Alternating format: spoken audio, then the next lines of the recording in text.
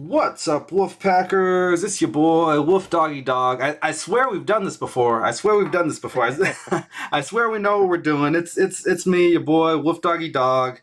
I've got Mark TakTak here in the building, and I'm trying to figure this out. Are we live? I thought we were live. Are you in the I chat think we now? are. Yeah, I think we are, Miguel, because I've got it on YouTube and I can see it on YouTube. So I think we are live. Okay. I'm not seeing the picture here. Let me see. We're live. All right. Did that come up? I don't see myself, but it's whatever. If you say we're seeing ourselves, then we're seeing ourselves.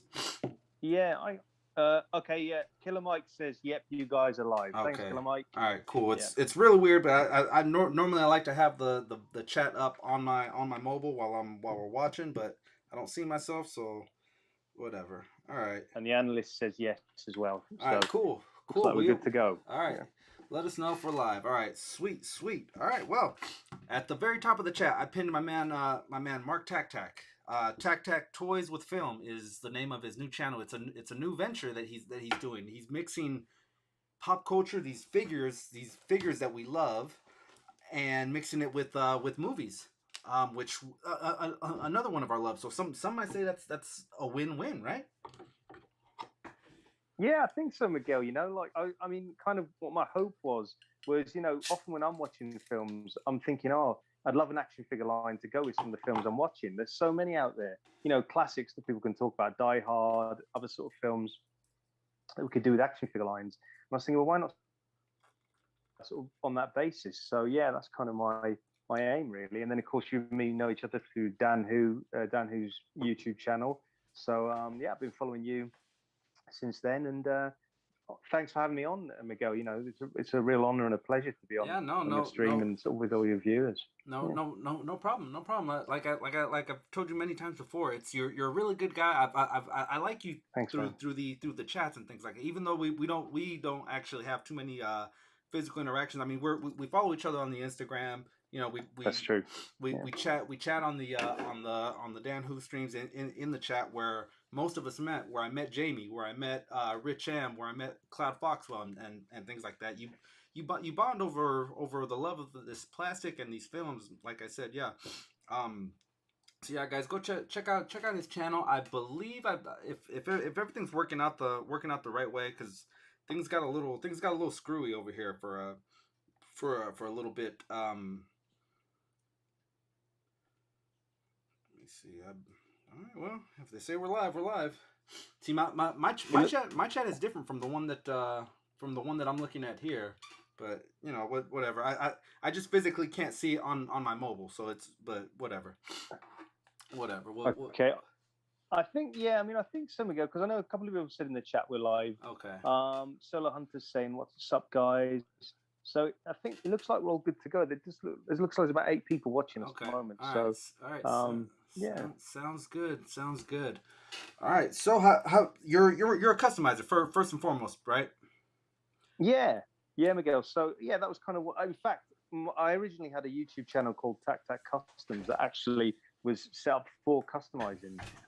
I've seen people like Craig Warwick, Pounds 978 doing their customs on YouTube, and I kind of thought, oh, it's something I'd like to do. But the only problem is customizing is quite a long process, so it's difficult to get videos up regularly. But yeah, I mean, I do a lot of customs for myself. In fact, Miguel, I know we've been talking about it off camera and stuff, but I'll show you one that so this is a spawn I made. I don't know how well it's picking up on camera Gotcha, using the yeah. Prowler Marvel Yeah. Legends. Yeah. Yeah, it was one that I made sort of before the McFarlane Spawns came out, so I made it quite a while ago. But yeah, I mean, it's mainly Marvel Legends that I kind of work on. That's a custom Shatterstar that I did a while back. Let me go ghetto full screen on you so we can see those a little better. And Yeah. with that Prowler, I remember a lot of people had said that it might not have, because the Into the Spider-Verse dropped a little bit after that Prowler was released. So a lot of people were saying that it wasn't accurate to the movie, which it wasn't. But A lot of people are saying you can customize that one into your Spawn. Yeah, dead on the way you said it. Before McFarlane had made those spawns, that was your way of getting the Spawn. Yeah, because I was kind of thinking, we needed a well articulated like Spawn, and at the time we didn't have one when this figure came out. So I'd actually seen someone suggest it, and I thought, yeah, I'm gonna attempt it. I'm gonna try and do a custom Spawn. But of course now we've got Gunslinger, we've got Violator, we've got he started up that new line, and I know obviously on your toy hunt. You picked up Gunslinger, yeah. Gunslinger, yeah. I've got a few of the boys back here with the Violator, and yeah, it's a great line. It's with McFarlane, you either love it or you hate it, and I agree. Yeah, it's definitely one of those things where he's lacking in certain things, but it's the detail alone makes up for a lot of the stuff that the figures don't do as far as the articulation goes. That's kind of my thoughts. Kind of my thoughts on that one. I don't know if you agree with this, Miguel. I kind of feel like his Spawn line, he puts a lot of love and effort into his Spawn line. Where like DC Multiverse, like you say, it's the kind of thing people either love it or hate it. Some fans and collectors are really passionate about it and kind of really support it, and others kind of maybe wish it had more the style of Marvel Legends or more articulation along that kind of front. But I mean, the thing is, really, in a way, without Todd McFarlane, we probably wouldn't have a lot of the sort of well-articulated action figures that we have now. Because, like in the '90s, when he was doing that Spawn line, he was, like you say, he was putting a lot of sculpt into the Spawn figures. A lot of, the articulation obviously suited the time, but that's what maybe paved the way for more adult-themed collectibles, and kind of maybe led to Marvel Legends in the early 2000s. Not directly, but obviously they could see that there was a market for adult collectors, and then I guess that's where we are now. We've kind of gone into it's like it's a golden age of action figures, isn't it? Really? No, yeah, and I totally get what you mean about that, about how he paved the way for the adult collectors. Before that, it was the Toy Biz, the very very light on articulation. I wouldn't say that Todd McFarlane changed the way that the figures articulate, but he definitely made you raise the bar for the level of detail in the figures with his very early lines of the Violator and the Spawns and things like that. It made Toy Biz take a step back and be like, whoa, this guy who Marvel had under their payroll is doing some pretty big things. Doing some pretty big things. Yeah, definitely. I mean, I don't know about you, but when I watch like Todd McFarlane videos, it's fascinating to hear him talk and hear about how he hustled and stuff, back in the game, like when he was starting up, how he, with the Todd toys and everything, how it became McFarlane toys, the way he just kind of like learnt as he went along. And I know people now like do kind of think his stuff's a bit mixed, a bit of a mixed bag. And I can see why, but in a lot of ways, he's, you got to respect that he kind of definitely has pushed the envelope. I mean, he's brought, like, the action figures we've got now, like sculpt and articulation, some of it is due to what he started off with. But I mean, are you a big Spawn fan yourself, Miguel? I am. A couple weeks back, maybe about a month back, when I picked up the Violator, I was on the on Legends of Liquor with Dan, and he asked the same question. And yeah, it's one of those things where it was something new, something different. When he started Image Comics back in I want to say maybe 92, 93, somewhere around there. It was not so much a changing of the guard, but it's just that you veered left just a little bit. Like, well, let's see what these boys can do. Let's see what they can do with this line or that line, and so and so. And you kind of need that when there's competition. Us as consumers, we win because it makes Marvel step up their game. It makes DC step up their game because now there's this little guy that's coming in for your chunk of change. Similar with these toy lines. I mean, it's okay. The McFarlane making DC figures, I think was just to kind of fund the Spawns coming back. I think you could be right. Yeah. I think you make a good point there, Miguel, because he puts a lot of love into that. And if you think about the Kickstarter Spawn, like people are sort of mixed on that, but the amount the funding that received is crazy. Quick. It was quick. Did you pick one of those up yourself? I did not. stupid me. I thought that I'd be able to find them in the streets because I'm one of those guys that Mm, doesn't pre-order too much. I'm more of the boots to the ground hunting type thing, and mm, I didn't get it. I wasn't processing that it's not going to be available in the streets. mm. But it's funny, isn't it? It is the kind of thing that would be. I mean, we need a classic Spawn in a way, don't we? We've got Gunslinger. I know there's a few others coming, but he must be planning a kind of classic Spawn for that new line Definitely, at definitely. some point. But yeah, I totally agree with you. Like, I mean, Image Comics kind of. So I read a lot of Image Comics now. I was always a Marvel guy back in the '90s, early 2000s. Always kind of reading Marvel, some DC, but I read a lot of Image now, and some of the stuff that they're putting out now is just like amazing. I don't know. Do you read a lot of comics now yourself, Miguel? Or I do more the I have people read them for me, with like comics yeah, explained and things like that. oh yeah, I watch a lot of that stuff. A lot of that stuff is mm. what I watch.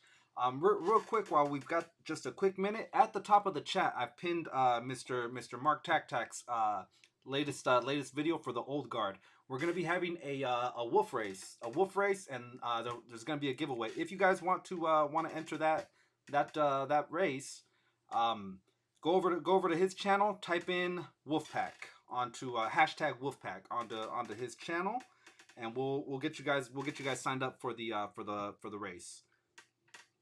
Yeah, go ahead, Mark. You were saying about the Yeah, yeah, about Image Comics and everything. Yeah, it's just a. I mean, yeah, it's a. I mean, I think they're a great company. I kind of and like you say, Todd McFarlane, even with comics, like he kind of did his own thing, didn't he? Like you say, he kind of wanted to make an more adult oriented comic. Kind of, no one was doing that kind of thing in the '90s. He really kind of pushed out. And I had a feeling you might be a Spawn fan when I watched your toy hunt and I saw you going for Gunslinger Spawn.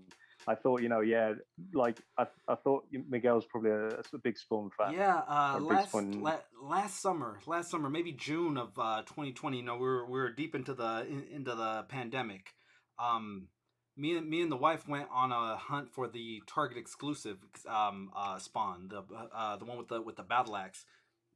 I didn't set out for it to be one of my most popular videos, but it's ranked up to, I think it's maybe my third or fourth most viewed video. Oh wow. Yeah, and it was just us on a hunt. It was just us going store to store, and so we turned up empty. We turned up empty, and I guess those sometimes. I don't want to say tragedy, but sometimes when it doesn't end on a high note, people kind of enjoy that. Look at Rocky. Rocky won. Mm. What are some of the movies where the bad guy wins? Things like that. Let me. It must be amazing. The thing is, for you guys, it must be amazing to be able to do toy hunts in Walgreens, in Target. Like the thing for us here in the UK. So just in case any of your viewers wondering, I'm based in London in the UK, and what we've got online retailers. So like a bit like when you guys order from Target online, we've got like comic book retailers who get the figures in for us, or we've got a few. We have to go comic book shops. So we've got Forbidden Planet, which is, I know there's one in New York, or it's like a chain Yeah. in New York, and then like we've got an Irish one called Smith's Toys, which is like, it's basically like Toys R Us. It's kind of like a really similar to Toys R Us, but yeah, it's amazing to be able to go into like like Walgreens or Target. I mean, we have an English equivalent of those stores, but they don't tend to stock Legends or anything. It's kind of difficult to get them over here, so it's amazing for you guys. Like you're able to film those videos because it's something we kind of miss out on here in the UK. Yeah, Dan, who says it all the time. He's living vicariously through our toy hunts, and Yeah. I wouldn't be lying if I said that when I hit the record button. I'm not thinking about you guys out here in the UK, guys. That in the UK where they don't have these stores, or even for guys here in the States that are in very rural areas where your nearest Target is an hour away. Um, I'm blessed to where in 90 minutes I can hit 5 different targets if I hurry. If I stop and go into a Starbucks and talk to the girls or something like that, then yeah, I'm not gonna make it. But if it's just boom boom, I can hit 5 targets in 90 minutes. I've got a question for you, Miguel. Like, so I'm really intrigued by what collectors in the US feel. Would you prefer if you could pick up figures in comic book shops like we can? Or would you prefer it in Walgreens, Target, like kind of your brick and mortar stores like that? I'm gonna say yes. I'm gonna say yes to all that. Just Mm, any store you go to, mm, figures. You know, you go to get your groceries, mm. figures. You know, you go to get a pap smear, figures. Now, no. Yeah. I got By one. the way, I see Jamie Goodchild says, sorry if I pronounced your name wrong. Jamie says Image Comics brought the Buffy series back in comic form. I remember. Are you quite a big Buffy fan at all, Miguel? You know what? I was more of a fan of the movie than the TV show. The movie had Luke Perry, which growing up, 90210 That's true. and that stuff.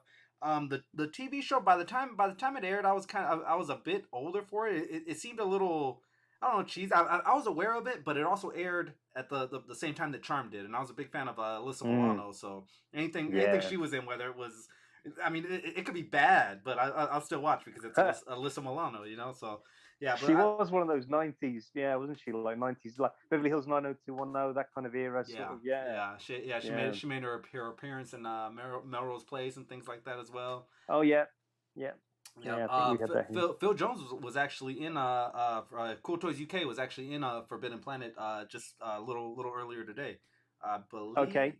I don't think he was in London though. I'm not sure No, where, I but think because I think he's based in Wales, so it's yeah. probably Edinburgh or something like that. Yeah, I've got a phone for you, so collecting stories. So I know I've mentioned this to you when we were talking previously, but back when the SPDR wave was released, which was probably I think 2018, something like that, 2017, just around that kind of time. It was released first in the UK before anywhere. And I happened to go into Forbidden Planet. I went there quite often and I happened to see them on the shelves. And I picked up the wave, uh, brought it home, started posting pictures on Facebook, and no one believed me. People were like, "No, how have you got it? It's not out in like China or even in the States or anything like that." And so I started posting more photos anyway. People started believing me. And if Dan Who was funnily one of the first people to do a video, yeah, that's before his live streaming or anything like that, and before like his regular videos now, sort of talking about it and everything. But yeah, and then it blew up from there. I think Boog and people like that people were sending them to YouTubers in the States. But it's really rare apart from the Walgreens things nowadays. It's really rare for us to get stuff first. I know you guys and Canada now gets stuff really early, doesn't it? Yeah, yeah. I'm trying to make good friends with that toying around kid because he's Yeah, that might be my Kevin. my connection now. Yeah, Yeah. yeah. The Canadian retailers get them maybe a good month, if not longer, to the point where sometimes it you can buy it from UK and have it shipped, or in Canada and have it shipped to the UK. Just kind of grease the Mm. wheels just a little bit. I know with the What If line, a lot of people already have it. Have it in their hands because they went Canada, and yeah, Dan was able to lock down that AOA wave, so that's, I mean, Yeah, I know. He seems to the have his finger on the pulse with all that kind of stuff, definitely, Miguel. At definitely. the right time. Yeah, Yeah. no, he's texting buddies with Dan Yoon and Dwight and all those guys, so he's doing good. By the way, guys, 15 people in the chat. At the top of this chat is Mark TakTak's latest video. Head over there and hashtag Wolfpack, and we're going to be doing a wolf race. So that'll get you entered into the race. And I know Jamie Goodyard already has like put Wolfpack because it came up on my Okay. thing, so he's put it into All my right, yeah. video. Head Yeah. over to Mark TakTak's latest video. It's the old guard, and then that'll be a smooth transition into your reviews. Tell us about the branching out to the to doing the movie reviews mixed with figures. Yeah. So what it was, Miguel, what it was, everyone. I had about a year or two ago before COVID. I joined like a film review group. So we used to meet in London, used to talk movies and everything. And then when COVID kind of took off, we started doing it via Zoom, like every week on via Zoom. And the guy who runs it asked me to start writing reviews for like a website. And so, kind of recently I was thinking, well, I'm writing all these reviews for films. I'm watching loads of films, and every time I'm watching them, I'm thinking, oh, this like it'd be great if there was an action figure for this line, great, for this film, and thinking about action figures lines all the time. So I thought, okay, why don't I maybe marry the two things? Like, I mean, I love collecting action figures. I know That's what we're all here for. Right? I know, Miguel, you're the same. All your viewers the same. But and there's so many films out there that don't have like action figures. Like I know, Miguel, you're a big Quentin Tarantino, big Robert Rodriguez fan, and some of his films would be great to have like mariachi. Like I know there are Pulp Fiction. There was Diamond Select Pulp Fiction, Yeah. but some of the sort of Kill Bill. They were planning Kill Bill figures. I'm sure it was Diamond Select again, but some of those films make great action figure lines. So I was kind of thinking, yeah, let me marry the two into videos. And I mean, I watch a lot of like international movies, so a lot of movies with subtitles, and there's some amazing movies, like a film. If people like Fast and Furious, there's a French film called Lost Bullet, which I'm going to put a link in, do a video for on my channel. And I'd love to see figures of that. I mean, in 1/12 scale, there's a lot of cars in that, but it's kind of similar to the first Fast and Furious film. It was really grounded, because the others obviously got more and more. Superpowered humans. Yeah, exactly. Laws of physics don't apply. Yeah. They just bent the laws of physics for storytelling. But there's some amazing films. I know you're a big sports fan, Miguel. There's a French film called Burnout about a motorcyclist, and he sort of his girlfriend gets into trouble with like criminals, so he has to do runs across Europe, transporting drugs to pay off her debt. There's so many good international films, and I often think if they were more popular or had more of a following, there could be great action figure lines to go with them. So that's kind of what my imaginary action figure lines to go with it. And the Mad Max we were talking about the other day is one film that would make fantastic toy line. And the thing with that is you can have multiple waves to go with each movie. Exactly. Yeah. I would say out of the four, it's hard. Fury Road is really good. It's very modernized. But the original Road Warrior it's a classic. The humongous, the Pharaoh Boy, and luckily we've been blessed that all four movies were directed by the same director. So it's George Miller, I want to say, is the director. George Miller, I think you're right, Miguel. Yeah. And that's the thing, Miguel. Imagine if you had like Mad Max's. I'm not very good with cars, but I want to say the Interceptor. Interceptor, yeah, exactly.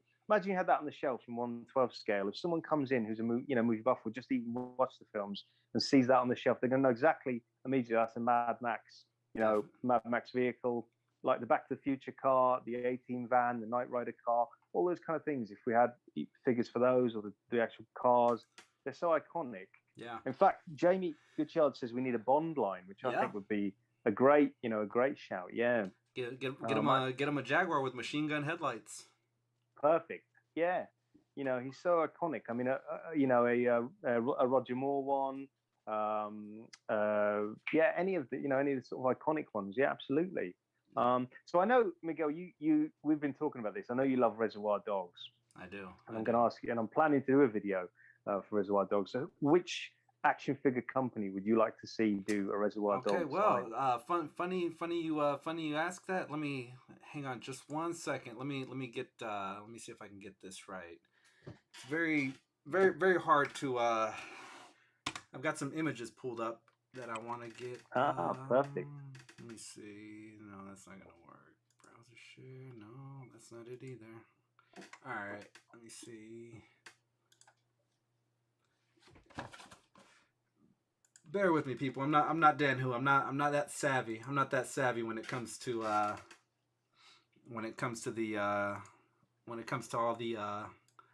that stuff. So let me see. Let me get. I'll tell you what, Miguel. While you're doing that, if you want to have a look at the chat and sort of read some of the chat out. Yeah, please.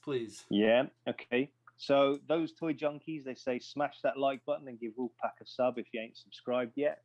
Yes, please do. Please do. Jamie Gucciardi says, you're luckier than me, Mark. The closest Forbidden Planet to me is in London. We have a Smith's, but that's the only toy shop that stocks anything near me.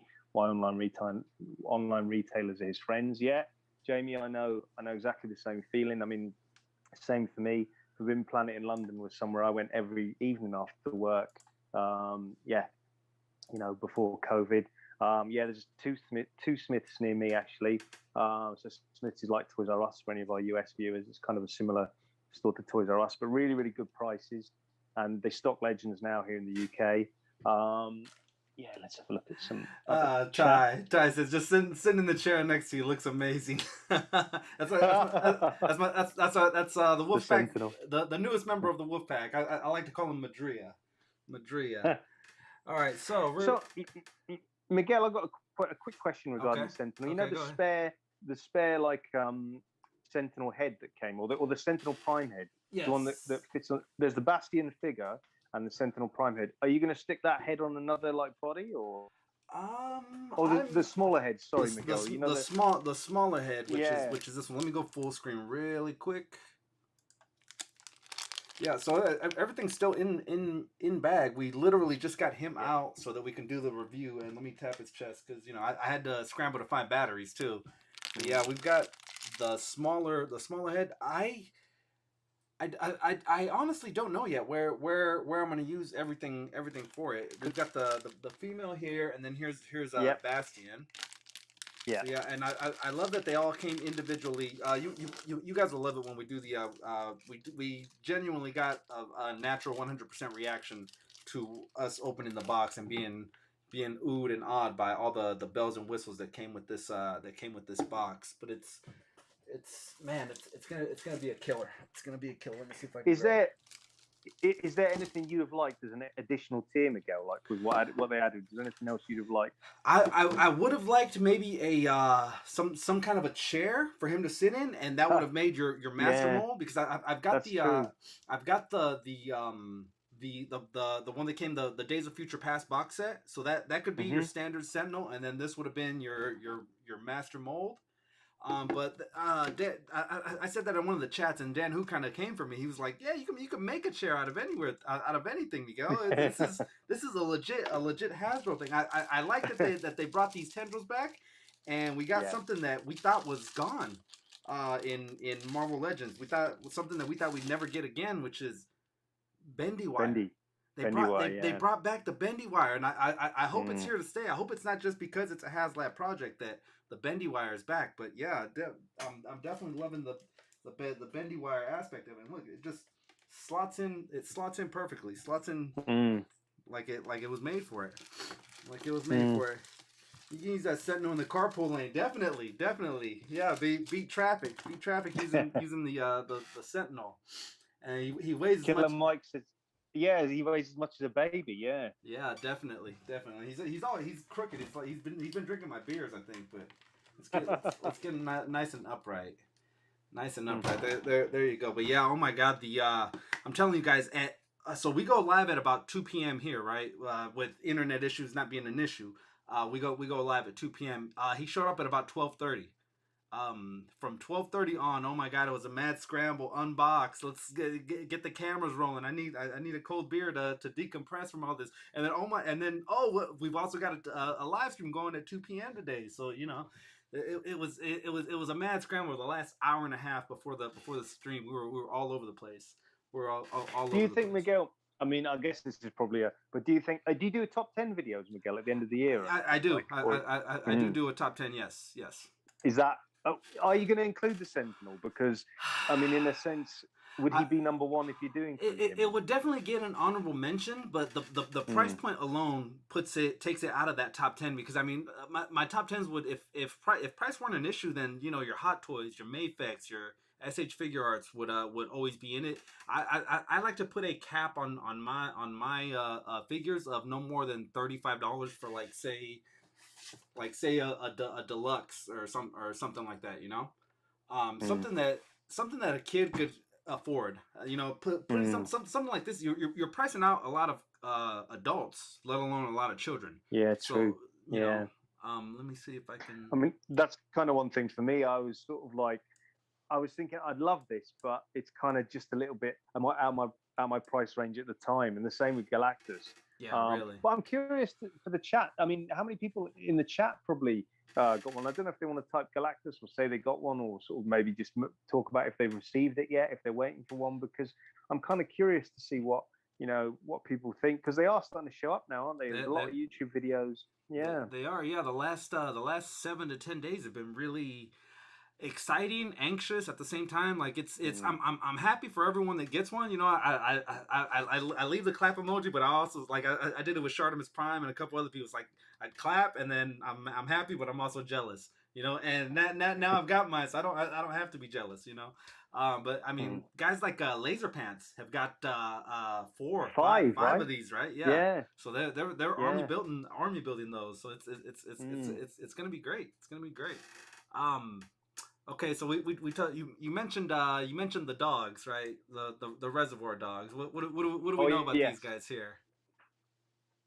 Yeah. So, well, there'll be quite a few of them to start with, wouldn't there? Because they're all named by color, Mr. Orange and Mr. Pink, and So yeah, there'll be quite a few. And I think Mezco did a line as well, Miguel. Like with very few points of articulation. Yes. Way back, Yeah. must have been early 2000s or something, maybe. Yeah. Rub it into all us Brits. Sorry, Rich. I'm sorry. Yeah. Okay, so a line that a toy line that I would say would be really good to tackle this. I'm gonna go with NECA. I would go NECA because the way that they do the face scopes, the likenesses. Think of like the Arnold Schwarzeneggers, the Linda Hamiltons. How many movie characters have they done and done accurately? It's true. It'd be very easy to say give it to McFarlane because blood and gore, but this movie isn't blood and gore outside of maybe Mr. Orange, who takes a couple rounds to the belly.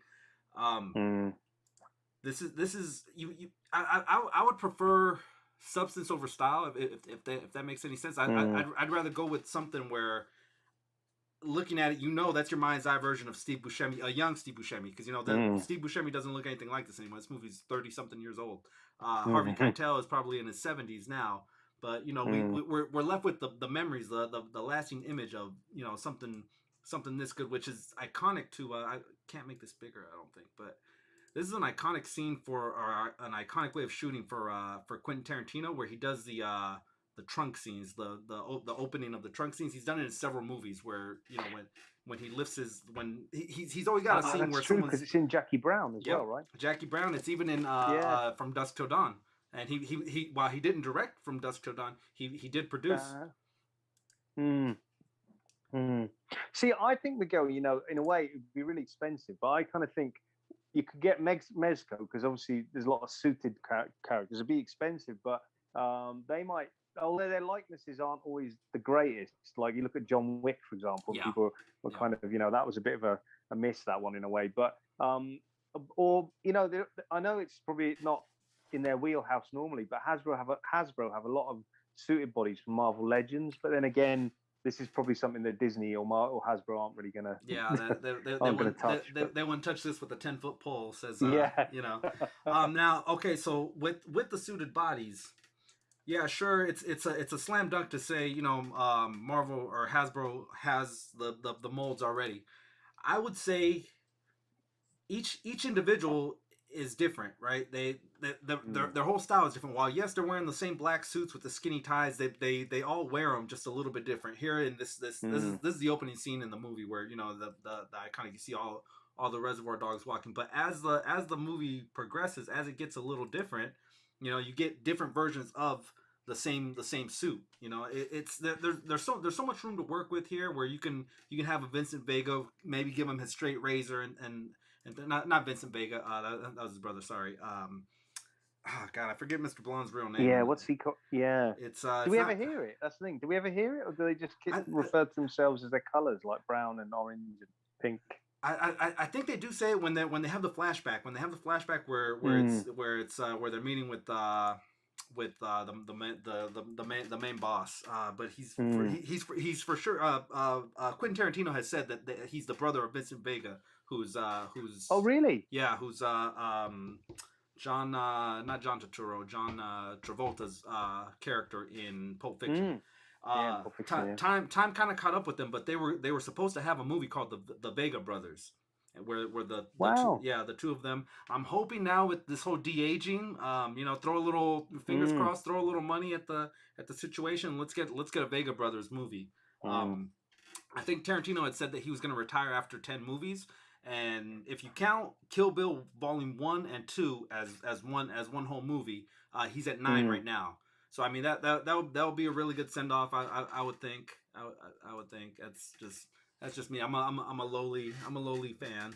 Lowly fan. So you I think he shouldn't though. I don't think he should no, retire. I mean, you throw enough money at him, he'll make. Look at Clint Eastwood. Clint Eastwood's pushing 80, and he's still putting out good movies.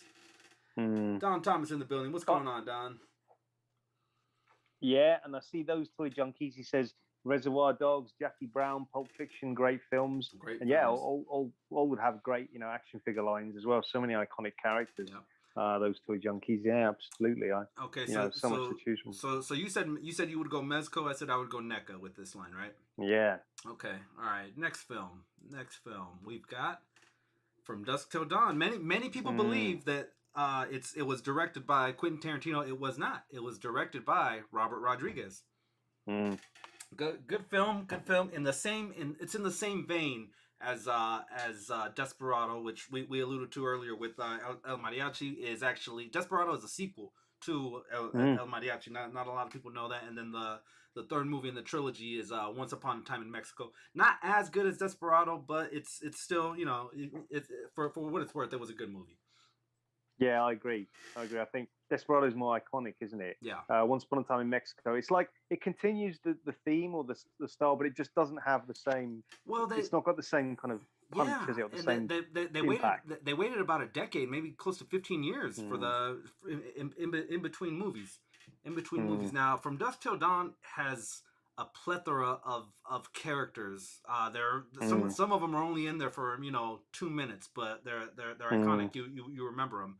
The bar scene alone, but Dusk Till Dawn is one of those movies where it's taking you one way. It's taking you down a Quentin Tarantino film, and then right about at the 30 to 45 minute mark, it makes a sharp 180, and now you're in a horror film. And it's really good. It's really smooth, the transition that where it happened. I think this one came out somewhere in 95, 96, somewhere around there. What are your thoughts on Dusk Till Dawn? So I'm thinking, if we're talking toy lines, Miguel, I've got to agree with what you said with the Reservoir Dogs. I think NECA would be the ones to make a line like this. I think it's a great film. Yeah, I think it's a great film, and I think NECA would be exactly like what you say, because there's so many characters. I think if it were another line like Diamond Select or Mezco would just be too pricey, and Diamond Select would only make probably one or two characters from the film. So I think NECA would be a great choice. You'd have George Clooney's character, Quentin Tarantino's character, get the names. Harvey Keitel as the dad. The family. The guys who are in the bar who are like the truckers and the bikers. Sex Machine and Yeah, exactly. I mean, there's so many characters you could make from this film. So you'd need what I think a company that do kind of the more reasonable price, like let's say Marvel Legends to NECA price range, to be able to do so many of them. So yeah. And then not veering too far off, but there were many sequels that not a lot of people either knew about or watched, and then there was also a TV show of the. I didn't know that. I knew there was one or two sequels, but I didn't know that. Yeah, have you seen them all then, Miguel? I have seen. I think the TV show had 2 seasons. I might have watched the first season. It was on a channel called El Rey, and I didn't have access to it all the time. So I wasn't able to watch them, but they were good, but they weren't the movie. Will Valderrama was one of the characters in there. It expanded the universe a lot. I like that aspect of it, but it wasn't the movie. It wasn't the movie for me. So Miguel, you're making me think, talking of Dusk Till Dawn, of a movie recommendation I have for you, and obviously and all your viewers as well. There's a movie which in the UK has come out on Netflix in the last couple of months, probably in the same in the US maybe, called Blood Red Sky. I don't know if you've seen it. Have you seen it or heard of it? No, not yet. Blood Red Sky. Okay. Yeah. So imagine, but like Executive Decision with Steven Seagal, right? Kurt Russell, yes. Yeah. Imagine that, but with a monster kind of twist.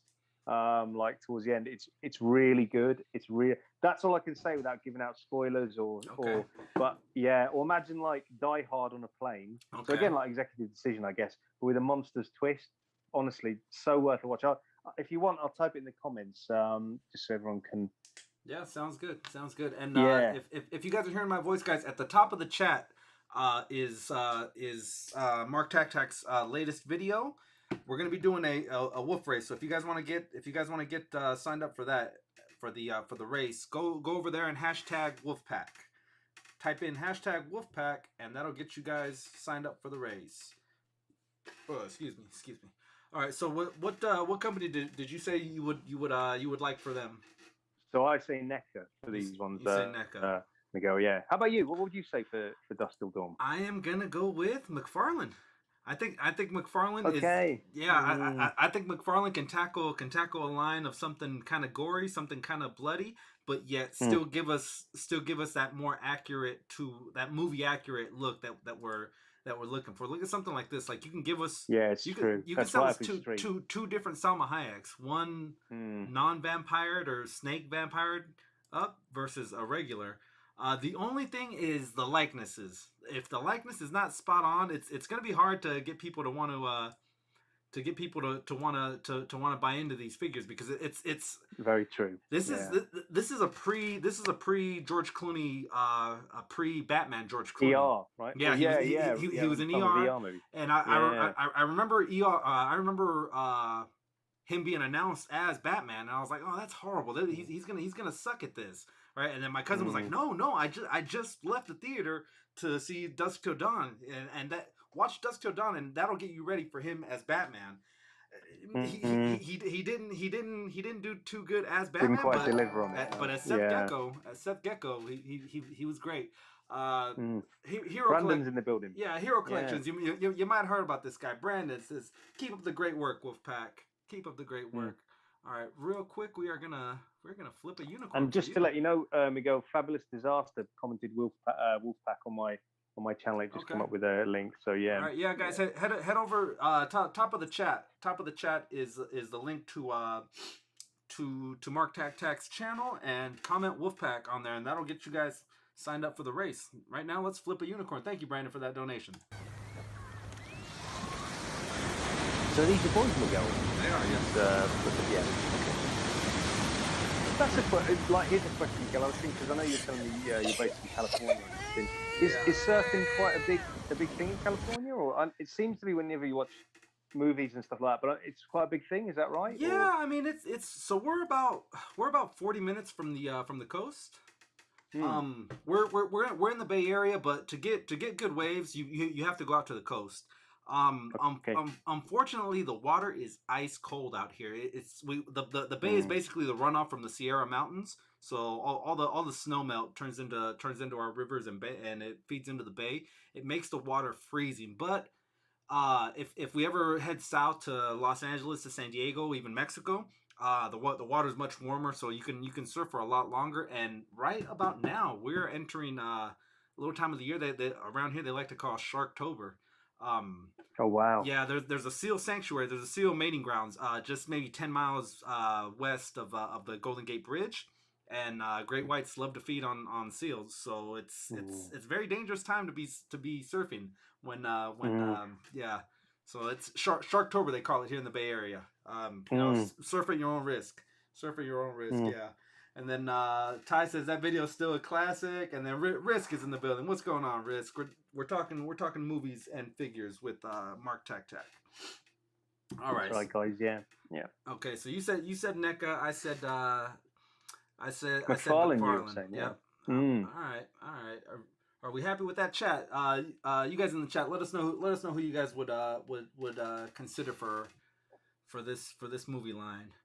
And then we'll slide over to the next one. I mean, there's so many. There could be multiple waves in this. It doesn't even have to be like a 5-figure wave because there were so like we said, there's so many characters. There's the Harvey Keitel. There's the spoiler alert. The when he turns to a vampire, there's the vampire Harvey Keitel, and just so many different characters. And McFarlane as well, Miguel. McFarlane would love to sell the same figure, but with a different. You know how he sells like with his DC, like a different head sculpt. So he essentially might sell the same figure, but with Definitely, Different headsculpt. and you're gonna need this guy. You're gonna need the guy with the crotch gun. There's no Yeah, you can't make this line and leave this guy out. Leave this iconic thing. It's in Sex all. Machine, right? Yeah, sex Yeah. machine, sex machine. I think in the TV show he's played by Gary Busey's son, Jake Busey. But Okay. yeah, Mm. in the actual movie, let me see if I can find a still. Is He's like a big horror actor, the guy. yes, yeah. Well, he's Yeah. a FX guy. He Mm. does a lot of practical a lot of practical effects. It's Ray Trevini. No, it's his name's eluding me right now. But yeah, he worked on like the original Dawn of the Dead or Night of yeah Dawn of the Dead. He was in a few of the Jason movies. Mm. Tom Savini Yeah. just came. Oh, there, Cloud Fox will put it in. Thank you, Cloud. Sex Machine. Yeah, there you go. He knows what's up. But yeah, you can't make this movie without that. And I would want these guys too. The goons in the bar. And Yeah, definitely. we have to You have a know, Salma Miguel, Hayek. McFarlane could give us a bar diorama. You know, how he gave us a Batcave. He must give us a bar diorama. Somebody like looking at the scene there where I think Selma Hayek's got the snake around her and she's dancing. Yeah. It's quite an iconic, like inside of a bar. So almost like we're creating this line now, Miguel. We should get on the phone to Tony Mac and you know. you know he's listening. You know he's listening. You got two of the best on right now, man. You know he's got his ears to the ground. He's got his ears to the ground. Yeah. To the street. All right. Next line we want to talk about. Django Unchained. What do you know about Django? Yeah, I really this is actually probably my favorite Quentin Tarantino film. I would go as far as that, just because I feel like it's the most complete sort of film in one kind of showing. Because he either does sequels or I feel personally with a lot of his films, he's got a lot of ideas going on, and so sometimes he crams a lot into films. Whereas with this, I feel like this is the most complete story out of all his films. But yeah. Well, they did make Django figures, didn't they? In 8-inch scale, and then they were kind of pulled off the market. So they're really like high value now, like really rare and hard to find. Or they were for a period anyway. I think it was. I'm trying to think what company did it. I want to say like Mego or something, but I don't know if it was. But yeah, they did do 8-inch scale ones, and then they were just pulled. And yes, they're really really difficult to find, but. In terms of I mean it's difficult, isn't it? Again, NECA would probably be a good choice, just because, like you mentioned, with movie kind of likenesses, they're so good. McFarlane are good with the sort of monster look, the monster characters. So maybe NECA. I guess the thing is with this one, there's fewer characters that are iconic. So there's like a smaller group of iconic characters. So maybe Diamond Select or someone could do it because they only tend to put out a figure here and there. Yeah. But I mean, there's enough for about 4 or 5 characters or figures probably easily from this film. So maybe Diamond Select. Yeah, you hit it perfectly on that one. I mean, like, is that what you were thinking? Yeah, you can. I mean, I'm trying to think of all the characters. Which it's a really good movie. It's a really good movie. I think Quentin Tarantino broke the record for the most MF bombs in the movies. But it's one of those ones where I'm a really big fan of this one. So I would like to see 7, 8, 9 different characters in the movie. But your average fan is they probably remember Jamie Foxx's character. Maybe Candyman and Sam Jackson's character. This is the icon I like to use when someone leaves me a thumbs down. It's like, well, that's when the haters see a Wolfpack tour review video coming up. That's the face they make. Yeah, yeah. That's a shout out to all the haters. Shout out to all the haters.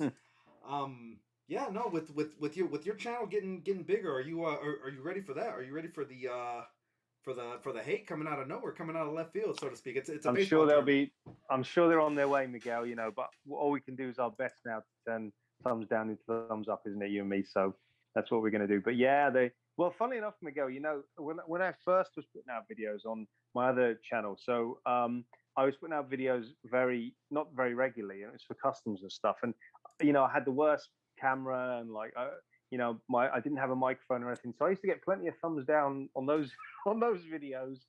But I'm sure it's coming. But just roll with the punches, isn't it, at the end of the day? But yeah, but we all Miguel, firstly, I just want to say thanks for letting me on the channel. And secondly, Dan, I met you through Dan, who's a really good guy. Same for yourself. I always love watching your videos, and yeah, everyone in all the regulars in the Dan Who chat always we all sort of look after each other and support each other. And I'm sure your fans watching now, Oh my! I've got nothing but love. Most of the people right now in the chat are from the Dan Who stream. I mean, Yeah. we definitely are a tight knit community. That's for sure. That's for sure. And that speaks volumes for the way Dan carries himself. He's never down about something. He never speaks ill about things, and that's and the chat feeds off of that. He'll have 100 125 people sometimes in the chat, and everyone's getting along. You don't have that rogue character who's in there just like f you, I can beat you up, or you don't have that in there. And I mean, he's only got like 2 mods. I think just Rich and Phil are mods in there. So I mean, for the most part, all they have to do is just sit back and enjoy the show. That's talking of which, you've given me a beautiful segue there, Miguel. Rich M did put Wolfpack on my video that came up, so I thought I'd mention that. But I know there's so many of them. I give it on my videos. I say I've given a thanks to you, and thanks to Dan Who, thanks to Phil Jones, thanks to Rich M, and all the regulars from Dan Who's channel. It's a great community we've built here. Yeah, and long may it continue. So, Miguel, what about you? Were you saying Diamond Select as well? I was saying Diamond Select, but I was reading the chat. Those Toy Junkies said that Mezco could probably do a really good job of it too. And I see it. I mean, so. Jamie Foxx had so many outfit changes that you can make multiple Jamie Foxxes in this line. Same thing with Calvin of Candyman. But yeah, he has so many iconic images from this movie that you can easily give me 2 to 3 different ones, and I'd probably pick up all 3. And those Toy Junkies and Miguel as well, with Mezco you might get an articulated horse, or like for him to ride on into something like that, like done quite well. So but a good choice. Yeah, definitely. Yeah, and Dan Who's been lurking in the shadows. Thank you, appreciate that, Dan. Appreciate that. Positive vibes. Yeah. Let me see. Let me get caught up on chats real quick. Got most of the Sentinel. So the last 10 days or so, the Sentinels have been shipping. I think it was based off of how fast you backed the project. Some of the people I think who said that they backed it from day one were some of the first people to get it. Cloud Foxwell, who's in the chat, said that he backed it on day one. He got his today. I got mine today. I know I didn't back it right away. I had to make sure I secured the funds and then backed it. But I know I didn't wait till the end. I know I didn't wait till the last minute to back it. So that's kind of where we're at. Do you think, Miguel, do you think with Galactus, compared to the Symptom, do you think a lot of people have waited to the end with Galactus? Yeah, because, I do think now Galactus outsold the Sentinel, which is weird because you can army build this guy, but I think with Galactus it was more one of those investments, one of those long game investments. I buy 2, open 1, sell the other one, and it pays for both. I'm pretty sure we're gonna be seeing a lot of that. I mean, for the most part, this box is going for $100 on eBay right now. So, wow. Yeah, it's crazy. I didn't even know that. Wow. Crazy. Wow.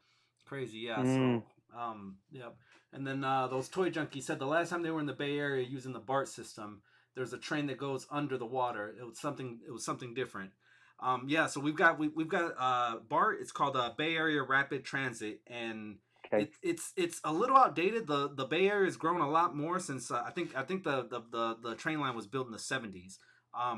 But they've extended lines to go further out. But yeah, it wraps around into San Francisco. So yeah, there's a part where you go underwater and the train speeds up, your ears pop.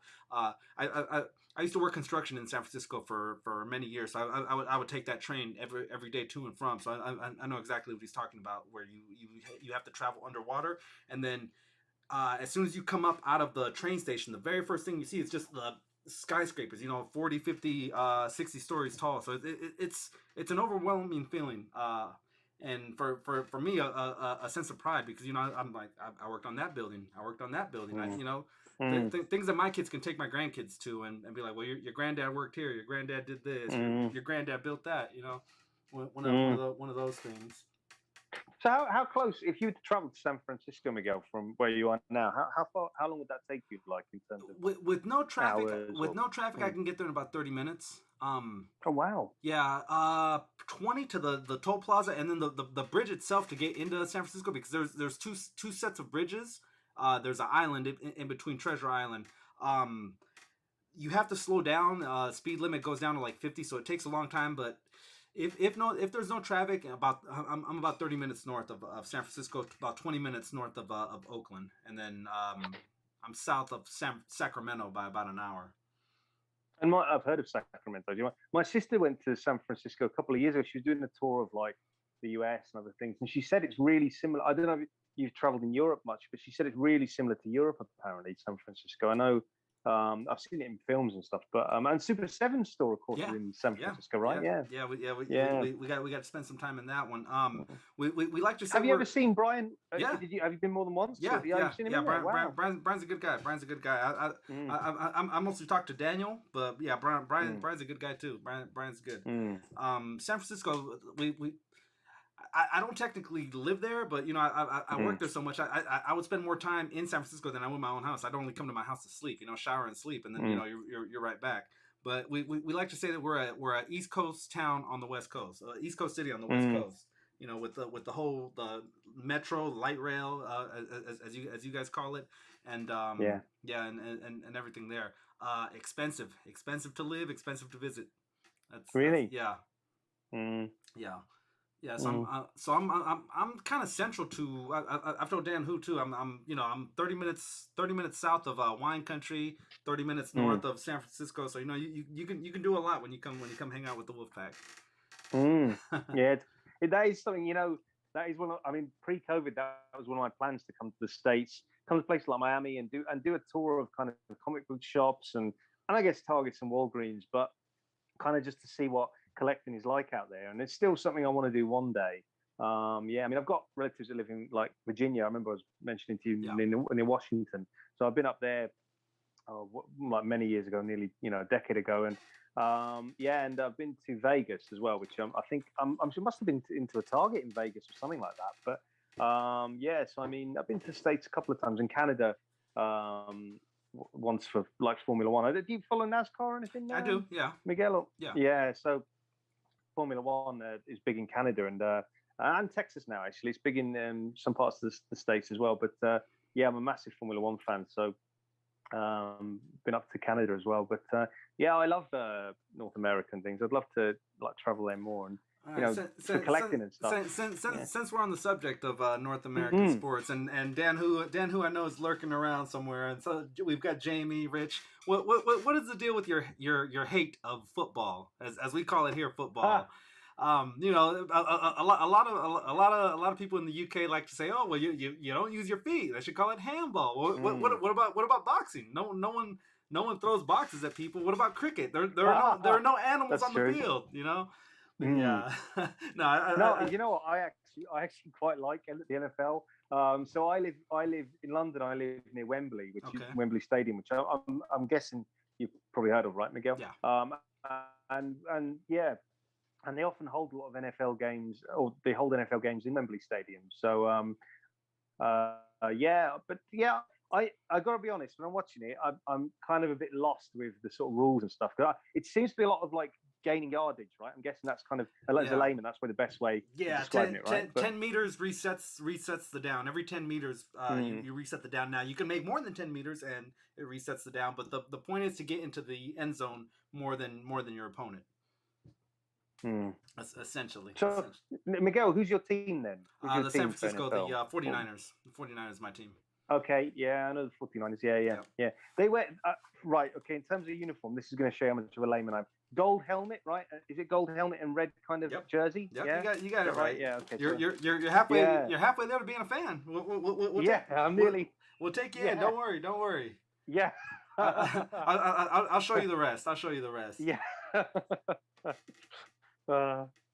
But Miguel, do you like soccer or anything, or do you like football? Every 4 years, I like to get very Mm. not so much patriotic, but continentic, I guess if that's a Yeah. thing, No, Mexico got a good team though. Mexico yeah, got good players and stuff. Yeah. yeah, and see, Yeah, and the US. I'm kind of torn being an American citizen but of Mexican descent. So Mm. I Mm. in essence, I have two teams. They're on Mm. the global scale. They're not powerhouses, but they're better than, say, I don't know, Peru. Mm. I've got no idea how good that team is. They Mm. literally stop The after thing is, US have after. got some good players though. US have got like some really good players. I think what it is, Miguel, like in a way, because we had this, the UK had this problem. I'm not a big like soccer fan or anything. I think Brandon's like me. I'm not a big soccer fan, but the problem the UK had was we had like international. So our Premiership, like our NFL, our version of the NFL, if you want to put it like that, we had a lot of we couldn't get our own players playing together and kind of building them up, and now it's starting to change. So our national team is getting a lot better because a lot of our players for the national team are playing together and are kind of yeah. But I think the US, I guess the US with soccer, it's kind of one of those things. If it gets lots more support, it'll start to kind of probably build and build and build. But Yeah, years I back guess they it's had just they getting had support, isn't it? yeah, I mean, you throw money at a player, and you'll get talent. You'll get talent Mm, over here, and with the talent mm, comes the fans. I know Freddie mm, Adu many years ago was a phenom that everyone had pegged to be the next Pele. Um, mm. and then when they got Beckham over here too, I mean, it generated attention for those who were fans of soccer already. I don't know that it Mm. converted people over. Like, yeah, we knew that he was there. Maybe the girls might have went crazy for Beckham. I don't know, but Mm. as far as like me as a football fan, I was aware. There's DC United, the Wiz. I think San Yeah. Jose has the earthquake, where down the way, maybe about an hour south of me is a team.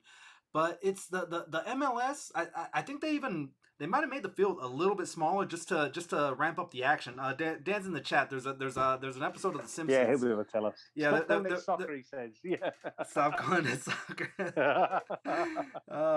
Kick the ball with the foot. Okay, so all right, so the reason football doesn't take off here in the States. The Simpsons summed it up perfectly. There was an episode where soccer, where football comes to Springfield, right? And then you've got the announcer Kent Brockman, and he's like, "They pass it, they pass it, pass it, Mm. pass it," and then they go over to the Latin commentary side. It's like, "They pass it, they pass it, they pass it, they pass it." Yeah, pretty much in a nutshell. I mean, the action is Mm. not.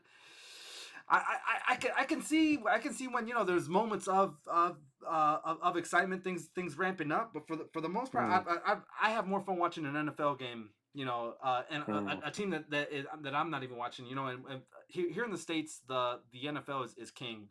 Shows like The Walking Mm. Dead were infamous for going on hiatus, taking a hiatus because the Oh NFL, wow. yeah, the NFL season was starting to ramp up towards the end of the season. Mm. Like your Sunday night footballs, your primetime games, they ratings wise, they always beat out anything else, and any popular show that's out. So they go and head up against it. They would rather just sit it out and wait for the NFL's playoffs to be done, and then start up in early February, Wow. mid February, and that's when they would have their the second half of their season. Let me see what Mm. I'm sure Dan, who's very angry, saying something in the chat. Oh, okay. Yeah, he's thrown the cat amongst the pigeons. He's written, Yeah.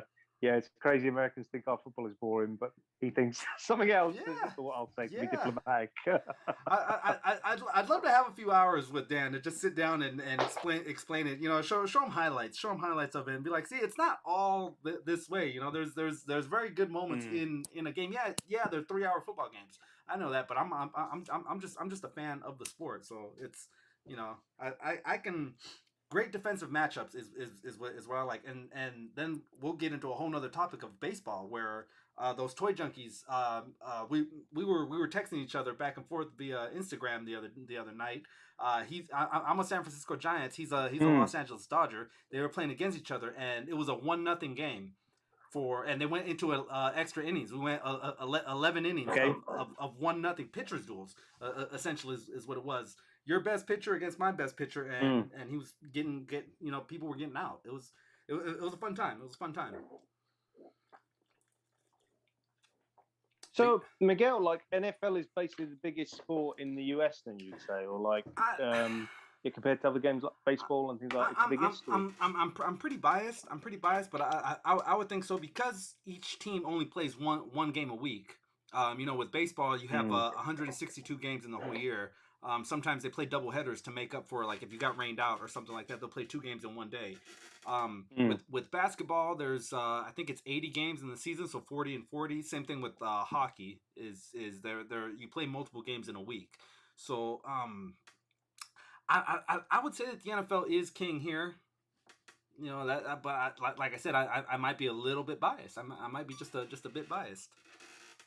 But then I suppose, Miguel, you must be right, because at the end of the day, when the Super Bowl's on, that's when they drop all the big trailers for like films. So that and they must be doing that for a reason. Millions of dollars to put your commercial in there. Yeah, totally right. I think Super Bowl gets the most views out of sports too, though. Yeah, and when the NBA finals are on, give me a second, so I'm going to change. Yeah, no problem, no problem. When the NBA finals are on, the whole entire month of the playoffs. Is another time when a lot of those higher end commercials get released and things like that. Yeah. All right. Well, let's get back on subject here. You said you said Mezco, or you said Diamond Select for the Django? Oh, just say that again for me, Miguel. You had said Mezco or Diamond Select for? Yeah. I think well, I guess in the chat, who was it? It was those toy junkies, I think, mentioned Mezco, and I think that's a really good shout. There's like lots of sort of cloth costumes that can be used. I guess it'd be an expensive line to sort of collect and stuff. But yeah, I mean, there could be loads, and in a sense, there's so many characters, so many things you could do with it, like you said. But yeah, I think probably Mezco. Is that the sort of thoughts process you're going along as well with Mezco, with Django Unchained? Yeah, no. With this one, how we said that there's not so many characters, but I would get multiple different outfits of a Jamie Foxx, of a Django. I could definitely see maybe 3 or 4 figures in this wave, and 2 of them being alternate skins on the Django. All right, because I guess the most go on. Oh, go ahead. Yeah, boys, I was just going to say, I guess toys, the most Dan. important characters, like Jamie Foxx. Yeah. Yes, back to toys. Yeah. He's had enough NFL talk. Yeah, I mean, there's a few sort of characters who are crucial, aren't they? Like Django. I think it's basically the guy that trains Django. The Tooth German, Doctor. Yeah. Bounty hunter. The Tooth Doctor. Yeah. Leonardo DiCaprio's character, the villain. And then I guess Samuel L. Jackson's character. So I mean, there's kind of, at least you definitely need those 4 kind of to round out, the core wave. But I mean, this is the thing. The more I think about it, there are so many Quentin Tarantino films and like Robert Rodriguez films that were just great toy lines. I think it's Machete Kills, all these kind of sequels. That there's so many people in those films, those Robert Rodriguez films, so many famous names, Steven Seagal, so many others that would just make great additions to the shelf. Yeah. Get a machete or something like that, because Steven Seagal was actually in the Machete movie. Risk asks has a question for you. Do you collect the NECA horror? So Risk, no, I actually don't. I'm trying to think what NECA I have collected. I've got the TMNT, so like the movie Turtles. What other kind of NECA? I went for the Terminator stuff early on, in particular the Aliens. I've got a few of the Aliens, the Predators. So I guess maybe Aliens and Predators technically is horror, but I know Risk, you probably mean things like Freddy Krueger and Jason and stuff like that.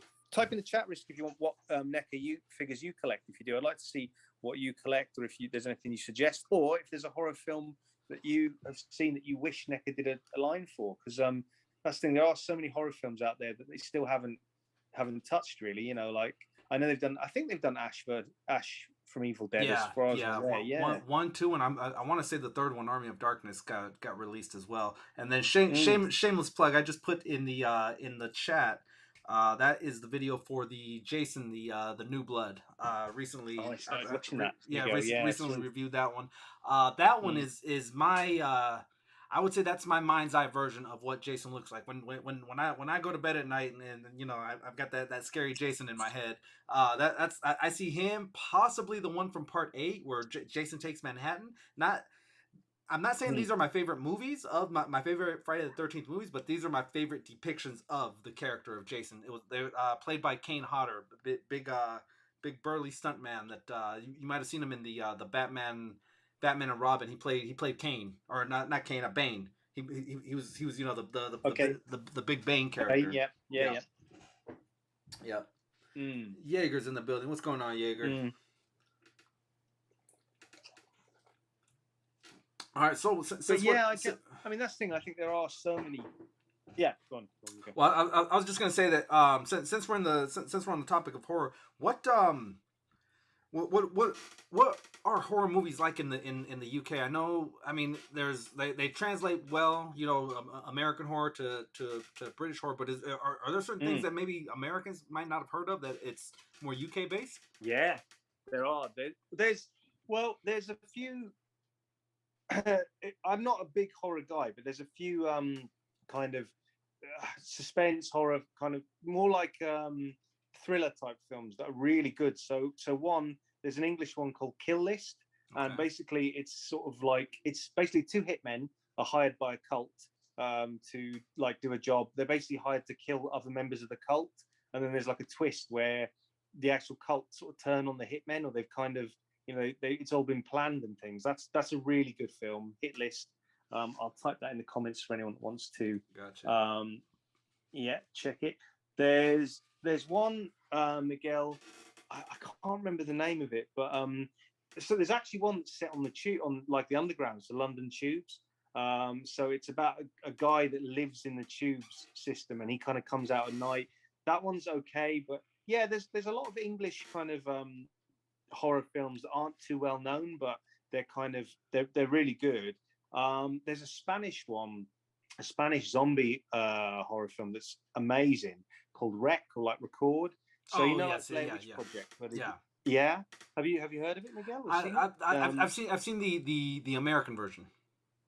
Okay. Yes. Yeah. Oh, that's true. There's an American remake. Yes, that's true. And in fact, there's an American sequel that's set on a plane, which differs from the Spanish sequel. So, yeah. So, and in fact, the American remake's it's almost like scene for scene, exactly the same as the Spanish one. But yeah, it's excellent. So, if anyone in the chat is a horror fan and sort of wants to check out Rec, in the American one or the Spanish one, it's basically, the premise is like two firefighters go to a building. In the Spanish one, they go to Barcelona. In the American one, I'm guessing. Well, I'm not sure where it's based actually. In the American one. Do you know? I want to say it was Chicago. I want to say it's based in Chicago. Chicago, okay. Yeah, okay. So they go into this building. There's been an infection in the building, and like police and things have sort of tried to seal off this room. They go in to deal with like a woman who's kind of been infected with something, and of course it all spirals out of control from there. But the amazing thing is it's all shot on handheld cameras, so it's done like Blair Witch Project, but it's a zombie movie. And I'll type it. It's called Rec. I'll type it in the comments just for anyone who. And then Jamie says, Creep. Jamie just says Creep. That's the one that's set in the London tubes. That's right. Yeah, okay. So he's seen that. When you say the London tubes, first thing that comes to mind is American Werewolf in London, 1982 classic. Yes. Still holds up to this day, I think. Yeah. and NECA are doing a figure of that pretty Yes, soon, actually, I as well. can't. Pretty soon of the werewolf. I cannot wait. I cannot Yeah. wait. Yeah, and they're going to be army builders. So you're gonna get the one. You'll get the one, Yeah, and then true. it's going to have 3 interchangeable heads. But I don't think I can buy just one because there was 4 of them. There was 4 in the movie, so it's going to be tough. It's going to be pricey. It's a pricey army build with NECA and the $30 price points. But yeah, that's. Yeah, I mean, it's true. yeah, like with A quick question, Miguel. For you. Go ahead. Do you like gargoyles? Are you thinking of picking up the NECA gargoyles? I've got if they ever release it, I've got Goliath on pre-order, and then I'm waiting for Demona. With that line, there is so much room to work with. If you're a true hardcore fan of gargoyles, there's obviously the 5 gargoyles, right? Hudson, Bronx, Broadway, Lexington, all those guys, right? Then you veer off a little bit, you get Demona. You can get a suited Xanatos. You can get a armor suited Xanatos, and then if you have the armor suited Xanatos, you got to have the drones. You got to, and then it starts branching out. There's so much. There's an Eliza Maza. Eliza Maza had a partner. Maybe in a later wave, you start getting those. Like you definitely would have to get the core gargoyles in that first wave to get people in, and then start branching out. But Xanatos in his armored suit, in his winged armored suit, and then you can bring in some of the pack. You know how he had Wolf, Fox, Jackal, all those characters. McBain will definitely be one of the ones I want. There's that you man you just opened up a wormhole with me because shut up and take my money. And I would say, I mean, NECA's got the line. NECA's got the line, so it's in their hands to see what they're gonna do with it. But I'm very excited. I love the way Goliath looks. I'm loving the concept art. Looks amazing, doesn't it? Yes. I'm loving the concept art for Demona. Now you can give us two different versions of Demona. You can give us the powered up as a gargoyle or her human form. Spoiler alert, guys! It's a 30-year-old cartoon, but spoiler alert. But it still holds up, doesn't it? I mean, we in the UK here we have it on Disney Plus. Yes, yeah. And I started watching it sort of a couple of months ago recently, and it's amazing how that and like the Batman animated series have held the test of time. Like really, is that another one you're a fan of, Miguel? The Batman animated series? I am. So before, I believe right now for here in the States, it's available on HBO Max. You can watch the series. Okay. My mother-in-law a few years back picked me up the box set of the animated series, which I loved. We actually made a thing where we were watching them chronologically. Probably the best intro ever. The best intro song ever made. So. I mean, there's X-Men is a really good one. There's a few songs that when I lay my head at night kind of go off in my head. X-Men, the theme song for X-Men is one of them. Yeah. Batman the Animated Series is another one. Maybe the Terminator beat. Maybe who knows. But yeah, I'm a big fan of that one.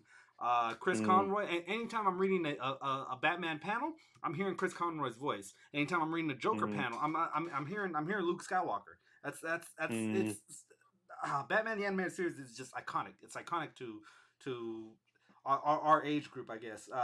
Wednesday, very much so. Yeah, Wednesday night in the chat when we were doing the Lego build, people were trying to guess my age. The right questions they should have asked is who's your Batman? Who's your favorite Batman? And that kind of narrows it down to someone's. Okay, Miguel, who's your favorite Batman? It's got to be Conroy. He got the most meat. Now, if we're talking live action, it's definitely Michael Keaton. Okay. Yeah, how about so you? That one, and how old were you, Miguel, when Michael Keaton's Batman came out in 1989? All right, let me put it this way. When we went to 1989 was when that one released, right? I went with my older brothers who were in high school at the time to the movie theater. My mom gave us money for the 4 of us, for the three brothers and one of our cousins to go to the movies, right? There were 2 options: Batman and Lethal Weapon 2. The whole summer, all change of options. Yeah, the whole summer, all the kids are talking about Batman. I was talking. All I could talk about was Lethal Weapon 2 because I didn't get to see Batman. Yeah, no, it sucked. That some summer of '89, man. Everyone's Batman is everywhere, and I'm just like, oh, Right. Yeah, it's true. I didn't get to see that movie. My brothers wanted to watch Lethal Weapon, Mm, which is a good movie. You know, mm, Richard Donner, mm, classic. But you know, mm, that summer I really wanted to watch Batman, and all I could watch was Lethal Weapon 2. mm. I'll have to. Well, there you go, Miguel. You're making me think. There's another NECA potential license, Lethal Weapon figures. You know, Yeah. but I never can tell the difference with the Lethal Weapon films. You know, they all feel, apart from I think it's 4 with Jet Li or 5 with Jet Li. I Yeah. don't know which one. The first one and the second one, I never can tell the difference in the storylines. So I think the first one, or is it the same, where there's the diplomats from South Africa, right? The Who are South the Africans, villains, yeah. Diplomatic immunity. Yeah, yeah. Played by the Emperor Palpatine, right? If I'm not mistaken, wasn't it the same actor? I'm not sure, Miguel. You know, I'm not sure. I know he's quite a well-known actor, isn't he? He's quite a famous actor, the guy. Yeah. Yeah. So in part 1, Mel Gibson's character, he's more of a loose cannon, kind of a almost homicidal. He's suicidal, Okay. really. He's dealing with his wife dying, so there's actually a scene where he puts a gun in his mouth and considers it. In part 2, that he's still got that loose cannon thing, but he's more of a it's more comedy wise. And then part two had Joe Pesci, who let's have someone to beat up. Let's bring Joe Pesci in. Yeah. Slap him I didn't around realize Joe Pesci came into it as soon as part 2. Yeah. 2, Okay. 3, and 4 were Pesci. Mm. Yeah. It's funny seeing him in Lethal Weapon, isn't it? Because that's so different to so many. I guess Home Alone as well. He's a bit like that in Home Alone in a way. But in other films, when you watch like Goodfellas and stuff, it's crazy to think that's the same actor. You know, like because it's like crazy in that film. You know, like, Goodfellas, Casino, all those. Yeah. Casino, yeah. Mm. All right. Well, but there's another. In fact, you know, Miguel, we can start. But there's another film that would be not so much for action like figures, but more just figures that to have on the shelf. Goodfellas, Casino, you know, maybe NECA again, but just have them on the shelf. I mean, this this writes itself, this kind of stuff, doesn't it? It's kind of definitely. Now let's talk. Now one of my favorite films is Reservoir Dogs, right? We got into that line for a little bit. Now with the success of Reservoir Dogs, Quentin Tarantino had a studio backing him that wasn't afraid to shell some money out to bring in some big names. Some of those big names: John Travolta, you might have heard of him. Bruce Willis, kind of a known guy. You know, Uma Thurman wasn't known yet. Ving Rhames wasn't that big of a name yet. But what's funny here is Samuel L. Jackson has short hair. Going back to Lethal Weapon, he was in a movie called National Lampoon's Loaded Weapon, where he played the Danny Glover character. Danny Glover type character, right? Yeah, and this is from that. This is from that. This is they didn't get him they didn't get him with the Jerry curl. He's superimposed onto this picture. Oh yeah, now you mention it, you know. Yeah, you can see it. Now you mention it. Yeah. Yeah, here's the here's what he looked like in the film. Jules, iconic character. For as known as these two are together, they weren't that good of friends. They were just paired up for the one job that they had to do to go get this suitcase. And you never see what's in the suitcase, do you? No, that's Quentin Tarantino to a T. In Reservoir Dogs, everyone's like, "Well, I wanted to see the Diamond Eyes," but no, that's my whole style. It's one of those things like with The Sopranos, how it ends ambiguously. You know, it's one of those things where you gotta figure out what's in there. It's better that way because now it can be anything. People were saying that it was the soul of Ving Rhames. People were, yes, I've heard that. Yeah, with the bright shiny lighting up. I always thought it was gold. I always thought it was gold when I was watching this as a kid. So there's it can be just about anything. Just about anything. There they are winning awards for it. And Dan says I think one of the most amazing scenes in Pulp Fiction is right at the end when they're in the cafeteria. Yes. Tim Roth. Is it Tim Roth? Yeah. Tim Roth. And his girlfriend like hold the place up, and you just see Honey Bunny. Sam Jackson, sort of like his speech and everything, and how he's kind of sort of standing up to them. It's just mesmerizing to watch, isn't it? Like kind of you're wondering what he's going to do. He's so calm and things in that moment. Most people would be panicking and stuff. But he's completely calm, completely like not phased.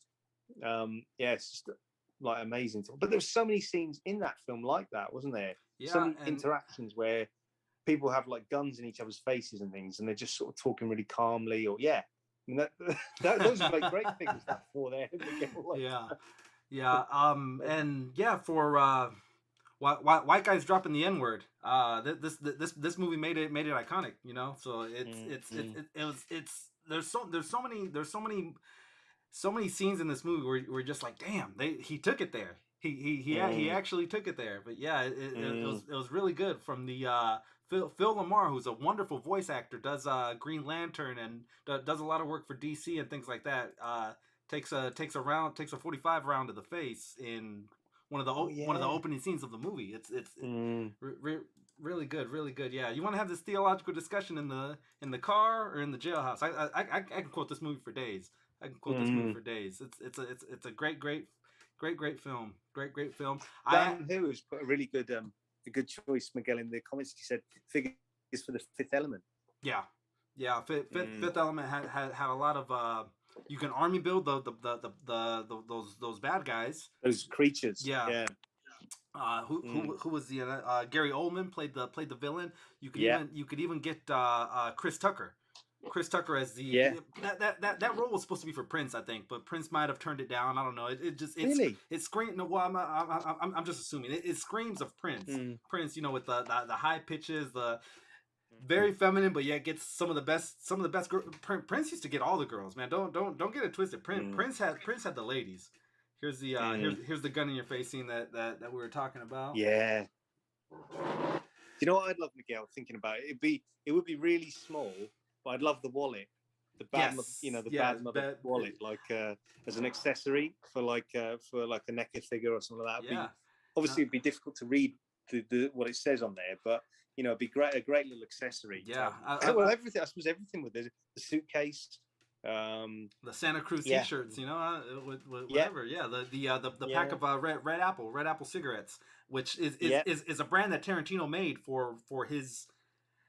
I guess Miramax might own the right on it, but he didn't want to have to pay Marlboro or Lucky or any of those guys to use their brand, so he made up his own brand called Red Apple cigarettes. And in all the Quentin Tarantino movies and in the Robert Rodriguez movies, they use that line or that line of cigarettes, Red Apple.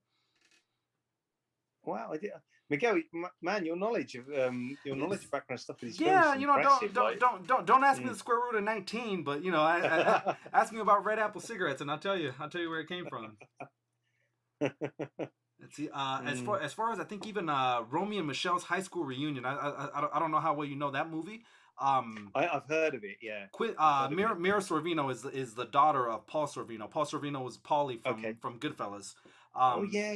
Yeah, she won an award. I think she won an Academy Award or an Oscar for Mighty Aphrodite with Woody Allen. But her and Tarantino were dating at the time when that movie was made. So somehow he was able to sneak a billboard of Red Apple cigarettes into the movie. No way. Yep. And he does. Quentin Tarantino strikes me as the kind of director who will go the extra mile to promote a film with things like that. Like sort of like product placement or his own product placement and things like that. Yeah. The burgers in the scene, in that opening scene with Joe's, the Kahuna Burger was another one that was made up for that. They didn't want to pay McDonald's or Burger King, so they just made up Kahuna Burger. Wow. Yeah. Wow. Yeah. In fact, that's a good point, Miguel, because I wonder, the when it opens right at the beginning after the song Jungle Boogie by is playing on the radio, and they're talking in the car, Jules and I forget Vincent. Vincent, Jules and Vincent, and they're talking about Burger King and McDonald's in France. That's an interesting point. I wonder if they must have had to pay some kind of royalty just for mentioning their names in the film, who knows? And Big Mac and Quarter Pounder. Well, I always wondered that myself. Is that really true? Is a Quarter Pounder out there called a Royale? Yeah, we have Quarter Pounders, But you call them Royales or you call them Quarter Pounders? No. So actually, you know what I'm thinking now, because this sounds like we're reenacting Pulp Fiction, but I can't remember the last time I've been to Burger King. But we do have Quarter Pounders in McDonald's, and I'm trying to think. We must have what do you call it? Royale with cheese, right? Yeah. I think they do have Royale in. I tell you something, Miguel. Here's a thing. Here's an intro. Something I'm going to ask you, right? In the States, because I remember eating McDonald's and things in the States. I know you guys have a lot of chains we don't have and stuff here, but in Europe, McDonald's vary ever so slightly between each country. So, for example, and again, this sounds now like a Pulp Fiction thing, but I went to like Holland, like Amsterdam, and they do like kebabs in McDonald's. So you can get like a kebab in a pita bread and everything, but which you can't get in the UK. But I'm wondering if in the States do they have that kind of thing between different states, a slight variation on the menu, or? No, I think for the most part, from time to time you'll get a different, like the McRib. They bring it back every so often, or yeah, we had that at one point. Yeah. But for the most part, what they sell now is what was sold back in 1984 or 1973. You know. Yep. So that are you a big? What's your sort of fast food of choice, Miguel? I'm well, not this week. I've been ever since we got back from Los Angeles. I've been keto less, but I'm big on keto right now. But yeah, Dan just said one of my favorites is In-N-Out.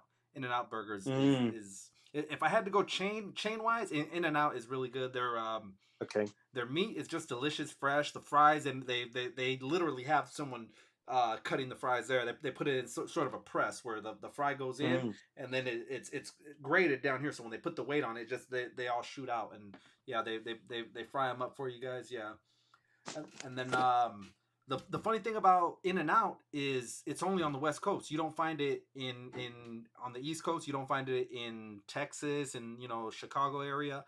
Similar to that, there's another one called White Castle. That's in the Harold and Kumar movies, right? Yeah. So me and the missus got to we got to have White Castle when we went to Vegas. Vegas is the furthest west that they have one, and other than Vegas, the nearest one would be Missouri, which is maybe 1,000 miles away. So they only put it out there because it's a tourist hub. So Vegas has, I think they have 4 of them within their city limits. So they are lucky. Yeah, they're teeny tiny burgers. You can order 5 of them, and yeah, just wow. They call them sliders. Really good, really good. I had Miguel, when I went to Vegas, I had a burger that was square, and I can't remember where I had it from. So the actual patty was square, like Wendy's maybe. So the bun was round, but the patty was square, and I can't remember because I wanted to try specifically a fast food thing that we didn't have here. So I tried something, but I just can't remember. I want to say it was the same in Canada. I want to say it was probably Wendy's. Wendy's does. Maybe it must have been. Maybe yeah. Wendy's. Then...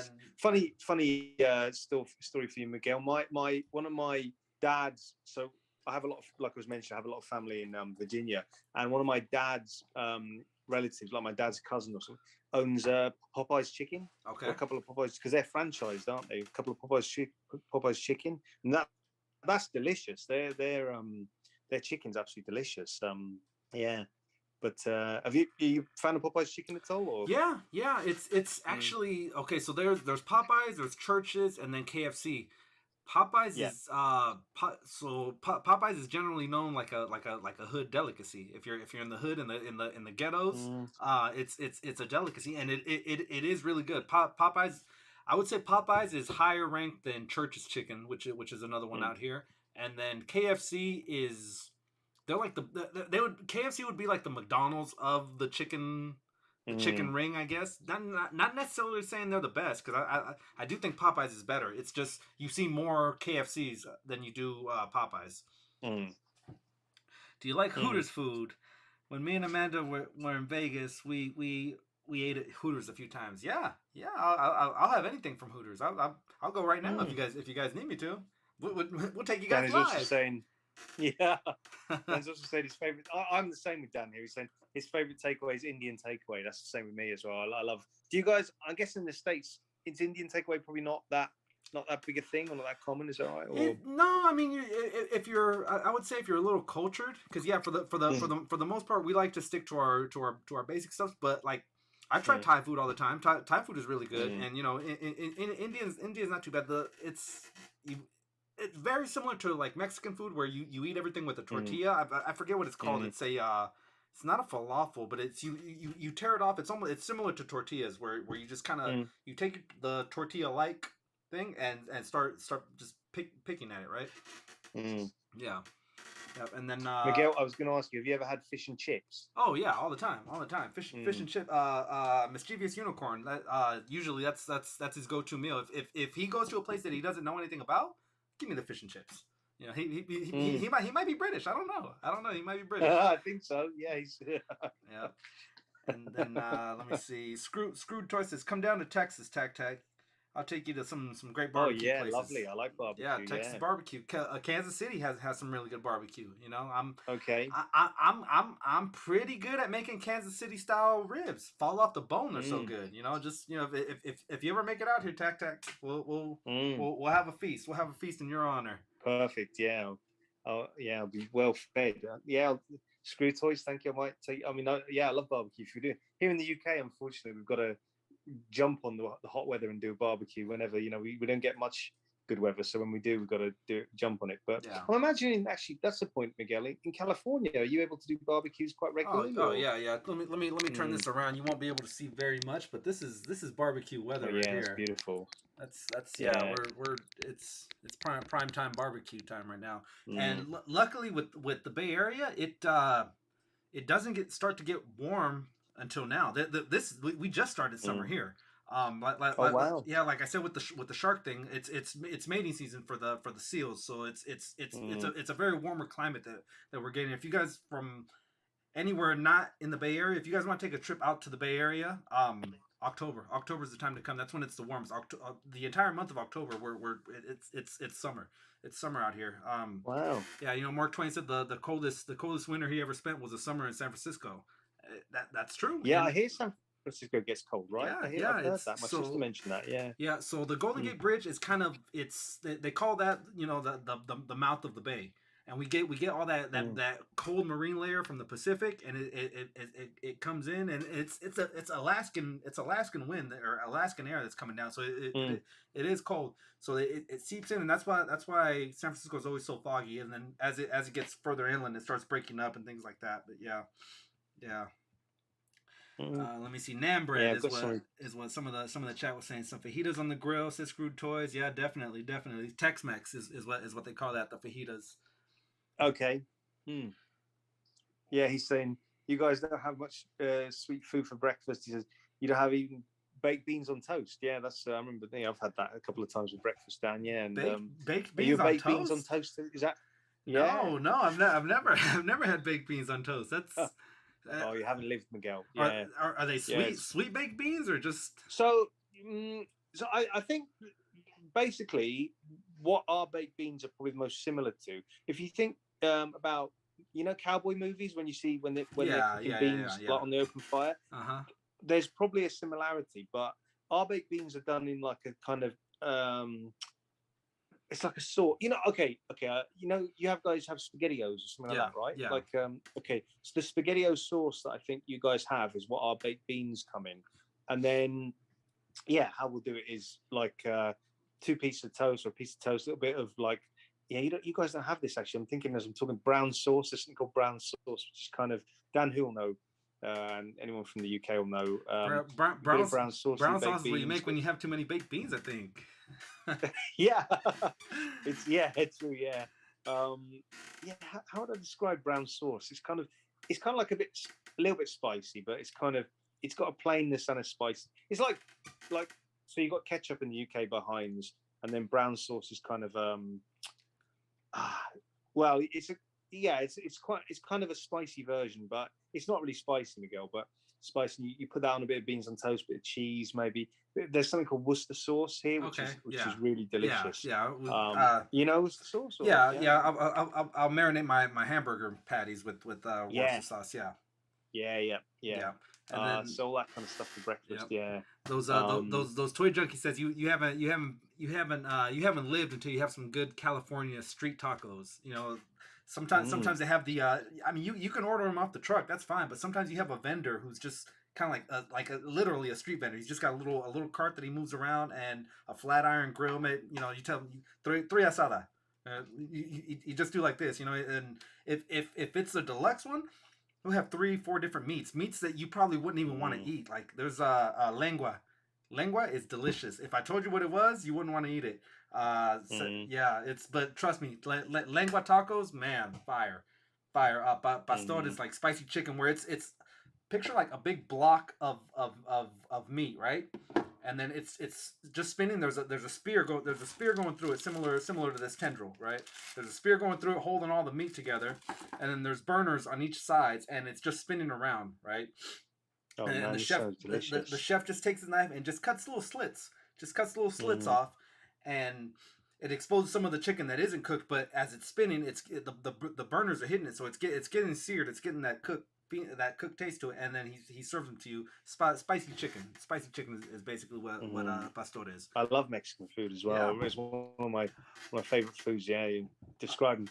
All right, so here's one of the things. I've got so many UK friends. I want to try it one day. If one of you guys can ever make it over here, I want to shoot a video where you guys just allow me to feed you guys for a day. Feed us. Yeah. Basically, just allow me to feed you for the day, and things that, I mean, I'm not gonna feed you poison. Obviously, I'm not gonna feed you something. You know, it's not fear factor, but it's you're just trusting me to feed you for the day. That, you know, I'll show you the local foods and things like that. Things that you're probably you probably haven't had before, but you're like, wow. Let me, once I get back home, let me try to find the next pastor vendor. Yeah.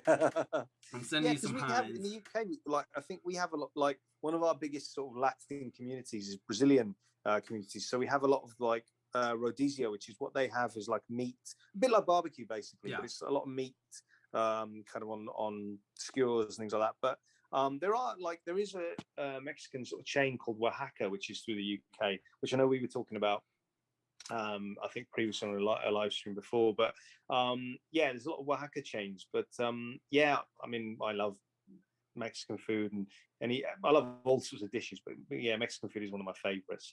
So, and I eat anything, Miguel. So if that were the you know, the opportunity, I'd wolf it down. Yeah, so I have heard of chicken tikka. There was a food truck at my job that was an Indian food, and tikka was one of the things that it's not bad. It's not bad. I've had it.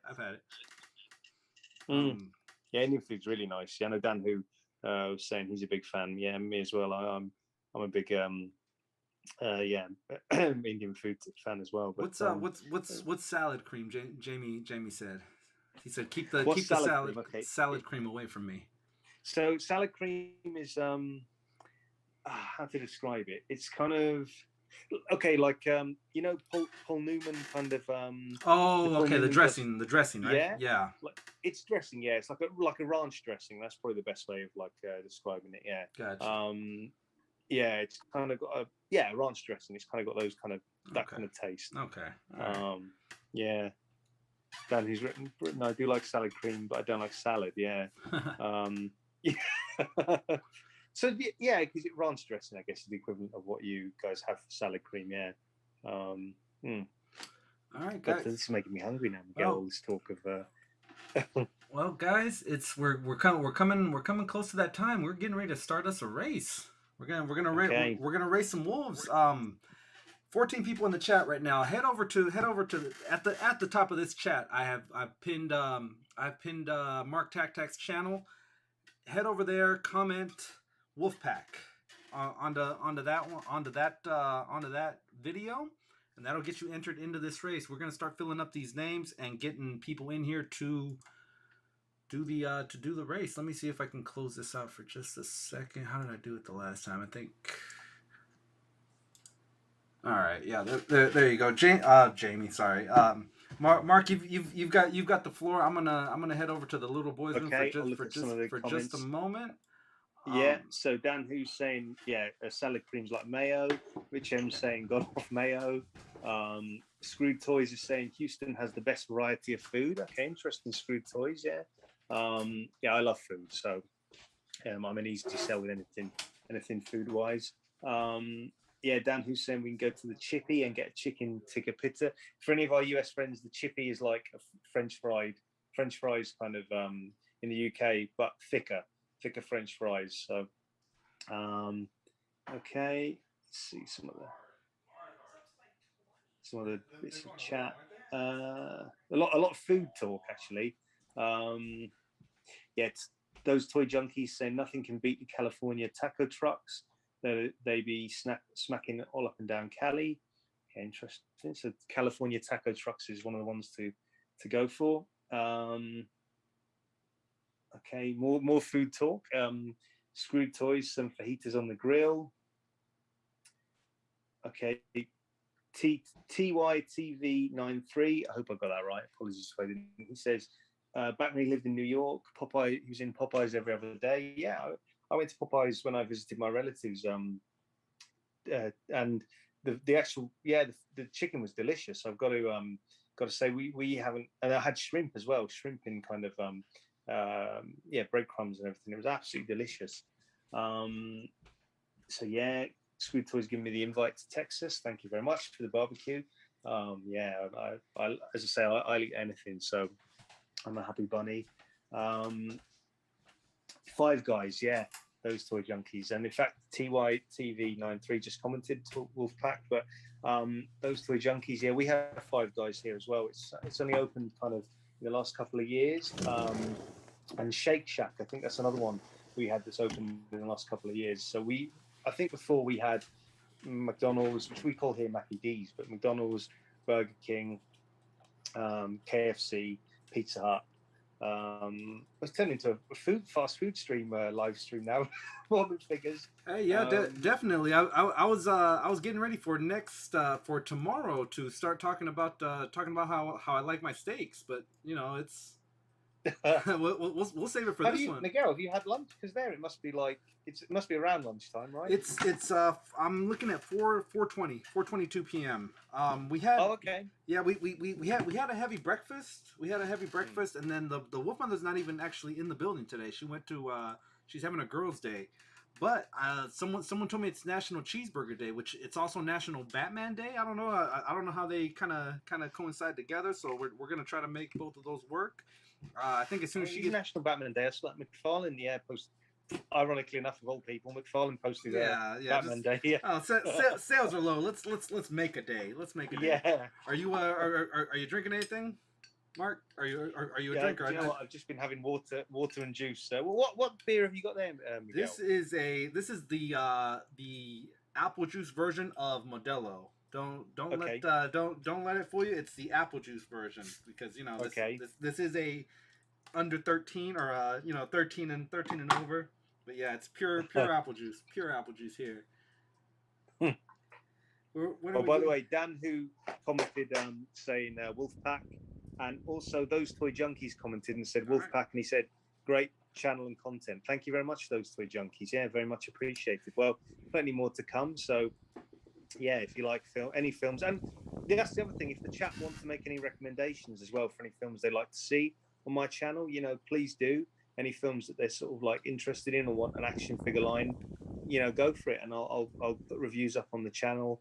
Yeah, so feel free, and I'm very approachable. So if anyone wants to sort of speak to me about customs or films or anything, please go right ahead. I'm very approachable to talk to. The ghost is back, says Dan. Yeah, that door just swung open randomly. The thing is, I'm not even gonna mess with it. If I start addressing it, it'll keep happening. So I'm just whatever. Do you? I'm gonna do me. If the Sentinel gets up and starts walking on its own, then we know something's up. But yeah. So what was I gonna say? I don't know. The ghost thing just totally threw me off. You've got a great voice for narration, Mark. It's very. Thanks, I'm trying to. It's not so. In the UK, you have a way of talking. It's not chimey, chainy. I'm pretty sure I'm saying it wrong. But if you've ever seen Ocean's 11, the Don Cheadle character, that style of almost like gritty London type accent, right? That's what is that called? Isn't it like a Cockney? That's what they Cockney. That's what they say. Cockney, yeah. How do you say it? Cockney.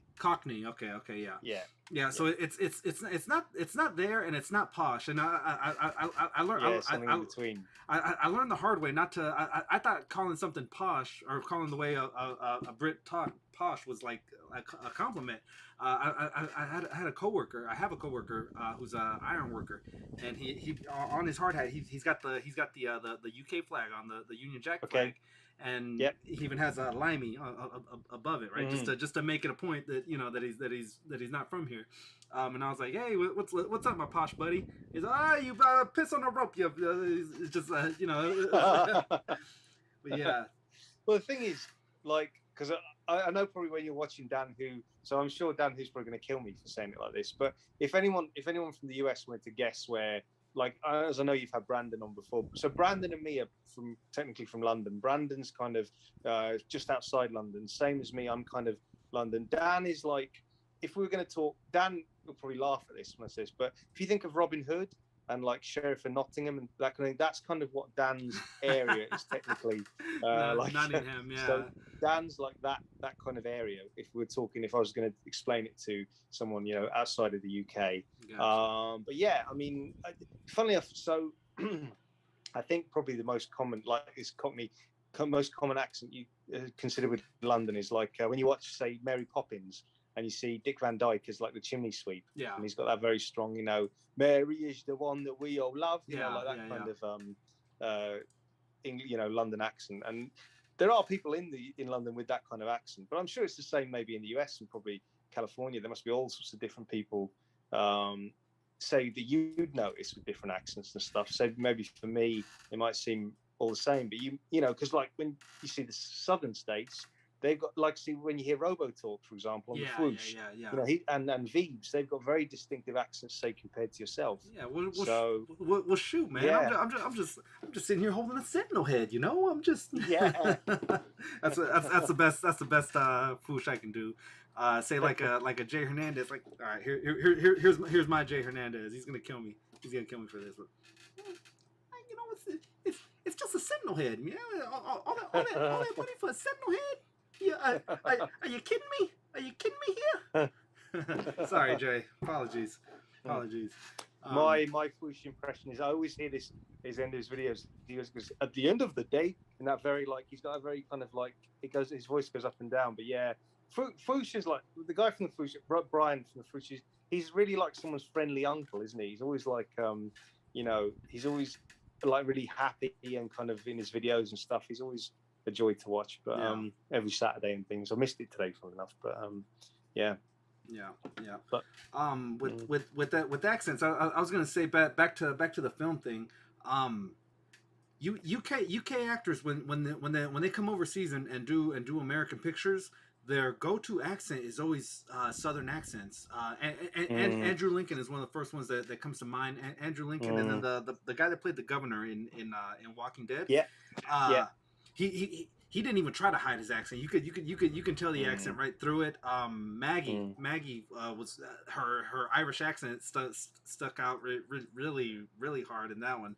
I was shocked about Andrew Lincoln, but once I knew, I was like, oh yeah, I hear it. He's like Coral. So did you think he was American then when you for the first maybe two episodes, and then I started kind of picking up on some of the stuff he's saying. Like, this guy's not from here. The one that shocked me, the one that really shocked me was Lenny James. Lenny James, Morgan, the black guy with the stick. I did not know. I was just like, now I don't know what to believe.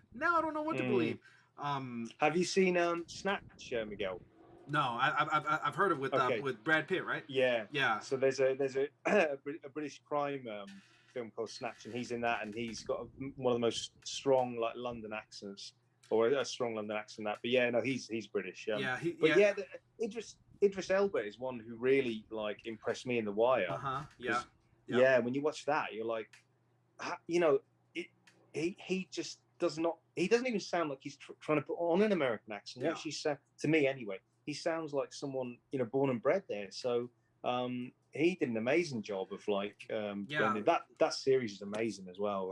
The Wire is next to perfect. I mean, there's very few flaws I find in The Wire. The Wire and Breaking Bad are two TV shows that are near perfect. And with The Wire, they had the fortune of being on HBO, where you can push the envelope. You can take things a lot further. With network television, you kind of have to dance that line, that censor line, and things like that. But yeah, I mean, like I'm a big fan of, or what was and still am today, of The Sopranos. And there was a lot of stuff that you can do, that you could do there with the type of what you're allowed to do with censor wise. But yeah, going back to Idris Elba, yeah, all the praise to him for being able to. It's not easy trying to fake an accent.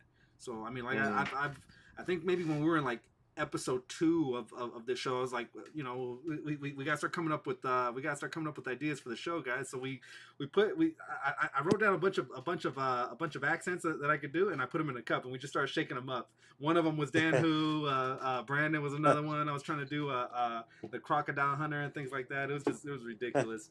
Ridiculous. We were just trying to pass the time. We were kids back then. We were episode 2. But yeah. How long has your channel been running for, Miguel? Because that's something. It's you know what, we've actually been going for a long time. It didn't start picking up until we started doing these until about the pandemic ish. Before at the start of 2020, I think we had just celebrated our 300 subscriber, maybe 500. Okay. And then wow! So, little by little. I mean, everyone was home, so but in the same sense, we couldn't do the things that we're doing now. It was very scary to be going out to stores and doing these toy hunts and things like that. So essentially, we were in this room. I was home, so I was putting out a video just about every day. And the whole consistency is key thing for YouTube. Yeah, maybe. And I mean, like, just like you, I see that you've been putting out videos on a constant basis. So it's that, just trying to play around with the algorithm, trying to do different things like that. But we just hit, I think, 4 years, and we started off very slow. I think we were in double digits, or it took us, we were in single digits for a long time. It took us me being the chaperone to their field trips and recording the field trips, and then telling the kids, hey, we've got a YouTube channel, go subscribe to the YouTube channel. You'll be in it. You'll be, because I just recorded you. I cut out a little piece of paper and hand them out to the class. There's 30 kids in a class. I've got 2 kids, so that's 60 subscribers there. So little by little, we crawled out of the immortal ooze that is the depths of YouTube. I mean, we're not big. We're creeping up on 1,500. Since you mentioned it, it's a shameless plug. Whoa. Go for it. At 1.5K, I think this is going to be the giveaway. We're giving away our very own Phil Jones. Will be coming home to you guys. Obadiah Stane and Killmonger at 1.5K. Not some dummy that I knew. He reached that same mark and was calling it 15K. I was like, your math might be off by just a little bit. Sorry, I'm tending to a T-Rex up here. I almost dropped a T-Rex, and a skeletal T-Rex. There would have been bone pieces everywhere. No, you don't want that, Miguel. Yeah. No, we don't want that.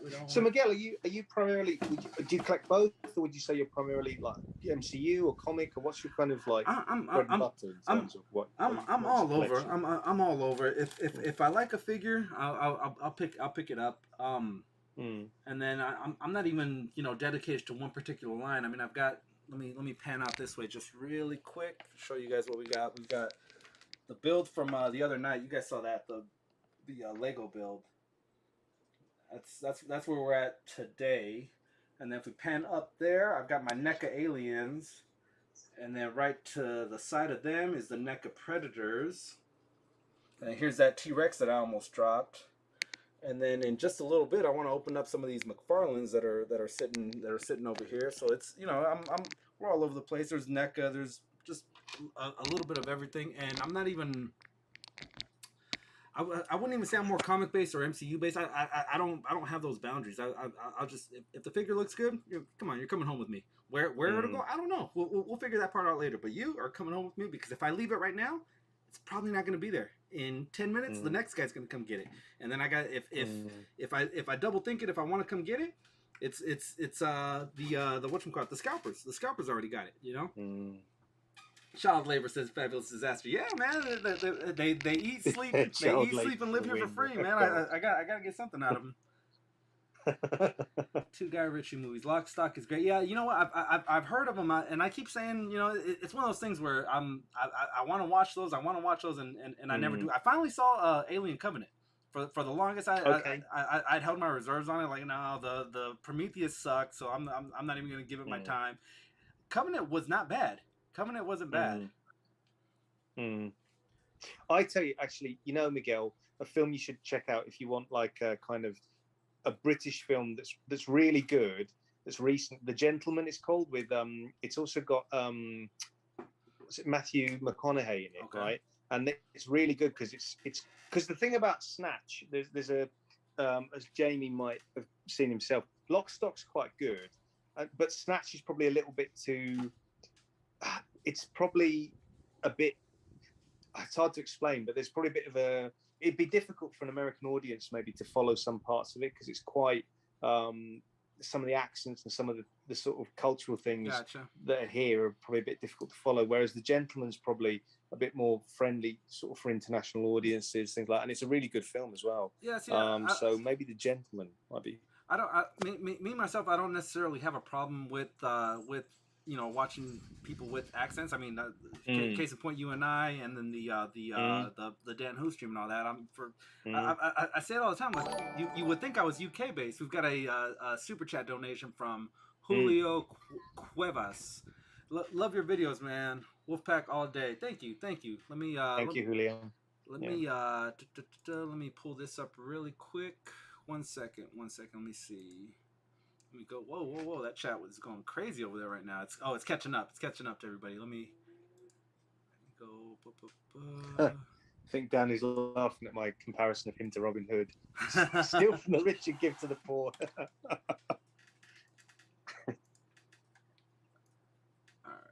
and then bam. Oh wow! Thank you.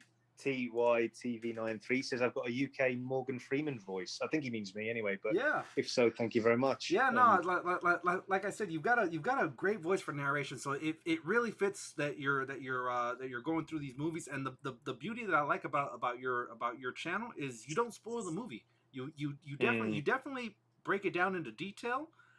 I feel like I've watched some of these movies, like the one with Casey Affleck, the Light of My Life. Light of My Life. Yeah, I haven't seen it. I had never even heard about it, but I watched your review of it, and I was like, wow, that I feel like I've seen it. It's you broke it down wonderfully. You broke that one down wonderfully. Thanks, Miguel. Yeah, well, I guess that's the thing. I love finding films that people probably haven't seen, because I was thinking, how can I do films on my channel that people have seen? So I kind of tried to take a slightly different take. Like I'll try and find fan art, things like that, and use kind of that as an inspiration. But with films people maybe haven't seen, I really like to.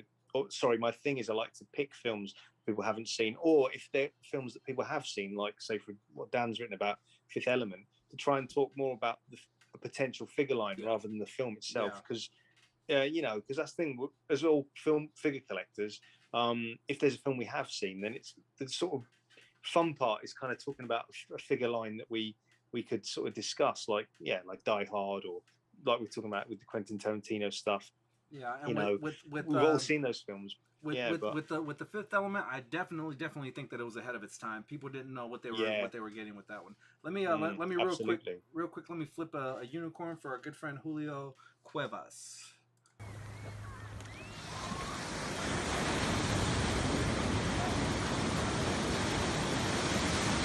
So Miguel, how long ago was that video? Your voice there? Was that quite a while ago? This was.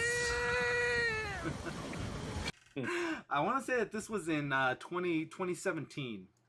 Okay.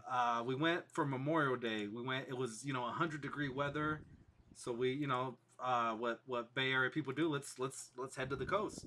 Let's head to the coast and cool off a little bit. So yeah, that's where we did that thing. Thank you, Julio. Appreciate that. Yeah, and that's the rest is history. He's yet to jump on a board again, man. We keep saying we got to get him back on those waves. I didn't upload it in time, but if you saw the hunt video that I did with IE, there's a yes, I did see that. That opening that opening skit of me, taking a dump on the Walmart floor. What it was is that was actually take two. So we did the first take, which you see a little later in the video, where I'm simulating what the scalpers do. I've literally seen scalpers when they open the doors, they want to run and be the first ones to get to the stuff.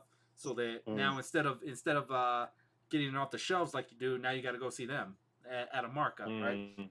I've literally seen these guys start running to the toy section when you get there. But yeah, I was trying to simulate that, and then I was recording. So on the first take, he records me running past him, and then I kind of at the end I did a Hussein Bolt where I just kind of raised my hands, but he cut it too early. He cut it too early, so I was like, I don't really like that. Let's do another take. Let's do another take. So we tried it, but this time the first time he left the aisle for me, and he just kind of at an angle recorded it, right. This time he's like this, like right in front. I had very narrow. I had maybe 2 feet to squeeze by, and I'm running a full gallop. So and I still try to do the the sprinters how they lunge forward to get that extra. Yeah. So I get sandwiched in between him and the end cap shelf, and I just boom just roll out. I'm lucky I didn't hurt myself. Something serious, man. Falling on a tile floor, breaking my ankle on that'd be great. How'd you break your ankle? Oh, I was toy hunting. So because I was watching that video and I go, where IE Toy Hunter lives, how far, like distance-wise, is that from you? Or how far did you have to travel to go to those targets? He's more or less in the Los Angeles area. I'm in the San Francisco area, so it's about a 6-hour drive. Wow. Yeah, it's pretty far. It's pretty far. Mm. He's. And you were staying in a hotel, is that right? When you went to that area? Yeah. Yeah, we went. I mean, Frankenstein's was one of the destinations, but it was primarily it was his birthday weekend, so we did one of the theme parks, Magic Mountain, and then his birthday and his son's birthday are 2 days apart, so they were you kind of knock them out with two birds with one stone that way. Yeah, we met up for Frankenstein's. We did a toy hunt. Well, that video started very early in the morning. We got up at about 5 a.m. By 6 a.m. we hit the ground running. Literally hit the ground running. We were toy hunting for the Walmart's open at 6 a.m. There's one Target that opens at 7, and then the rest of the Targets start opening up at 8. So we're kind of basically going around in circles in that little area. And then by like 9 o'clock, we were done. We had hit everything. I'm calling the wife because we're supposed to be checking out of the hotel that day, but we also had the live stream with Frankenstein. So it was a week ago today when we were doing it. And yeah, after Frankenstein's, we drove back to that area, and then we went to go see Shang-Chi. So what did you think of Shang-Chi, Miguel? It was surprisingly good. I with the figures staying there being stagnant for so long, I was like, oh, this movie's gonna blow. But it was. I wouldn't. The thing with the Marvel movies, people say that they're recycled. Like Ant-Man was just a recycled version of Iron Man 1, and Doctor Strange was a little bit recycled version of Iron Man. Where a cocky protagonist gets humbled and has to slowly pull himself back up. This one was a little different. It was I wouldn't say it was cookie cutter Marvel movie, but it had good moments. It had good moments. I was pleasantly surprised. By it. Awesome Weekend says I hiding in the shadow. Shout out to IE. Oh yeah, there he is. Yeah. Jamie also says a film I've never heard of. He says The Governors is very good. So yeah, thanks Jamie for that recommendation. An English film. We'll have to check that out. So the thing that I like about foreign films, especially like with subtitles, sometimes when the acting is very bad, you can't tell. You can't tell by the with the subtitles. There was I know a lot of people reference like Train to Busan or something like that, where the acting is amazing. Yeah, that film. Yeah, definitely. And then there was another movie. I want to say it's called The Heist with like Chow Yun Fat, where he's got to like. Yeah, I know it. Okay, so is it Counterfeiter or The Heist? Maybe The Heist. Yeah. Well, okay, so the premise of the movie is that they're a SWAT team that has to get up into like maybe the 4th or 5th floor to the raid. The raid. There you go. The raid. Okay, that's amazing. So as well. The raid is a classic action movie, right? It is, yeah. Now, same scenario, but it's a zombie movie. I watched a foreign film, a French film, where it was all subtitles, but they had to fight their way through a zombie infested building to get upstairs to rescue someone and then make their way down. And it was surprisingly good. It was surprisingly good, being that I couldn't tell if the acting was bad or not, because that's one of the things that gets me, is like when the acting is really bad, almost like the we've got the Sci-Fi Channel over here, right? Where they push out. Not only is it Sharknado 19 or anything like that, but it's we have those kind of things as well. Piranha versus Alligator 27 and things like that. So yeah, when you're used to like those type of movies, it's you can tell bad acting right away, But yeah, like I said, in a foreign film, you can't tell if the acting is bad, especially if all you're doing is reading the subtitles. Yeah, I believe there's a follow-up to Train to Busan out, right? Yeah, there is. It's not very good though, Miguel. It's okay. There's a follow-up called Train to Busan Peninsula, which is like, it's kind of like a trying to think of how to describe it. Yeah, so it's like a heist movie. So like they have to go back into the infected area, like it's a team of kind of mercenaries to get like a load of cash. Okay. But it's not. But I tell you, a good Korean film. If you like Train to Busan, there's one on Netflix in the UK. I'm sure it's probably going to be on Netflix in the US as well, called Alive. That's really good. So where Train to Busan's on a train, this is in an apartment block. It's kind of basically. I've seen it. Yeah, oh, you've seen it, yeah. With the teenager, the teenage boy. That's I've seen it. It was very good. It was very good. Yeah, that's a very good film. But we can tell the fans, the fans. We can tell the people in the chat about it though, because it is a very good movie. Yeah. Anyone in the chat, if you like zombie movies, I know someone mentioned horror, asking about horror before. Korean sort of horror films, if you don't mind subtitles, Train to Busan, like Miguel says, is absolutely amazing, and Alive as well is two excellent like Korean zombie movies. So if you can endure like subtitles, you don't mind subtitles. Those, I'm just putting the names in the chat now. For both are on Netflix in the UK. Or sorry, actually, Alive is on Netflix in the UK, but I think Train to Busan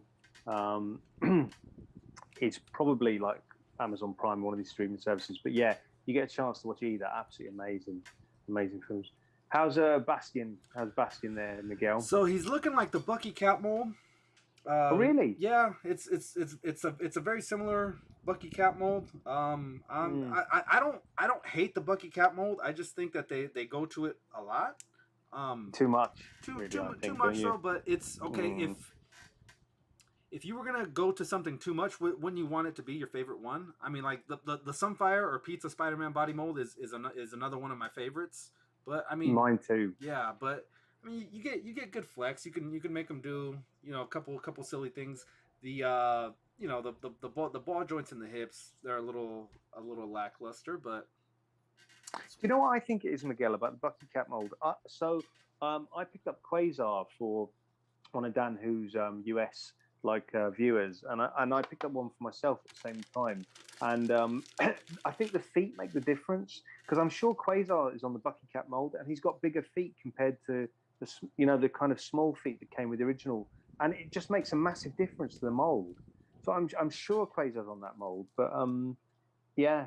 And this one, like the female Sentinel, is she on what? I don't know. I'm not sure. She looks like she might be on the Invisible Woman, or even the Sunfire or Firestar body mold. Of course, this piece here is molded on. That's new. Yeah. You only get the these hands that come with it. There's no alternate hands. And then let's see how good. Let's see how good the heads look on the. I've seen a lot of people, I think, on Instagram, so like using the other head, so the Sentinel head on the cloak body. So like, because it's all black, the cloak body. Oh yeah. On the Professor X, right? That body mold. That as well, yeah. Okay, so that's the head on the. I do like this Bastion head though. It's very unique. Yeah, so do I. Did you read the comic series that these figures are like Operation Zero Tolerance. It was called I did not. I did early not. 2000s. I'm going into it fully blind. Okay. So what these Sentinels were, they were like regular people who had like Sentinel programming sort of laying dormant in them. So what would happen is there'd be like police officers or firemen or just regular people, and as soon as they came into contact with a mutant, it would activate their Sentinel programming, and they'd sort of come online. Yeah. And we see, fellas, the knees hold up. No need to bust it open and do what it do. But yeah, no, keep going. So they're mutant or not their mutant powers, but their yeah. So they were powers. like a new breed of mutant who like came on, and I'm hoping this won't be a spoiler for anyone. But basically, Bastion is so that's the guy. Yeah, the guy with the grey hair is actually another character. Maybe that's the best way of saying it. Another character who's Sentinel based, who who is sort of. It's sort of in the comics. It becomes clear that he's basically this other character. But yeah, it's I think they're great additional figures to the Sentinel as well. Nice little add-ons.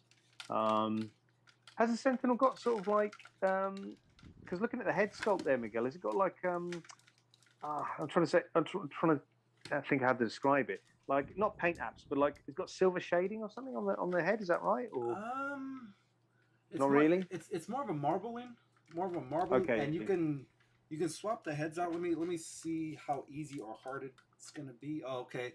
So there's a bulb inside. That's how we're getting the that's how we're getting the light up eyes. If we take a look inside, there's a slot right there for the eyes to light up. Let's go with master mold. And pops in fairly easy. I was nervous to pop it out. I thought it was gonna be very difficult. I put in two AAA batteries in the back. This little plate pops off, and but the battery's quite easy to install. Yeah, pretty easy. Just screwdriver right in here, and then two AAA batteries pops right in. And let's light them up. Let me drop this down. 1 second.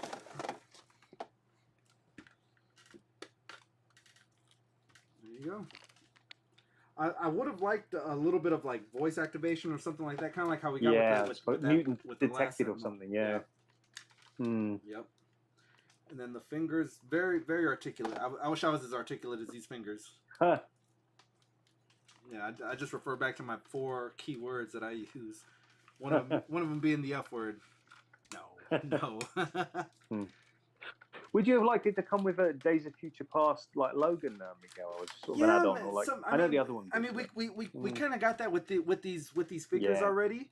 I'm thinking maybe a blast effect or some kind of like almost like a wrist rocket type weapon. I mean, yeah, we got the tendrils, but I kind of would have wished for like just a little bit more. I'm gonna set you down right here. I'm gonna let you take the lead on it one more time. I'm gonna run over to the restroom.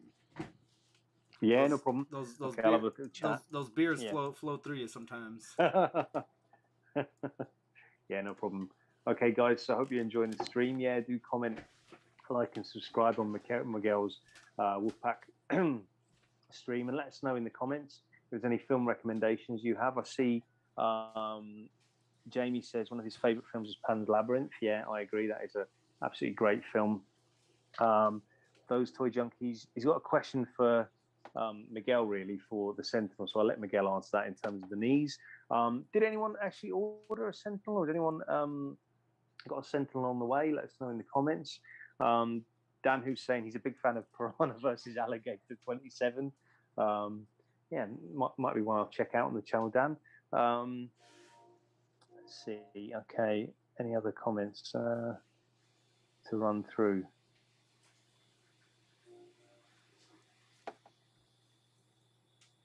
Just checking now, but yeah. So hope you're enjoying the stream so far, guys. Like I say, yeah, I've got a channel which reviews films and talks action figures. Dan Who tomorrow I'll be on. Me and Miguel might be on Dan Who's Legends and Liquor. I'll be on Legends and Liquor tomorrow. That's where we talk all sorts of toys. We'll be talking about the Marvel Legends line, Cosmic Legions. I guess you guys in the States might be looking at Cosmic Legions, which is by the Four Horsemen. Which we'll sort of be chatting about. lovely line of figures. I picked up Mythic Legions before, which is kind of a fantasy-based line. The guys who basically sculpted Masters of the Universe classics and some Marvel Legends, I think in the Toy Biz era, as far as I'm aware. Four Horsemen are sort of renowned sculptors for action figures. But yeah, so if anyone wants to join Dan Who's live stream tomorrow, Legends and Liquor stream. Legends and Liquor tomorrow, Sunday. Tomorrow, yeah. Are you going to be on it, Miguel? I am. So I was talking to Dan. I believe you know what, the reservations are getting harder and harder to get. I believe me and you, it looks like we're going to be on the same time slot too. So perfect. We'll be seeing plenty of each other in the next next few hours, few days. You know, the time that I had Cool Toys UK on, he stayed on with me till I think it was 3 a.m. his time. Dan Who stayed on too. Jamie stayed on very late, and then they had a Legends and Liquor the very next day. So it was very hard, very troopers those guys. Yeah, I don't know if I've got that. Yeah, no. Like I told Rich when he was on, that was a beautiful mistake. It shouldn't have happened, but it did happen, and we're all the more stronger for it. Yeah, it's true. That's true. So. So have the boys had much of a chance to play with Sentinel yet, Miguel, or are they just in our initial testing, and then we brought him in here. He's been sitting here keeping me company. But the knees are good, guys. The knees are strong. The knees are holding up. There's no what is that the shot we all take for now? They cured it. Polio. There's no polio in these knees. Sorry, that's a terrible analogy. Yeah, man. Let me see. I hope to find... Miguel, what would you like HasLab to be the next? Because obviously we've had a Sentinel now, we've had Galactus. What would you like them to do next in a Marvel Legends kind of release? What would be your next? Would it be vehicles or something like that? Maybe not so much vehicles. I mean, I know in the past in the Dan Who streams, in the chats, I'm always one of the guys saying, you know, we need a Punisher van or even a Robbie Reyes Charger. But we gotta start looking at Star Wars Black to see some of the things that they're doing, and it wasn't great, but they're trying to give us a cantina. It's very overpriced, and you're only getting a half of a cantina. So I don't see. I close the door and whatever, man. I ignore that thing. I'm thinking more in the realm of play structure. Now, what comes to mind? What comes to mind when you talk of a play structure? Think of like the Turtles turtle lair, right? Now, Galactus in itself is kind of a play structure with all the add-ons, with the Silver Surfer clipping on, with maybe some of the other figures being able to attach onto Galactus. Some of these newer ones that we didn't get on the for the unlocks. You got to think. Yeah, definitely play structure. I would say a Danger Room, or maybe some kind of Avenger, Tony Stark's tower, something like that. Now I've got a makeshift Danger Room, so I don't think that I would jump on it, but there's plenty of people who would, you know, $150, $200 for give some walls, a couple little, you know, lasers and things like that.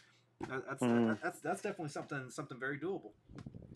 I think one thing that everyone asks for, but it's going to be in a way so difficult for them to do, the X-Men Blackbird jet to do fully to scale, because I think Dwight himself said it's just going to be massive. But it is something everyone, or an Avengers Quinjet, it's something everyone asks for. But I don't know. Would you rather have one that's slightly scaled down to fit into the so not technically correctly to 6-inch scale, but fits in the collection? Would you want one exactly 1/12? Probably the only way you would get it manageable would be if you're sizing it down to 3.5. Yeah. Look at the sand barges that they made for the vintage collection. Now those they scale, they decently scale, and you can, within reason, you can display it somewhere. You know, like I remember the USS Flag for G.I. Joe back in the 80s. I never ever ran into anyone who had one in real life. You know, you saw it in the commercial, but you never saw anyone who had it in real life.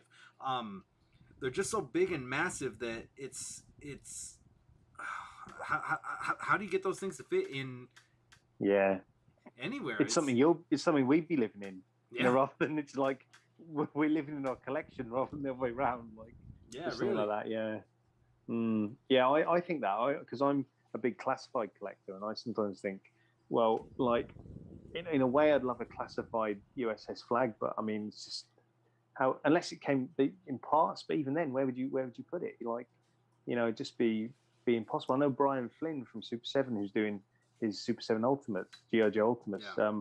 I think they asked him about vehicles, and he said he'd love to do that Cobra, like the Golden Cobra from the big, sort of vehicle or ship in the beginning of the series. Yeah. But again, it'd be like the size of a garage. Yeah. Yeah. So it's I don't know, but are you quite a big? I know we've chatted about a little bit, but are you quite a big GI Joe sort of collector? I am. Yeah, I grew up in that era where you woke up first thing in the morning, you brush your teeth, get ready for school, and then try to squeeze in a GI Joe episode before school starts. Because we didn't stream back then. We didn't have DVRs. Yeah, true. If we sound like Grandpa saying it now, but if you missed it, you missed it. You didn't get to Not all of us were fortunate enough to program our VCRs to record at 7:30 when these shows aired, but those Gen 1 GI Joes are definitely my favorites. Definitely my favorites of the toy line at the 3.75. Now it was tough when there was a transition somewhere in like 90 to 91 where GI Joe their line stopped selling as well. And they got into other, Eco Warriors is one of the ones that comes to mind. Sci-fi, more sci-fi based, right? Yeah, right. And then there was a transition from there into Ninja Turtles, which I did love and I did collect, but they didn't scale together. You couldn't have your Ninja Turtles and your GI Joes in the same bat because they were the scaling was all off. And then a little bit after that, we rolled into the Power Rangers, and by then I was I'm entering my teenage years. I'm like, all right, man, I'm gonna have to put this stuff up and start chasing real girls, not plastic ones. Yeah. Funny enough, in the UK, so in the UK, I'm sure you might be aware of this. In the UK, GI Joe was called Action Force. Yes, yeah. Yep. On the 80s, yeah. And it had a different theme and everything. So if you watch, the theme tune, like if you watch the intro where it says, he'll fight for freedom wherever there's from. It's in the UK. It's different words and everything. It's like I'm trying to think what it is now, but it's quite catchy as well. But yeah, it's amazing. I don't know why they changed it. I guess maybe they felt in the 80s that GI Joe would be marketable in the US compared to like international, or say maybe the UK or something, but. Because of course, Bobby Valor now with Valorverse is bringing back. Shout out to Bobby. Yeah, bringing back Action Force. But yeah, amazing how funny how because I know we were talking about games consoles and stuff as well. Funny how things between over across the pond between the US and the UK had different names like Mega Drive and Genesis. Yeah. So for any of your viewers in the US, we go like I know Genesis was the name of the console in the US, but in the UK we called it Mega Drive. And then the we talked about it privately, but we had the Sega Master System, and everyone else had the Nintendo. Now the Nintendo sold a lot better in the US. The Master System did not. Not a lot of people even knew what a Master System was in the US, but in the UK, Mexico, and places like that, the Master System sold really well. Yeah, I think there was a Master System 2 as well. I think as far as I can remember, I think if I'm right, before the Genesis, just before the Genesis was kind of.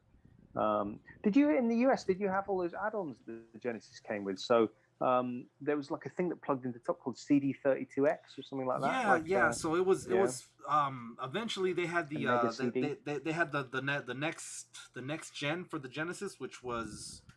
I believe it was just a console that you already bought, but yeah, you could convert your 16-bit and slide in the 32-bit CD player. I think it cost. And there was something that hooked underneath as well, like I think Mega CD. Do you remember that? So the Genesis sat on top, Yeah. It kind of like yeah. Yeah. I want to say I remember all that. It's very vague, but yeah, I definitely remember the plug-in one for the CD. The plug-in where it was. I'm trying to think of Sega CD was what it was called. Yeah. Here in the States, but you could buy you could already buy it ready made. I think it was something like double the price of what just the slot one was. Okay.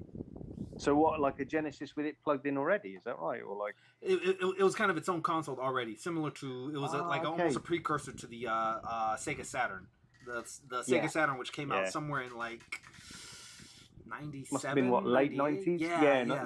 Yeah, somewhere around there. The reason I know, because I had X-Men: Children of the Atom, the Capcom game on the Sega Saturn, and that was amazing. That was like an arcade, perfect. Yeah, that was a great game as well. And Marvel Superheroes on the Capcom, that was a fantastic. Are you a big gamer yourself, Miguel? Yeah. I wouldn't say I missed the boat. I didn't play the Marvel Capcom as much, but you know, with retro gaming, you could always come back, and I remember seeing it. You know, you would go to these the little mini golf courses, which is where you would see all the arcades and stuff like that. I would say I was more Mortal Kombat, Street Fighter at that time. But you know, Capcom they started sliding in those characters. I always wanted a crossover of Mortal Kombat versus Street Fighter. We never got it, but I always wanted that one. Yeah, because the X-Men versus Street Fighter games, didn't they, with the Capcom? But yeah. I mean that'd be a fantastic idea, Mortal Kombat versus Street Fighter. I guess it's a bit difficult in a way because Mortal Kombat comes with the blood and guts and violence, and Street Fighter is much more. Yeah, more cartoony and kind of anime in sort of in its kind of essence. The games that are quite good, the DC Injustice games, which have the Mortal Kombat kind of style or theme to them, those are very very good games. Yeah, so they made a crossover, the DC versus Mortal Kombat. Did. That's right. The only thing I didn't like about that is that they toned down the gore because each franchise didn't want. Like you don't want Scorpion ripping out Superman's heart out of his chest. You know that just wouldn't fly. Or you know Wonder Woman getting decapitated by Sub-Zero, and vice versa. You don't want Superman, you know, clapping Goro's head together or something like that. So they didn't want their A-listers to be killed off by other characters. So they kind of toned that down so that you wouldn't see it. And it missed its mark because for a Mortal Kombat game, you want to see something like that. You know? Yeah, very much so. That was the selling point, isn't it? Mortal Kombat, like all the kind of because like you say. But I think fighting games before that, and there were so many actually after that as well, like Killer Instinct and things like that. That kind of took that Mortal Kombat theme. Again, here's another thing going off movies, but there's some great video games. I mean, I know Storm Collectibles give us all Mortal Kombat figures, but Killer Instinct figures. I mean, some of the character designs for Killer Instinct are absolutely amazing. Yeah. In fact, there was a Genesis game called Eternal Champions. Yes, Do you remember that? It was kind of like I do remember that. It had a kind of Mortal Kombat kind of theme. They're all from different eras and stuff. But again, it had quite a lot of like violence and blood and guts in it. But that was a great game. Yeah. Again, some Eternal. The only thing is the pixel rate with games like that would be difficult to capture characters. But Eternal Champions action figures would be fantastic. Yeah. Before Mortal Kombat and Street Fighter kind of took over the fighting games, it was very vague, very very niche. Pit Fighter. I know it. You remember it? Yeah. Okay, yeah. You got to fight with like 3 different fighters. System, right? What's that? Yeah. Was it Master System rather than Genesis? Or was it Genesis? I believe it was on Genesis, but it was on Master System too. There's a guy called Pac-Man Retro Gaming. He covers all these games, and he covers everyone who released one from like not ColecoVision, but like he'd cover everyone, like the Game Boy version, the Sega Master System version, the Genesis version, which I didn't even know until watching his videos that the Sega Master System kept making games after the Genesis was released in the UK. In the UK, UK, Brazil, and places like that. Master System still sold games. I thought once Sonic the Hedgehog became a thing, Master System was done, but apparently not. Alex Kidd is one game I remember on the Master System. Alex Kidd, yeah. Alex Kidd. I don't know if you guys. Hang On was like their signature racing game. We had one. So Nintendo had Duck Hunt, right? Which Yeah. that was the standard one. The one that came with the Master System was Safari Hunt, and it was Oh, yeah, you really? were basically on safari, shooting the whole thing. There was this really cool game called Rescue Mission, where Okay. you're on a rail system. Basically, your character is on one of those, like those little pulley Yeah. carts. Oh, I remember that now you mentioned it. Yeah. It was going vertical, right? Yeah, Is that right? Up so a vertical, yeah. he had to move around and rescue guys along the tracks, and along the tracks there would be mines that you would have to shoot off, and then other other we used to call it missing in action, because the Chuck Norris movie Missing in Action came out around the same time, so we would say that we were playing the Missing in Action game, and we're shooting people in Vietnam or something like that, and just blowing up bombs, and they're throwing grenades, and you got to shoot the grenades midair. It was really good. I was only a handful of times I was able to beat the game. My brother would beat it like every day. That's how much we played this thing. Choplifter was another game on the Master System. I remember really good. Yeah. Desert Strike, remember that? Yeah, it's on I don't know what that's. yeah. Desert Strike, Yeah. Urban Strike too. But Desert Strike, it's funny because Desert Strike was in the city, and then Urban Strike was in the jungle. Now, for here in the U.S., Desert Strike was based in the first level, at least, was Washington D.C. Did you guys have that too? See, I don't remember that. Like, maybe. I mean, I remember the game. I remember my friend had the game and he loved playing it. But I can't. Was it based in Washington D.C. the first level? Yeah, the first level you had to. There was terrorists all over. They were in like the little mini buses, like in Back to the Future when Doc Brown's like the Libyans, they were riding around in those, and there was even a gunner on coming out of the moon roof. So you had to go around shooting those guys, but then you also had to go you flew around a certain level, and then like a hook would drop, and that's how you would pick up your ammo. That's how you would pick up your fuel. And if you ran out of fuel, I remember that. You would crash down. But yeah, it was the Washington Monument was one of the locations you had to go. The White House and things like that. So they were precursors to what happened last year when these lunatics were storming the Capitol. Yeah, yeah.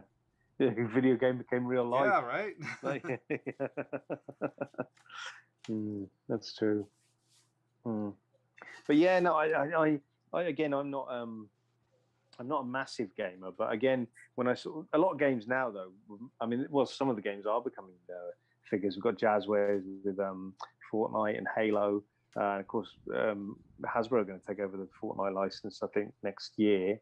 So there's quite a few games that are transcending into figure form as well. So yeah, quite a few. And those toy junkies got it. He's got the right game in mind. Yeah, it was a throwback. It was a throwback. They made it for the NES, and they made it for the Genesis. Yeah. Or the Mega Drive for Dan, for Dan and Jamie if they're still awake. Yeah. What time is it for you? So it's 1:15 here, Miguel. If it's all right with you, probably in about 15 minutes or so, I might jump off. Okay, yeah, right? Totally fine. Yeah. Let's get this race going. Name off the names that. Yeah, let me just I'll go to my YouTube channel, and because a few people did join in, so bear with me. I'm just gonna do that now. Let's see the names of the people. And guys, you still have a few minutes to sign up for the race. Head over to those toy junkies. Sorry, head over to Mark TakTak's channel. At the top of the chat, you can type that in and type in #Wolfpack. So, kicking us off, those toy junkies. He's typed #Wolfpack. TYTV93. Jamie Gucciard, Dan Hu, Rich M, and Fabulous Disaster. All right. Go ahead and type yourself in there, or I'll put you in. All right. Thanks, Miguel. Rich M. So you said and Dan Hu. I've heard of that guy Dan before. Hu, yeah. Okay. IE Toy Hunter just coming with Wolfpack. Okay. Their Wolfpack.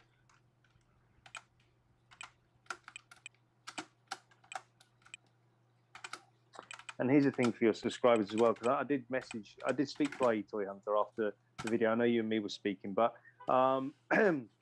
if anyone does with the Walmart and Target sort of hunts and everything, when we're on some of the UK guys, when we're on Dan Hughes' channel, if anyone in the US does sort of want anything and they're happy to, so shipping to the US is about $20, but if there's anything anyone wants, because sometimes we get Walgreens stuff early here, more than happy to help out anyone on the channel. Like I said, I'm more than, very approachable on Instagram, very approachable on YouTube. So if you want to drop me a comment in the comments, but I've sent a few Novas and Quasars to a couple of guys in the US from Dan Who's channel. So yeah, we all got to help each other out. So I know that sometimes collecting in Target and Walgreens can be difficult, but yeah, even questions about customs, questions about films, feel free to approach me if you want. And yeah.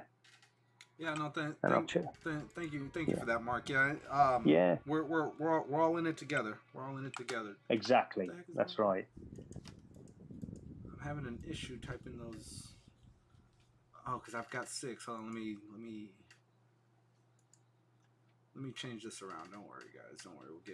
We'll get it fixed. Edit name list. No, that's not it.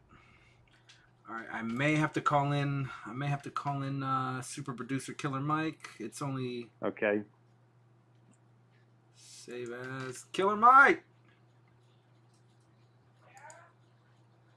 It's only letting me add 6 names. I need a few more. Okay, so you what? It's only letting me add 6 names to the race. Are you signed in? I guess I didn't sign in. I guess log in. All right, hang on 1 second. All right. Log in, yeah. And then it was. I think it was that one. No, I think it was the Wolfpack one. Hang on 1 second, guys. Apologies to everyone waiting patiently. It was.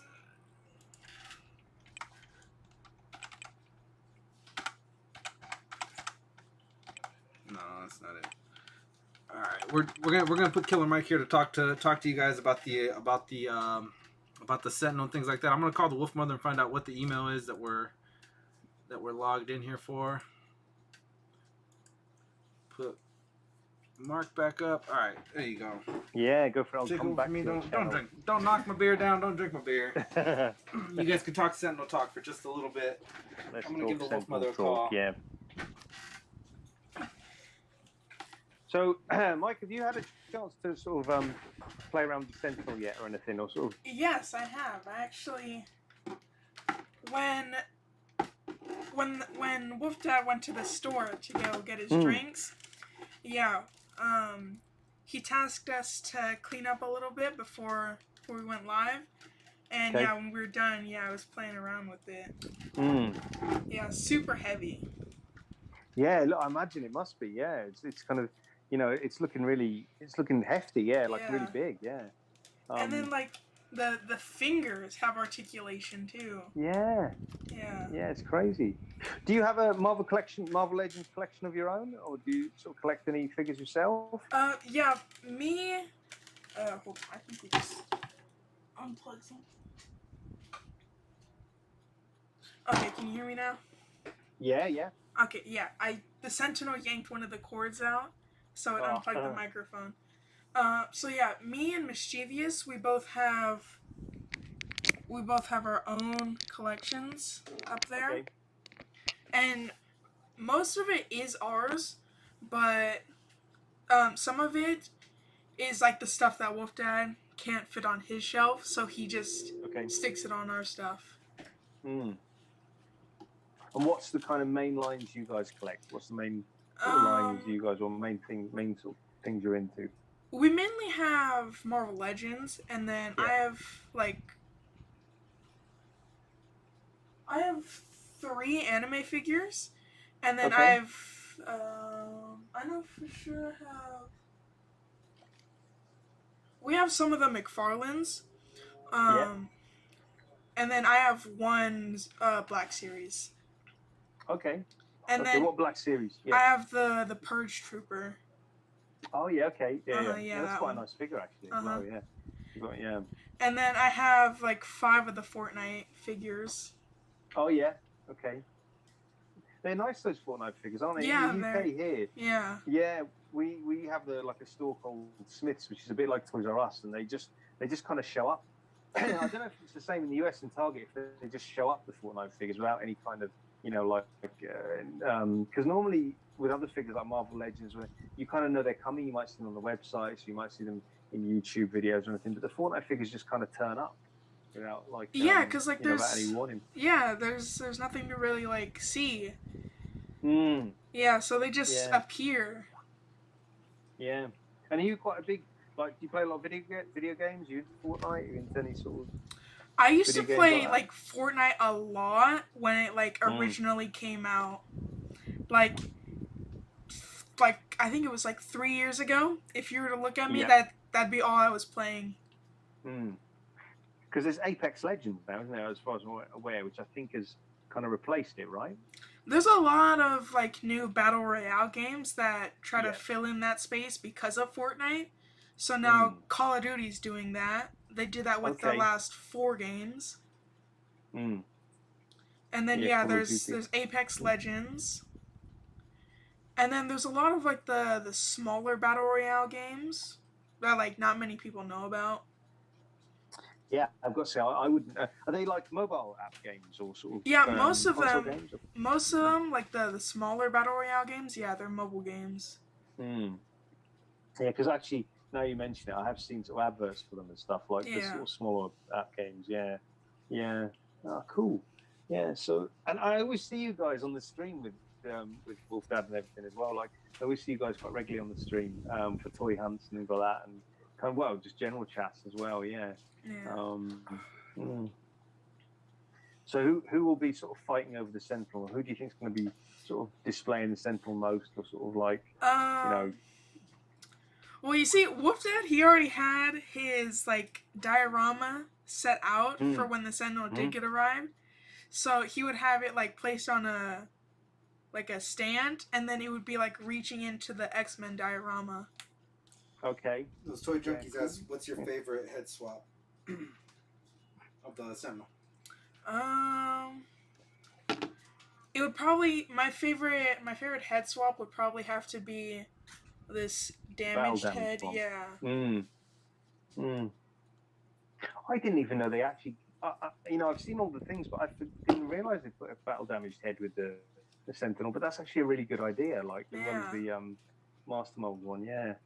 But yeah, I think overall the Sentinel's really. I know that some people are talking about the issues with the knees, but overall, it is a great sort of value for money purchase kind of thing with the extra figures and the kind of extra heads and the bendy wires. Yeah. Yeah, and then with ours, it doesn't really seem like the knees are too big of an issue. It's just which is good. The legs. Yeah. They like if you sit them down and you're just like standing straight, the legs start to like split open from the weight. From the weight. Yeah. Wow. If you could have any amount of Sentinels, if there's no, what amount of Sentinels would you like to have? Like, in terms of space was not a problem, or anything. What amount would you like to have? If space wasn't a problem, I would say at least 3, because then you can have one Sentinel having each head. Yeah. Yeah. Maybe 4, because there's 4 different heads. Yeah, I kind of think. I think in a way the big one like that you could have as Master Mold, and then there's the older Toy Biz. Yeah. Which I know a lot of people are doing. Yeah, the Toy Biz Bath Sentinel, which people are using as kind of their main Sentinel. Yeah. But yeah, no. Well, so Wolf Dad, have you got quite a big collection of X-Men Marvel Legends, or have the boys got quite a big collection of X-Men Marvel Legends? He's asking who's got the biggest collection of X-Men Marvel Legends out of the 3 of us. Yeah. Oh, definitely me. Definitely me. I've got the biggest budget. So I can spread it out evenly. Yeah. And who's Wolf Dad's favorite X-Men character, or who are your favorite X-Men characters? My favorite is Wolverine. Yeah. Who's your favorite X-Men character? Yeah, no, definitely Wolverine. There's this Cajun guy. There's this Cajun guy that I'm pretty partial to as well. He's pretty cool. Gambit. And then there's Summers' brother, not the one with the one eye, but the one that kind of does some stuff with his hands that I'm a fan of. And Wolfdad, did you get the did you get the 2-pack with Polaris and Havoc? He's asking if you got the 2-pack with Havoc and Polaris. I didn't. For some, I don't know. I don't know why I slept on it. I just said that that I'm a fan of it. Plus, I wasn't too crazy about the one from the Juggernaut wave. I was actually hoping that it would go down in price. They were pretty expensive. I think they were at 40, and I didn't really see them any cheaper than 35. And then after 35, I didn't see them again. Yeah, because that's a good point. Because I don't think I've seen them. Yeah, I think that figure's like gone up in value in price, and it's quite rare now as far as I'm kind of aware of the Havoc from the Juggernaut Bath wave. Yeah, but it's amazing how Marvel Legends do go up and down in value and price as well. How some are really readily available, and some difficult to find. Yeah, you just don't see them anymore. You just don't see them. Yeah, it's true. Yeah, so because I know for you guys. Picking them up in Target and Walgreens, but even actually there's a video there on your channel. I was watching it where I think Wolfdad went to a Target somewhere, but there was a whole villains wave and all on the top shelf. I remember him sort of looking up the top shelf. Yeah, the new video that came out. That's right. Yeah, was it yesterday? What? The new video. Our new video? Yeah, or was that today? Which video? Because he's talking about the one where you found the whole villains wave in Walmart. Oh, the night hunt. Yeah, that was yesterday. Yeah, yesterday's video. Yeah. So that was because I remember looking at that. Yeah, it was an amazing find. I mean, we're kind of in the UK. How we get ours is like online retailers. So we have like comic book shops in essence. We kind of get them in, and then we just order from comic book shops, or we go to comic book shops to pick them up. But yeah. It's just, when you find them, you just got to grab them, haven't you? Like you were saying, you just got to really go for them. Yeah. Let's see what the chat's saying, because I don't know. Okay. Rolando Flores is saying Havoc. Yeah, for the other bro. Those toy junkies is saying he likes Cyclops. Let's see. Consoles of games worth. Okay, Jamie's saying those old consoles and games are worth some money here in the UK. So has Wolfdad ever sort of told you about the Genesis or Master System, or have you still got one that you guys play on? Because I'm guessing now you must have an Xbox, right? Xbox or we've got the Xboxes. We just don't have the original Xbox. That's the only one we're missing. Okay, and favorite sort of game on the Xbox, or one of the favorite games on the Xbox? If you were to ask me that 3 years ago, I would have said Fortnite. Yeah. But I haven't really been using the Xbox in a while. The last game that I remember playing would have been Minecraft. Okay. And do you guys, is PlayStation big at all in the US? Because in the UK, PlayStation is like a massive console, but I think Xbox is bigger in the US, right? I think they're both about the same, because you can't find the new systems anywhere. Yeah, we finding that as well. Yeah, it's crazy. Like PS5, you just can't find it at all. Yeah. Would you like to get a PS4? Or would you prefer an Xbox or a PS5 if you could get? I would prefer a PS5 because you get the remastered Spider-Man from the original PS4. Yeah. And then you get the Miles Morales. And then, have you seen the trailer for the Spider-Man 2? I haven't seen it, but I know it's supposed to be really good, right? Yeah. Really, really good. Yeah. And that's going to be coming out in not soon, but in maybe a year. So yeah, and that's probably going to be a PS exclusive. Yeah. I suppose actually that's the thing, isn't it? Actually, with some of the games that are PS exclusives, especially a game like that, that's it's so you kind of need to get the PS5 just to be able to play stuff like that. Yeah. Amazing, don't they? Look absolutely phenomenal. Yeah. So because I haven't seen it, but I know of it. It's supposed to be supposed to be really good. So yeah. So is Spider-Man one of the games now that you would say is like a favorite?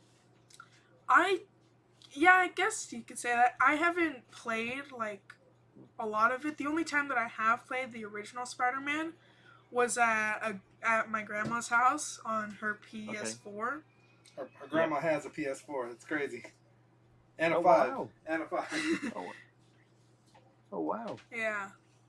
Mm. Yeah, she has my grandma has the PS5, and then she was able to get 2 of the new Xboxes. Wow. Yeah. Wow. Does your grandmother like? Does she really like gaming, or is she sort of? Is she? No, actually, she's like, she used to play like a little bit with like the grandchildren, but like she's not really into gaming. It's mainly for the grandchildren. Okay, yeah, it's perfect. Yeah, it's it's good because when the grandchildren come around, they've got something to be able to play, and can spend time with her. Yeah, yeah, perfect. How does your grandmother live sort of near you in the same kind of area as California as you, or? Yeah, well, I would say like everyone lives like relatively close. Yeah, we're not like all in the same town. We're like separated by like towns. But yeah, we're all in California. I saw Wolf Dad when he was on the computer before. He showed me there was a quick video of you guys surfing. Very quick. So did you surf a lot when you were younger, or now, or like is this something you quite enjoy?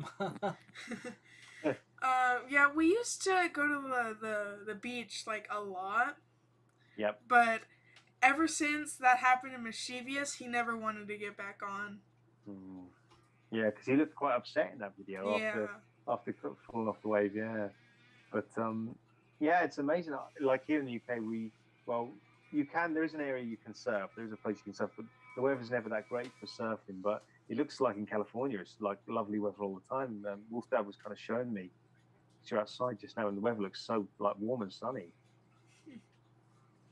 Yeah, because like sometimes it gets like really hot, but then it gets like really cold.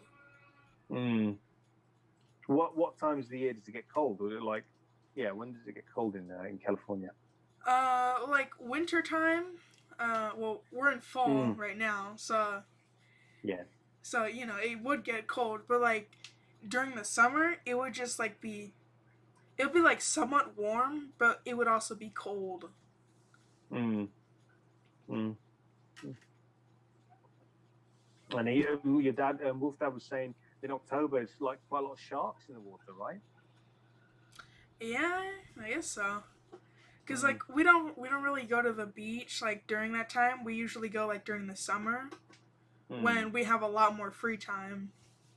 Yeah, I suppose because now it must be coming back to school time, right? Or yeah, we're back in school, both of us. And what's like one of your favorite? Do you have a favorite sort of subject you study at school, or like?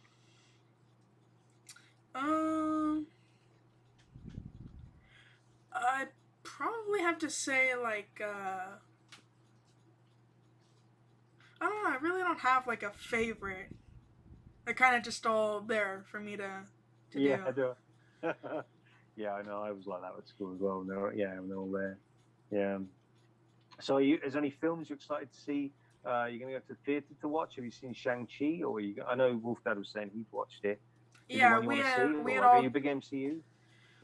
Yeah, we're like everyone in the Wolf family is like really into the MCU. Oh, cool. Okay. The first family of Marvel. That's a different people. We'll take it over. We'll take it over. But yeah, we all went to go see Shang-Chi. And what did you think of Shang-Chi? It was pretty good. It wasn't like the best movie, but yeah, it was pretty good. Yeah, I'm hearing that as well. I'm hearing like a lot of people are saying they didn't think it was be very good, but then they went and they actually enjoyed it a lot more than they thought they would. Yeah. They thought it was really good. Yeah. Do you think there'll be without spoilers or anything, 'cause I know. But do you think they might do a sequel to Shang-Chi? Is it something you think they might sort of come up with? Um, actually, yeah, I think they might have a sequel, or they might have like they might show something in like a different movie. Mm. Mm. Have you Mm. seen Shang-Chi yet? I haven't yet, Oh, Yeah, okay. no, I haven't. So yeah, I mean, it's one that's kind of on my list, but I'm kind of maybe waiting until it's on streaming. So maybe like on Disney Plus, I guess, on Disney Plus, and then when it comes on that, I'll probably watch it. But I watched Black Widow, when it first came out. Yeah, Have you seen so that? did Did you we. like Black Yeah. Widow? Yeah. What did you think? What? Man, I feel like Mischievous liked it a lot more. Okay. I just thought like it was a Marvel movie. Like, Mm. how I thought of Shang-Chi was like it was okay because it's a Marvel Mm. movie. Mm. And then it has those good action scenes. Yeah. Target, Yeah, for those toy junkies. Target. It's been out for this shirt's been out for at least 6 months. I finally pulled the trigger on it. I've been staring at it every time I go. So I found one that in my size, barely as you can see. But yeah, it's in my size. And what's like a favorite MCU movie of yours? Tell me like what your favorite MCU movie is.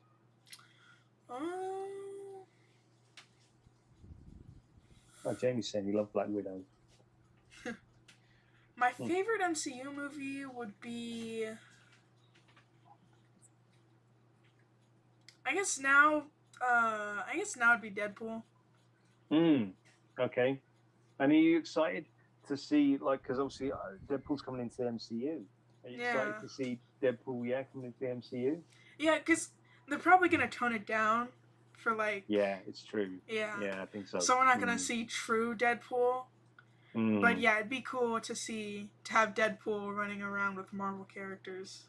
Yeah, definitely. I think so. Yeah, yeah, absolutely. Yeah. Have you seen Deadpool 2? Yeah, we have. And out of the two, which one do you prefer, Deadpool or Deadpool 2? I prefer Deadpool 2. Yeah, funny enough, I quite like Deadpool 2 as well. I liked how there's more characters like the Juggernauts in it, and Black Tom Cassidy, and Colossus, and it's really good. Yeah. So, favorite Marvel character? Deadpool. Okay. Yeah. Okay. Yeah. No. Good. Yeah. And who would you like to see Deadpool sort of team up with in the MCU? What characters from the MCU would you like to see Deadpool team up with? Team up with. I mean, I'd like to see him team up with Spider-Man because of like. But like, he's not really in the MCU because he's still owned by Sony. That's it. Do you think Tom Holland's a good Spider-Man?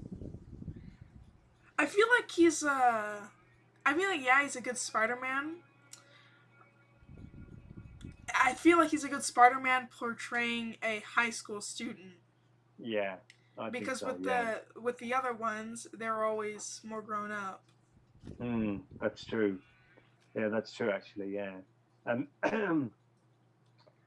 yeah, is he your favorite? Like, would you say Tom Holland is the favorite, or have you seen the other ones? Because they might have been. Yeah, I've seen younger, them. The ones, or? Yeah. Yeah. And is Tom Holland the favorite out of the three, or?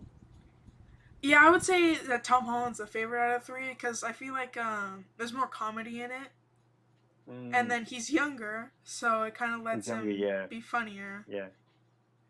Is there a Spider-Man villain that they haven't put in yet that you'd like to see Tom Holland sort of fight or face off against? Well, they have mentioned Scorpion, but I would like to see him fight Scorpion. True, actually. Yeah. Yeah, they've referenced him. Yeah, that is true. Yeah, he'd be good actually in the MCU to bring in. One thing I really liked, one scene I really liked was when in the Captain America Civil War when Spider-Man first appears and the airport battle. Yeah, I think that was one of the best sort of memorable things where Spider-Man's appearing, fighting all this, fighting fighting Captain America's team in the airport. That's a really, really good scene. Yeah. Yeah, and I feel like it was just like a great entrance to that character. I think so. Yeah, I think, and you know, if you go on when I go on YouTube now, sometimes if you watch trailer reactions and you see people reacting to when Spider-Man grabbed the shield in the trailer and he's flying and he says, "Hey everyone," you know, it's such a great like intro. It's so kind of simple, but it's a Yeah. really great intro. Um, yeah, really, really good. Yeah. So, you excited for Spider-Man Far From Home? Yeah, I'm pretty excited for it. There's been a lot of hype around that trailer. So Yeah, there yeah, I'm has. just That's yeah. true. Uh-huh. Yeah, there has. Yeah. Do you think? Um, do you think there'll be lots of characters in it? Lots of MCU characters we may not have seen, or Well, we saw that goblin grenade, and yeah, then there's Doc Ock. yep. So there's already two new Mm-hmm. characters that we have seen before in the MCU now. The MCU, yeah, yeah, it's true.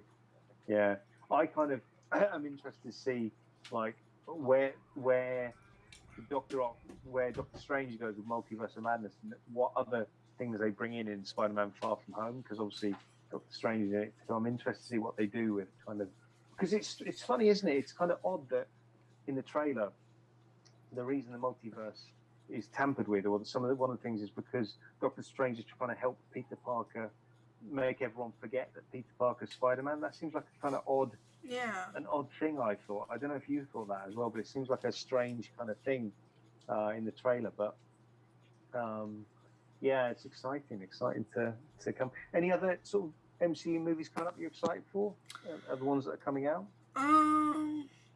Probably Multiverse of Madness to see Yeah. exactly what Yeah. Strange does to fix the multiverse. Yeah, I'm excited for that. I quite want to see Eternals, actually. I'd be quite interested to see what Eternals is like. Yeah. That'd be good. I tell you what, I'm just going to quick look at the chat. Let's see what the chat's saying. Okay, Wolfpack Toy Reviews saying, who's ready for a wolf race? Those toy junkies have donated $5. Thank you very much, those toy junkies. Jamie says, I'd love to see Tom Holland and Spider-Man go up against Craven. Yeah, that would be really good. X-Men Limited saying Dope Sentinel. Jamie's saying, yeah, he loves Black Widow. Yeah, and then I think we're up to date with all the chat. Just checking. All right, and then we're gonna go and get that unicorn flipped for those toy junkies. What? Tell me what's the unicorn flip? What's that? Clicked it. I know. Mark, you were saying something? Yeah, I was just asking, what is the unicorn flip? What is that? Oh, so it's this video that we play every time we get a donation. It's the video where Mischievous gets on the board and then he gets flipped by the wave. Okay, I see. Okay.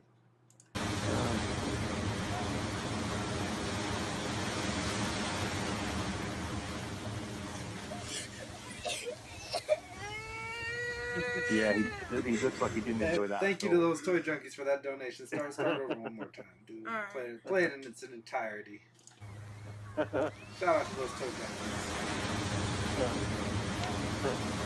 We are like old school chums, Miguel. The Wolf Dad saying we're like old school chums. I wonder if he'd still cry like that if that were today. Or has he grown? Has he grown?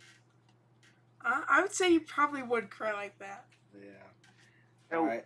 Switch over to let's get the login. Switch over to primary. Yeah, go to primary. Mark, we're gonna go dark on you for just a little bit. I've got I've got the access codes from the Wolf Mother. Yeah, no problem. Yeah.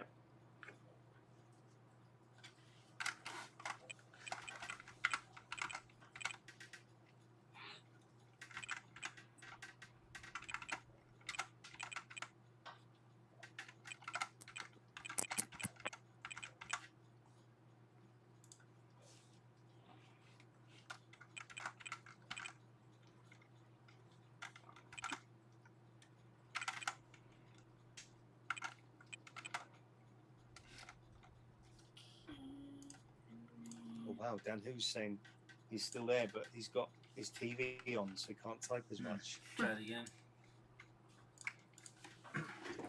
Try it again, and I'll entertain you guys with this guy. I'm still here, by the way, but I've got my TV on, so I can't type. I'm in the chat much. No, it's all good. It's all good.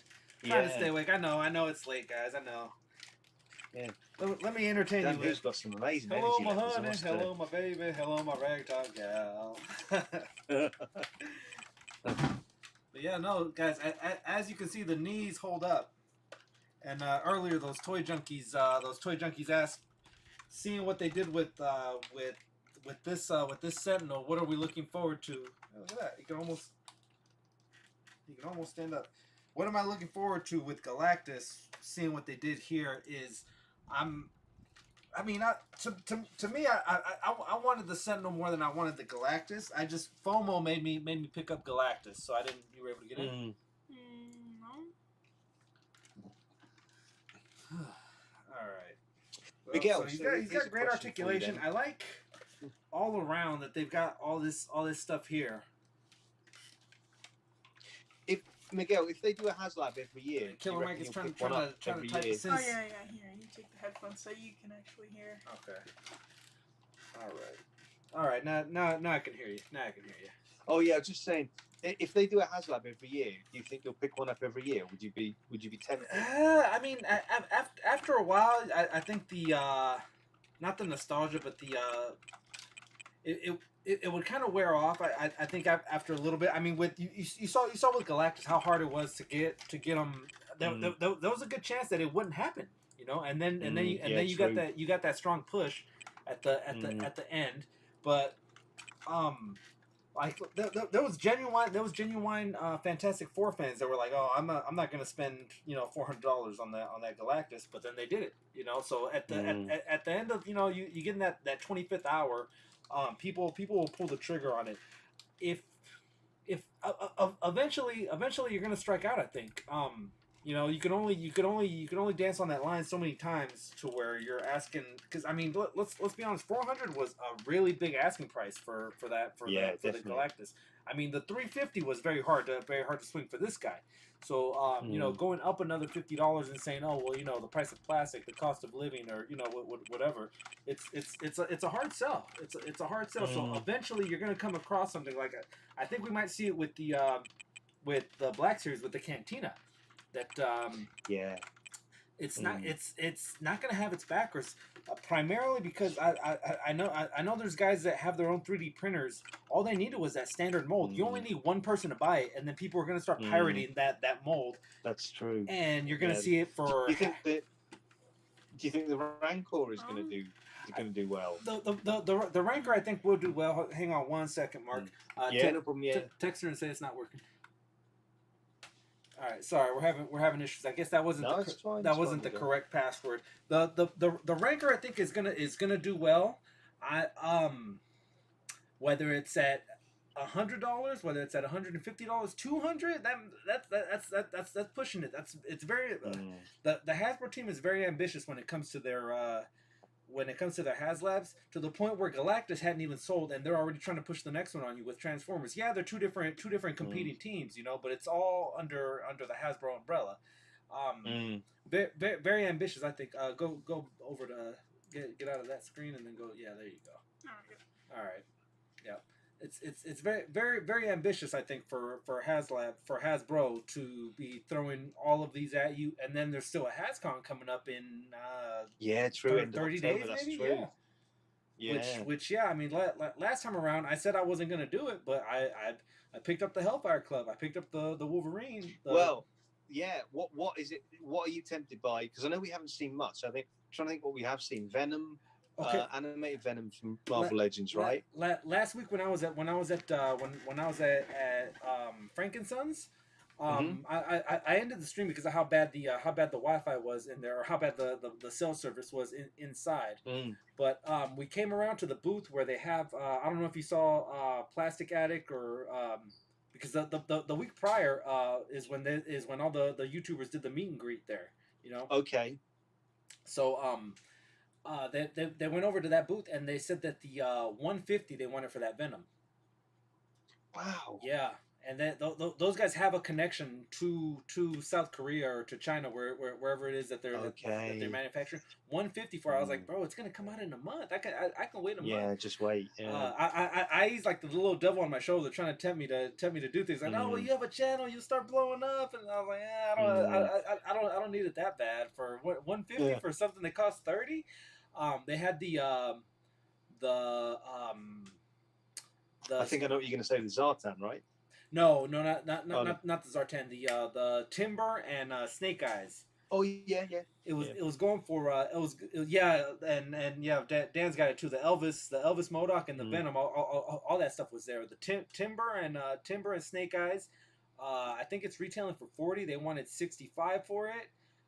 Same with who's the Ram, the GI Joe, the motorcycle. Breaker. Yeah.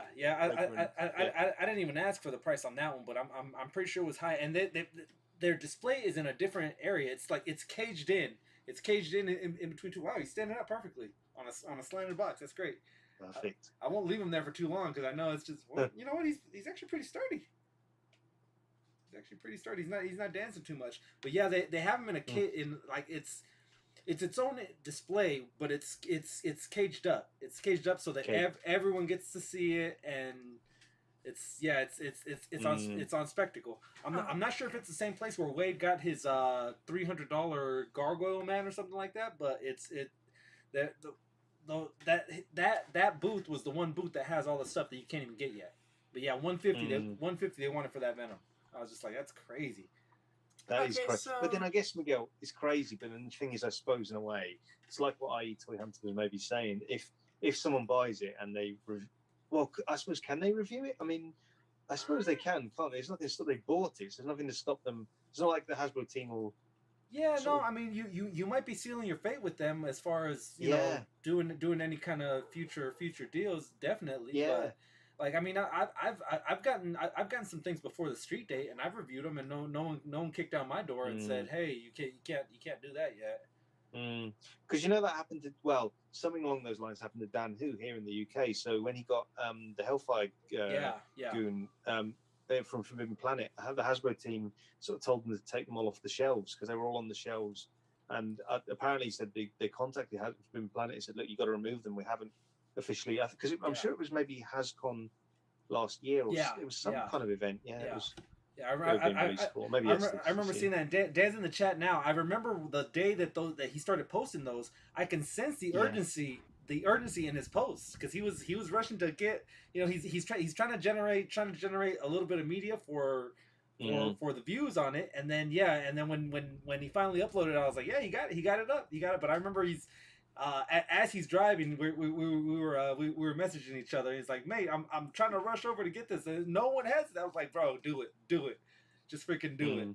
It was hilarious. It was hilarious. Retro figures. Let me set this guy down because I know the minute I walk away, he's gonna take a tumble, and it's a retro figure. I paid a hefty price for it, but it's something that we're never gonna get a reissue of it. You'll never see it in archives. You'll never see it in anything like that again. But let me go grab it. I didn't pay with the sticker. Is it the Leia? It is. You saw it, right? You saw it on the. I saw it, yeah. The Hut Slayer Leia, as we're calling her now, right? We can't call her the other thing now because that's not that's PC. But yeah, I'm gonna kick these over to Killer Mike. Keep an eye on this guy. I had to jump on that. It's a world exclusive. Yeah, you know it. Yeah. All right, so that's true. So the Wolf Mother did send us the right version of the password now, so we're going to put that in. Okay. So what type of race will this be? Because I know Dan Who's got a duck race. Is this like different kind of characters or different creatures or anything? I know. Yeah, we've got... So there's a cool thing where if you log in with a premium account, you get like... Oh yeah, I see it there. Switch over, don't leave it on that. Move that over there and then go. No. Alright, so do that. Sorry about that. No, it's fine, Miguel. Alright, now type that in. And we'll show that off for just a quick second. So that's not what I paid for. Hellfire Hank is now a legend. Yeah, true that. Yeah. Everything that this thing represents. I mean, this was made in '83, so laws, I guess, were a little more lax than now. Mm. But yeah, you're never gonna get a re-release of this one. So I didn't pay 60 for it. I paid slightly less, but now I've got one in my possession. I've wanted one of these forever, and I finally it was the only boot that had. Sorry, hang on. It was the only boot that had one of these, so I snatched it up. You were able to get in. Yeah. All right, so ask Mark to read off the names for you. I think it was like 7 or 8. Dan's put Mark, you're in for a treat. The Wolfpack. The can race all types of things. Yeah, we can race all types of things. We can race zombies. We can race superheroes. We're trying to get it known to as Wolfpack, as wolf races, but it is what it is. So yeah, we get let's go over here. Let's bring our guest over here. Split that screen. So yeah, we have wolf races over here. Oh, cool. Because I've seen Dan who's duck races, but I'm assuming Dan has duck races, and then over here at the Wolfpack we have wolf races. So yeah, if you can read off that list of people. Yeah, sure. Okay, give me 1 second. I'm just going to head back to my my page, and I'll just look at. Okay, let's see what it says. So, first off, it's Those Toy Junkies. Then TYT V93.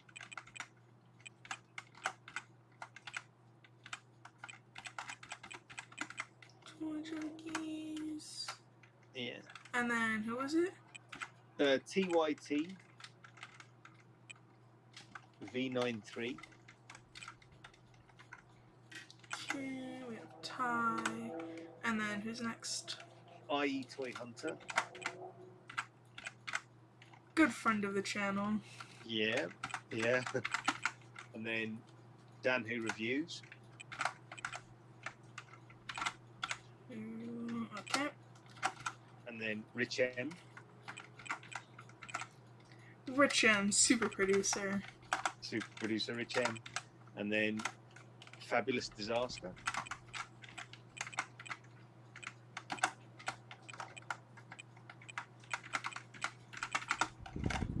Alright. And then Jamie, I'm going to say the last name wrong, but Jamie Gucciard. Yeah, I don't know how to spell that, so I'm just gonna copy it from in chat. Yeah. And then I'm just gonna paste that in here. Yeah, no problem. Alright, and then is that everyone? That's everyone. Alright. And I think Wolf Dad. Yeah, we should probably add you in there too. Yeah.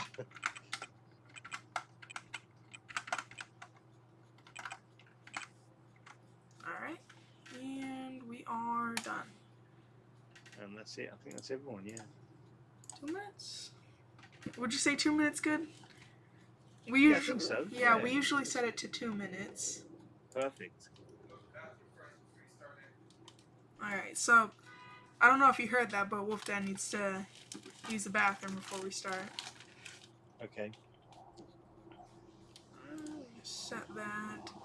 And then Wow, cool. Yeah, so you've seen Dan Who's duck racing, but I bet you haven't seen the Wolfpack's wolf racing. No, sorry.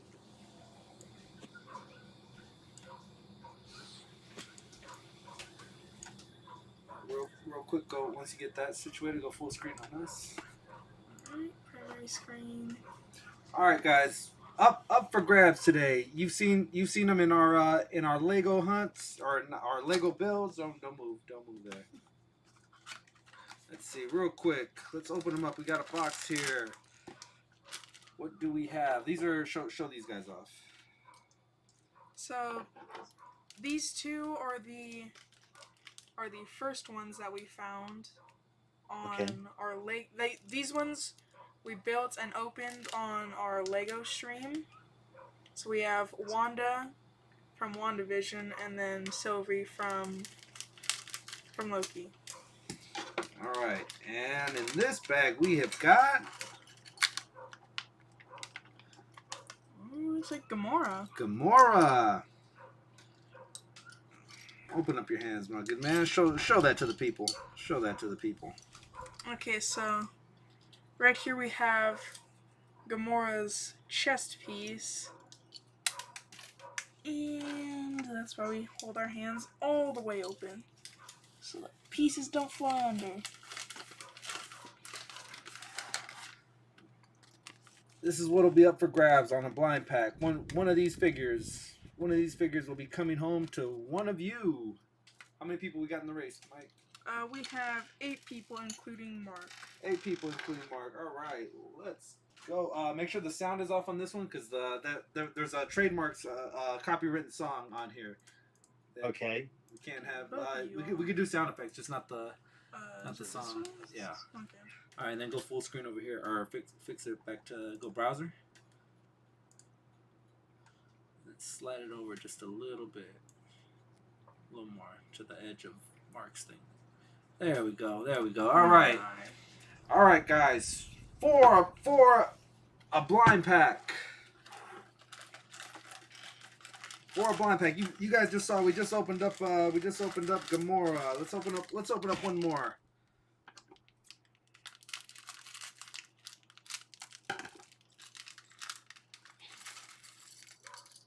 We have got Falcon. Falcon is coming out. See if you can build that guy. Alright, I'm building all the people now. Falcon, there's a checklist. Okay, so yeah, here we have the wing piece for Falcon. Opening up blind packs. The winner of this race will win a blind pack, and you will get your very own Marvel Studios What If figure. I see Mark getting excited. He's getting excited over this. Oh, yes. I can see it. All right, let's go. We got wolf emojis by Dan. Dan's the only one leaving comments, man. Come on, it's like 3 a.m. over there. Let's start this race, Mike. Start the race. All right, and we are starting. Let's go. Mark TakTak with the early lead. Dan Who pulling up with the number 4 car. IE Toy Hunter slowly behind him. Dan Who and IE looks like they're taking it. Mark TakTak, IE and Dan Who. Ty TV at the bottom of your screen. IE Toy Hunter pulling up just a little bit further. Coming up on a minute and 30 seconds Come on, left. my Huskies. Yeah. Anyone's race at this point. We've got Mark TakTak, Fabulous Disaster, IE Toy Hunter falling out of it. Those toy junkies coming up from the bottom. Ty TV. Let's go. Oh, wow. Mark TakTak holding it strong. My Mark Wolves, TakTak holding it strong. holding their 70 seconds left in this one. Can Mark TakTak hold it off and win the race? Usually, if you're on screen, if this is the Dan Who race, if you are on screen during the race, pretty sure chance that you've got a good chance to win it. Coming up on 1 minute left on the clock. TakTak falling out of it. Who's pulling up? Fabulous Disaster making a push. Fabulous Disaster in the number 6 car. Can he hold it off? 50 seconds left in this one, guys. Who will take it? Those toy junkies at the bottom of your screen. IE Toy Hunter making a run at Fabulous Disaster. Those toy junkies at Fabulous Disaster. 1-on-1. Who will win it? 40 seconds left in this one. Those toy junkies. Fabulous Disaster. 2-minute race. Mark TakTak at the top of your screen. Coming up strong. 30 seconds left. Can he hold off? No, his dogs are getting tired. His wolves are getting tired. Jamie Couture, the Lucky Ducky. Can the Lucky Ducky take this one out? 20 seconds left on the clock, guys. Who will take it? Who will take it? 15 seconds left in this one. Mark TakTak holding it strong. Those toy junkies falling out of it. Mark TakTak holding it down. 10 seconds left. Will he pull it off? Will he pull it up? Mark TakTak. Oh, who's coming up from behind? Fabulous Disaster. Fabulous Disaster with the win. I am sorry, my friend Mark TakTak. Fabulous Disaster. Congratulations. I think he just rage quit. Yeah. Mark TakTak rage quit. Slammed his phone on the ground. He said he had it for 90 seconds left in the race. Fabulous Disaster. Stephen Odette, thank you very much for participating. We will send you your very own blind pack. Mark, I think you're muted. Can't hear you. Okay, can you guys hear me now? I'm giving my dog away if he loses. Come on, Wolves. Come on, Wolves. My internet connection All right, cut out. Fabulous Disaster, you are the winner. One more time, just so I know for sure that I have it. DM me your address, Steve, and I'll get that one out to you. Fabulous Disaster. So nice. What do you guys say we do it twice? Run it back. Let's race again. We'll have a second race. Second race for those guys in it. And we're off. Just like that, we are off for race number 2. You will win yourself your very own blind pack. Get you a Sylvie. Get you a Wanda. Get you a Gamora. Get you a Falcon. There's a zombie Cap. A zombie fighting Spider-Man. Plenty of things in this wave, guys. Mark TakTak with the early lead. Fabulous Disaster with the early lead. And we will let Fabulous Disaster win again if he so pulls up for the second time. 90 seconds left in this one, guys. Mark TakTak holding the lead down. Fabulous Disaster right behind him. I Toy Hunter creeping up from the back. Who is that? Rich M. Super producer Rich M. Do his wolves have the speed to keep up? Do they have the endurance? And we've got Dan Who. Dan Who is in bed, but he's trying to make a strong push for the lead. 70 seconds left in this one, guys. Dan Who has taken the lead. He is in bed right now, but he's leading the dogs. He's leader of the pack right now. Fabulous Disaster right behind him. Mark TakTak. Ty TV and those toy junkies at the bottom of your screen. I-12, you better do something. You better do something. Mark TakTak. Fabulous Disaster. Dan Who. The number 8 car is in the lead. Jamie. Woo! Lucky Ducky Jamie taking home one of his very own. Let's go! Let's go! 40 seconds left in this one. It's a very tight race. Those toy junkies at the bottom of the screen. Dan Who, Rich M making a strong push for it. Fabulous Disaster holding it down. Rich M looks like he will have looks like his dogs will pull up. Can he hold them off? Can he fight off the competitors for the next 25 seconds? Rich M, can you do it, Mr. Super Producer? Let's go. 20 seconds left. 20 seconds left. Dig, dig, dig. Oh, he's running out of juice. Rich M. Rich M is running out of juice. It is anyone's race right now. Anyone can pull up right now and take this thing. Who will it be? 10 seconds left. We're all equal. 7. Oh my gosh. Oh, the drama. The humanity. The humanity. Mark TakTak at the top of your screen. Mark TakTak with the win. Yay! Congratulations. Well, I'd like to thank my wolves. Go full screen on this young man. Well, it was a hard-fought race. Mark TakTak, can we get a celebration speech for you, the winner? I'd like to thank my wolves. I'd like to thank the Wolfpack tour review. I'd like to thank Snow. I'd like to thank Lego. Basically, if you work hard, you can reach your dreams. That's what I have to. That's what I aspire to. Congratulations, Mark. It couldn't have went to a better person. There are no losers here.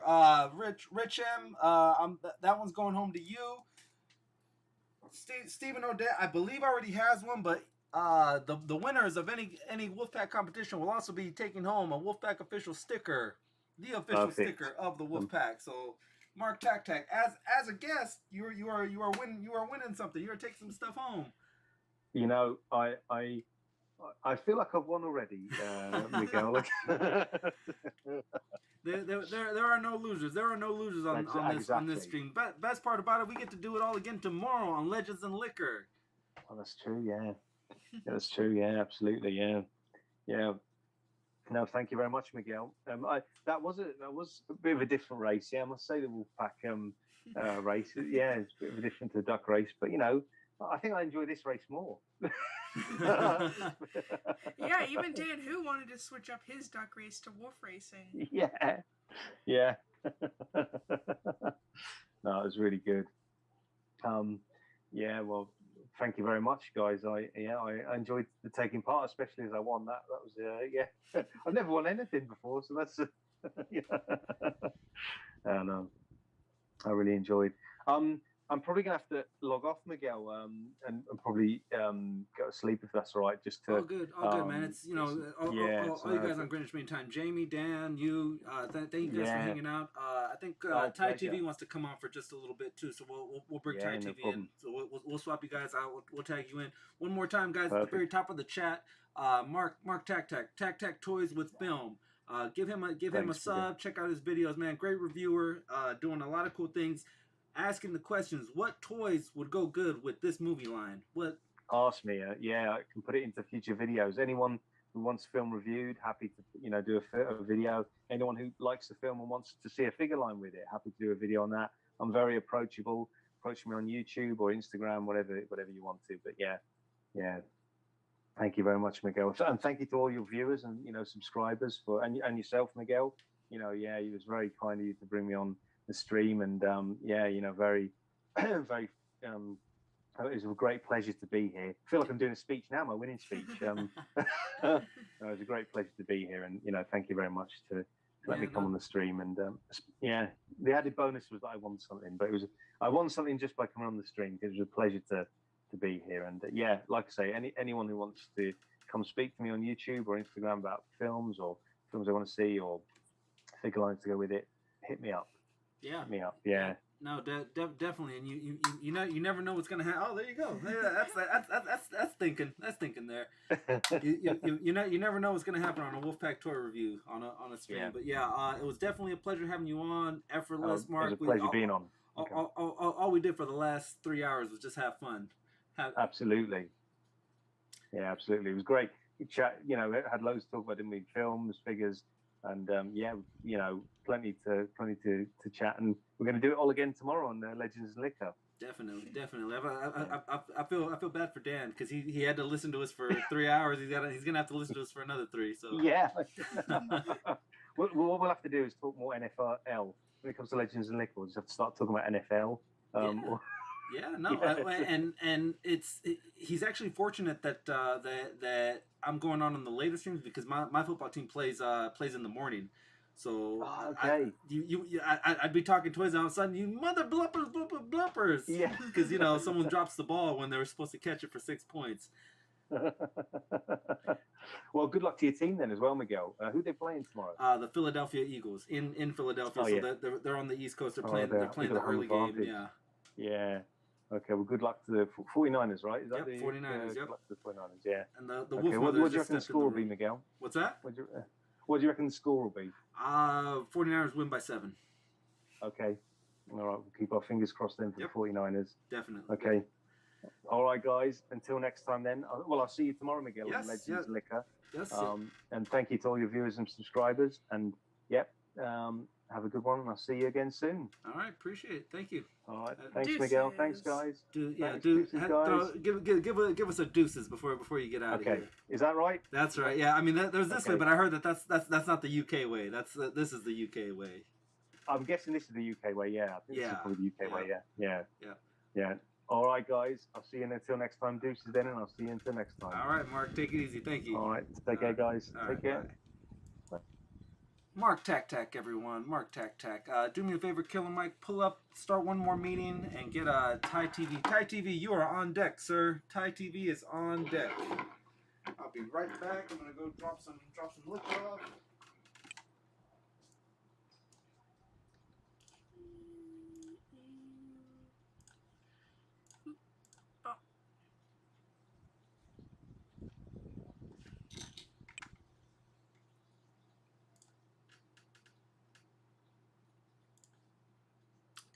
Okay, and the invitation has been sent off.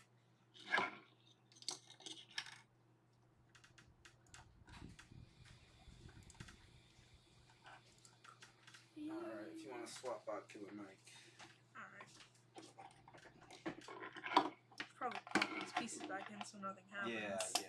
Yeah. Legends and Liquor. Enjoy the stream, guys. Cheers, Mark.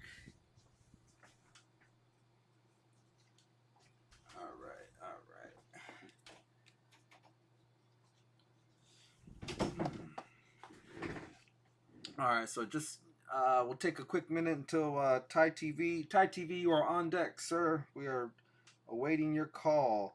But yeah, man, those wolf races though, man, they're exhilarating. Nothing else like them. Nothing else like them. Let me see here. Go to bed, Mark. Gonna jump to. I gotta be up in 4 hours. Yeah, Jamie, all you Greenwich Mean guys, man, get to bed. It's late over there. What time is it here? 6 o'clock here. Those toy junkies, those toy junkies ain't going nowhere. They're West Coasters just like me. Cheers, guys. Cheers. Sentinel said it's Modelo time. You know it. You know it. How about we open up some blind bags?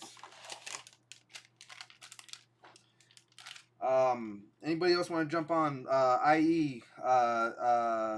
Those toy junkies, man. DM me your email if you're ready.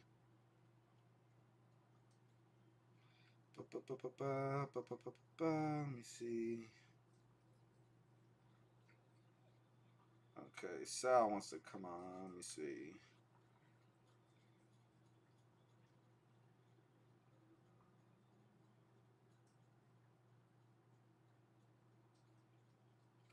Sorry, guys. Handling business.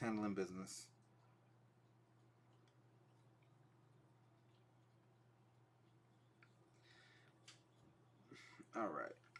So Modelo time says, I'm almost out, man. This is my second big boy too.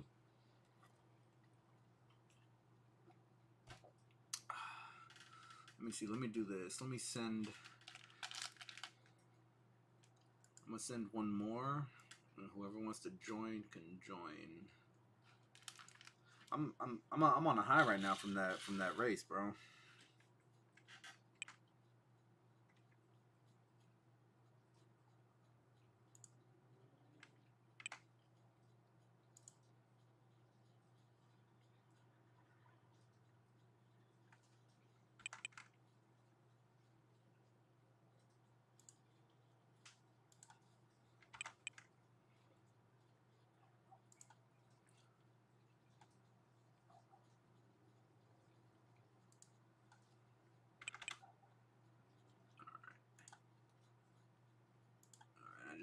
I just sent a bunch of invites, so whoever can jump on. You can't.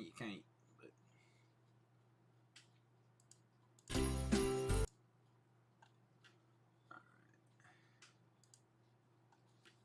bam. Oh wait, I'm muted. All right, cool. Almost won the second race. Yeah, bro. It was so close. And Toy Junkies, if you want to jump on, bro, send me your email. Let me get Sal on here.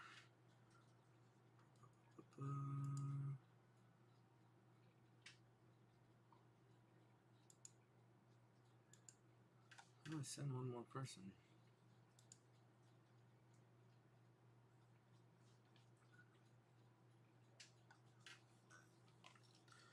What's going on?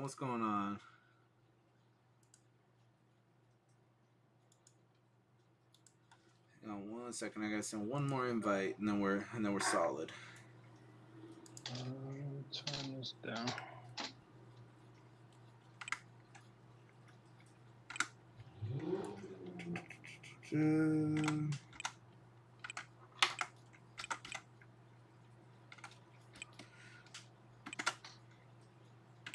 What's going on? Can you hear me? Yep. Oh, you can?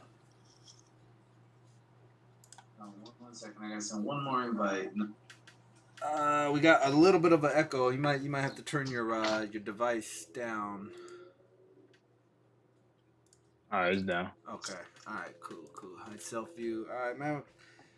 What's going on? What's going on? All right. Before me, we have Mr. Sir Ty TV. Ty TV, what is going on? Holding it down in North Carolina. North Carolina or South Carolina? South Carolina. The Carolinas. Carolinas, all the same. There you go. What's going on, man? Been checking out your videos, man. You've been frequenting Myrtle Beach pretty often, huh? Yeah, I went out there last month. Just a little vacation, really. But Okay, of course, I had to stop by buy some figures. Yeah. That's becoming your little honey hole, bro. You find a lot of good stuff out there.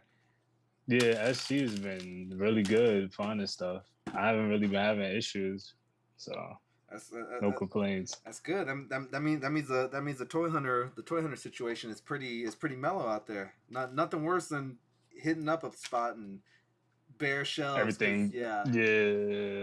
I think it's really just a lot of older people down here too. So they, a lot of people down here I feel like have already crazy collections, and they may be trying to get rid of it, or you know what I mean. That's cool. That's cool. So for the most part, for people that don't know you, you're primarily Star Wars, right? That's right. Yeah, primarily Star Wars. I do have a few other figures, but yeah, mainly Star Wars. That's I love me some Star Wars figures. that's what's up. So, last time you were on a couple months ago, right? Two months ago, maybe Yeah, it maybe was three a months lot. ago. Yeah, 2 3 months Yeah. ago.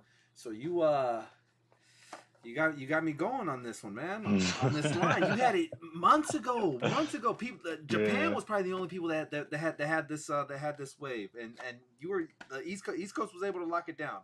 East Coast was Yeah, able to lock it down. it's crazy that one was my Walmart I think only got like one box because it literally did not, that was it. And then even on Target I think they pushed back the dates Yeah. on that whole line. So So originally it was supposed to be September 1st. Now you had it back in like June 1st. yeah, So you were yeah, man, yeah, and right in the store.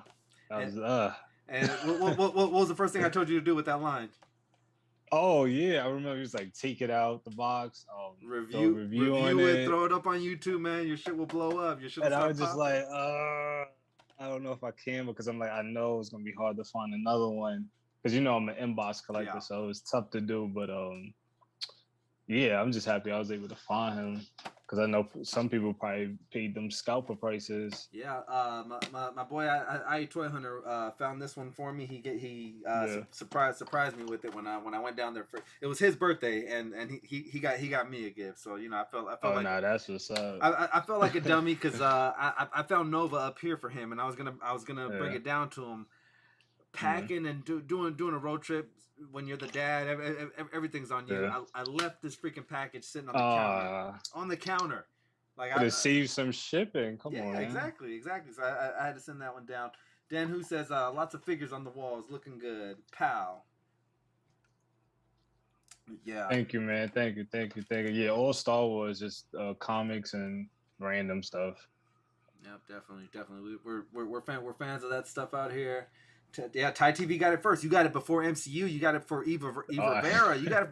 That's what I was saying, bro. You should have dropped it. You should have dropped it right then and there. Wolfpack did. He messaged me ASAP and was like, "Yo, take it out, do a review," and I was just like,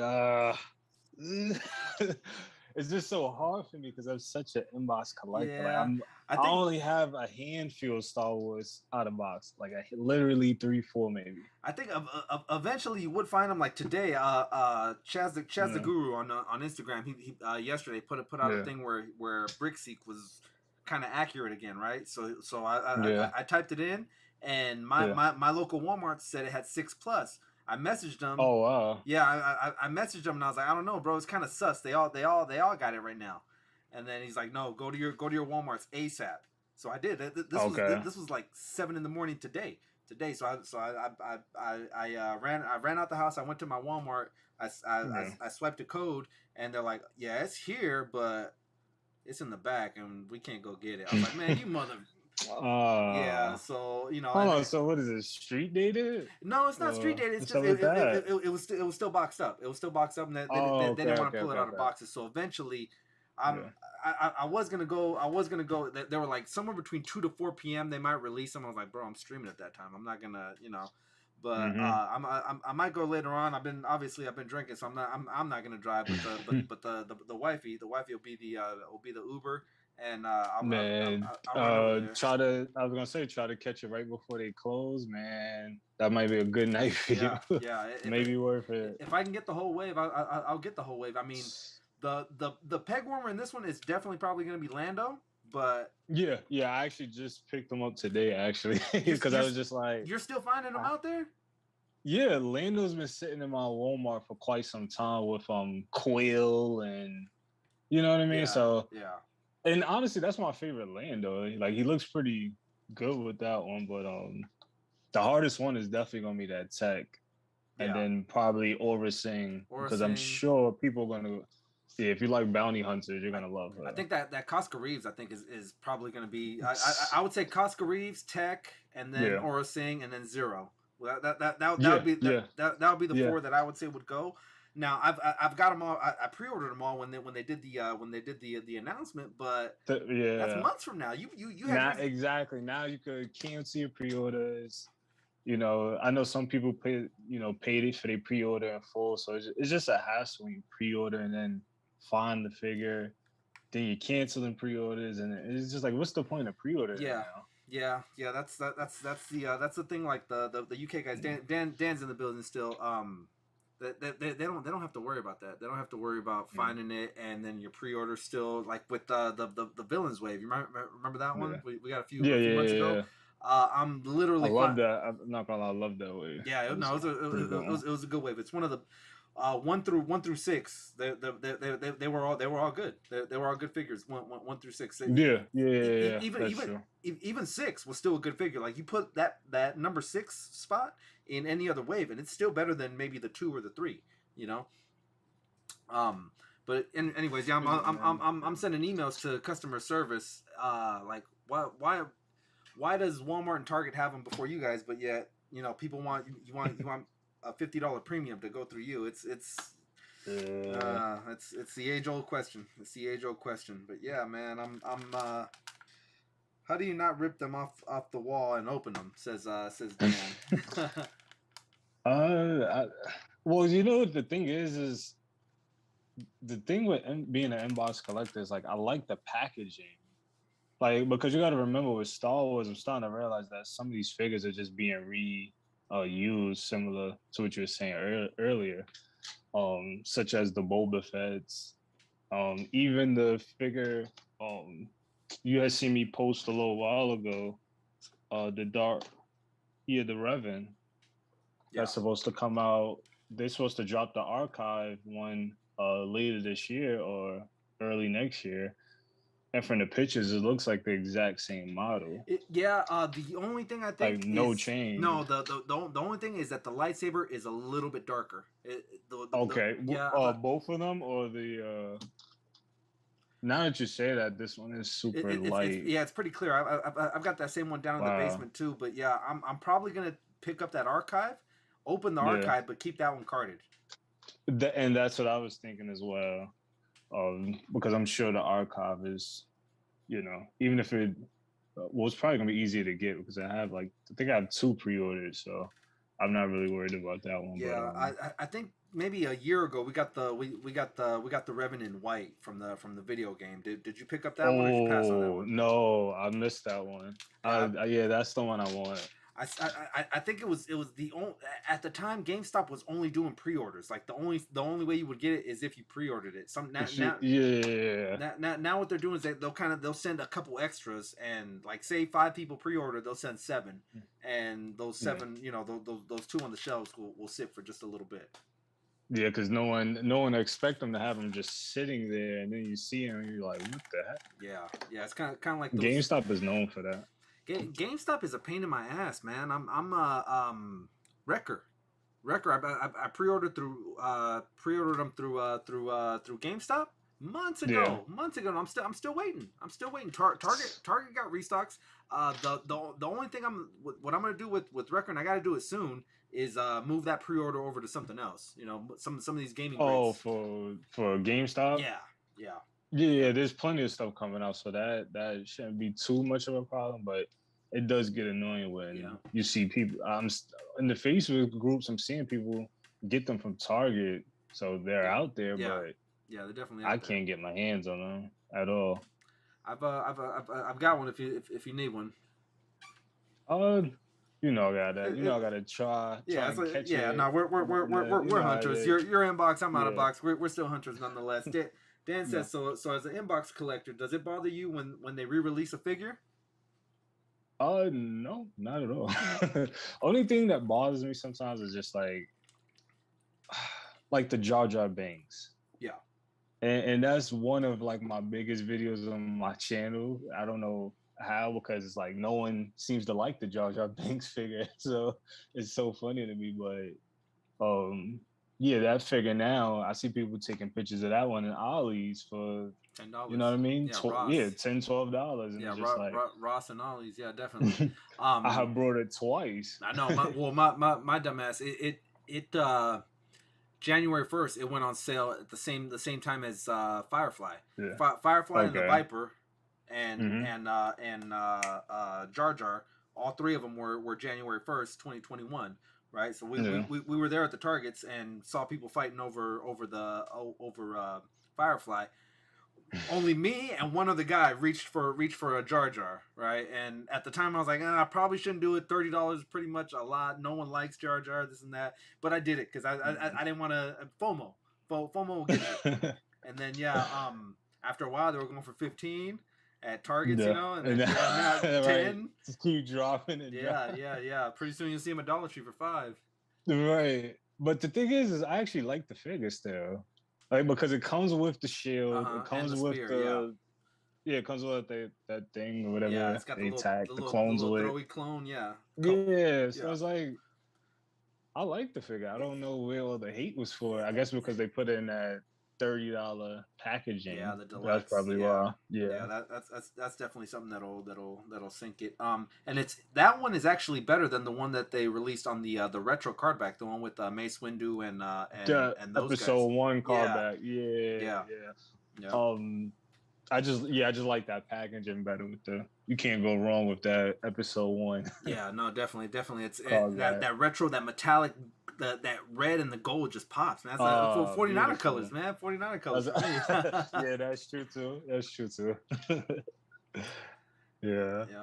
So with that one, I went down to the basement recently, and I've got a bin where I keep all my card stuff, because not everything I open. Sometimes things I keep saying like I'm gonna open and it gets pushed back. The review keeps getting pushed back, and I don't get a chance to review it. And I was like, well, now the thing's so damn old that it's worth a little money. So let me just put it up, right?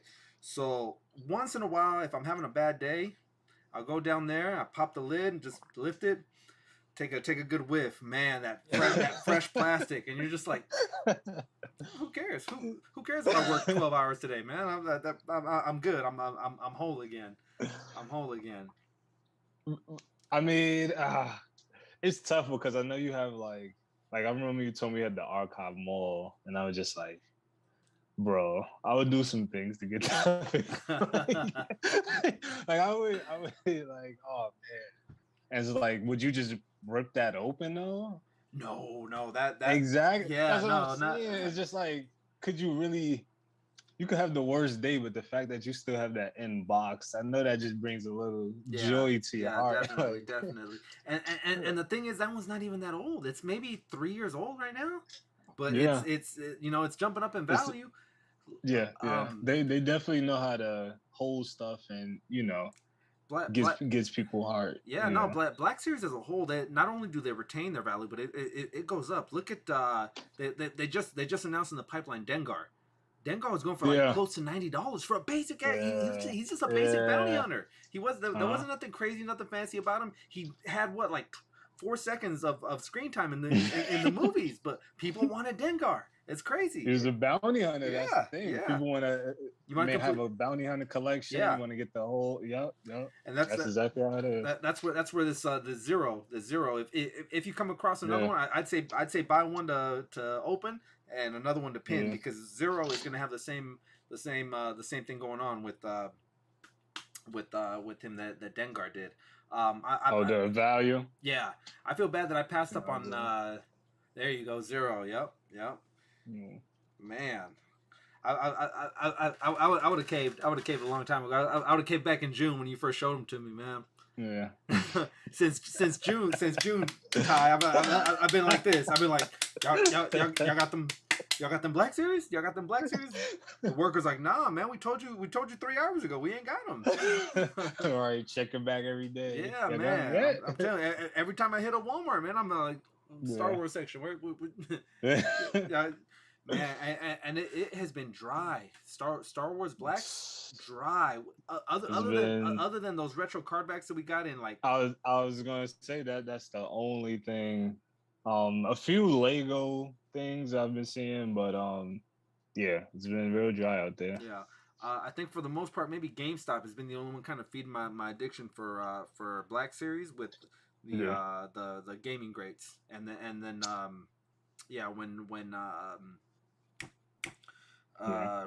when Wrecker got re-released on at Target, There was 4. So real quick, I jumped the phone. Who needs one? Who needs one? This and that. You know, some. That's one of those things where if you don't answer the phone, bro, it's like, damn, sorry, I tried. What do you think of? What do you think of what I did here with Slave Leia? Slave. Do you think that was an overpay, or is that about right? I got it for slightly less than this. What's the price? I don't know. It looks blurry on my thing for some reason. Let me go primary. I paid. Okay. They wanted 60. I paid 55. I wanted 50, but dude was like, "No, they're never gonna re-release." I was like, "Who you telling? Who you telling?" Now, what scale is that? Just it's supposed to be Black Series, but I put it next to the Black Series because it looks a little shorter. Yeah. So now that I got her next to all my other guys, I'm like, did I just buy a knockoff? Did dude just get me for a knockoff? I don't know. I got to check some of these. Hold on. Before I answer, I have.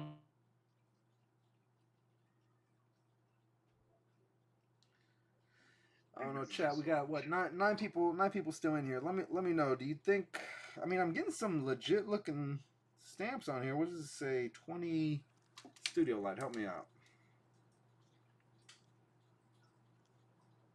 Trademark 2010. I want to say. And then we got a serial number on the inside of the thigh. Oh, I mean, that one definitely looks bigger than this one. Clearly. This is the 3-inch one, it looks like. Okay. Carded from the Power to Force. Uh-huh. And then her weapon seems a little... The one you got is kind of like a bent pipe. Now, she's got this spear, and then she came with a second kind of... A different kind of, like, spear. Okay. Now, I was going to say, this is not even a weapon. This is actually the shackle that's supposed to go on her leg. Okay. Got you. Okay. From the Jabba's prisoner. She comes shackled too. It's not very long, but like it's the ponytail and the shackle are about the same length. 60 is a lot. I'm not gonna lie for open figure. Yeah, 60 is a lot. I'm not gonna lie, Wolf. Would I ever see her again? My research though. Yeah, that's what I was gonna say.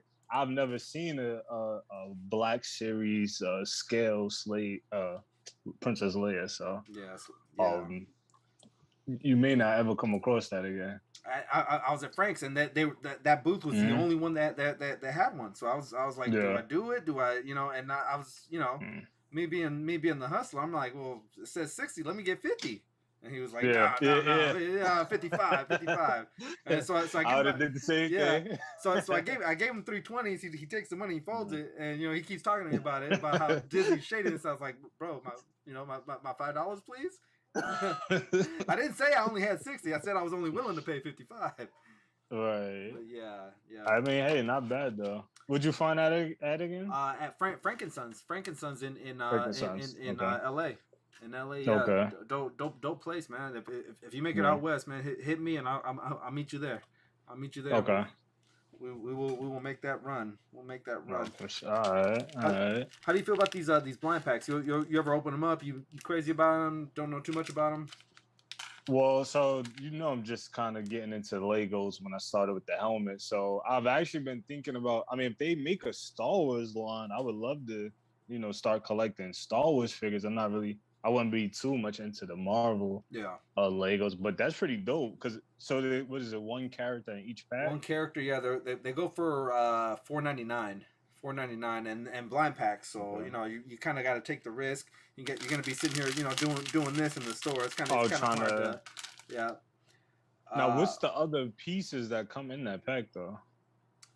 Is it just the person, or is it like extra stuff? No, it's just a figure. It's just a figure. So your blind pack would consist of these guys here. I think this is everybody. So we've got, and it's basically everything from What If and from the Disney Plus shows. So Gamora, Star-Lord T'Challa, Captain Carter, Zombie Cap. Zombie fighting Spider-Man with the alternate head and the cape. Bucky, Falcon, Captain America Falcon, Loki, Sylvie, what's her name? Monica Rambeau, Vision, and Wanda.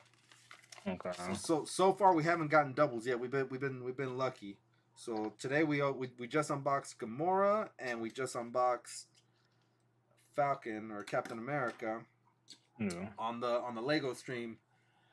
On the Lego stream, we got these guys.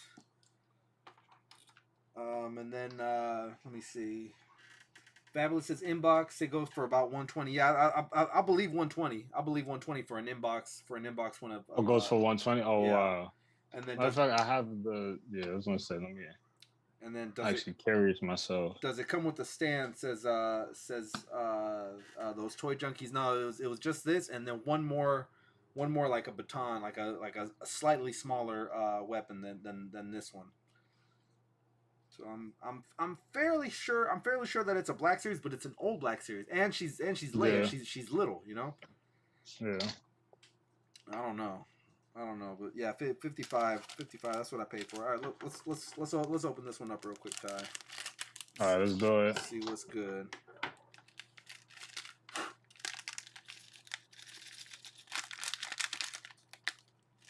What we got?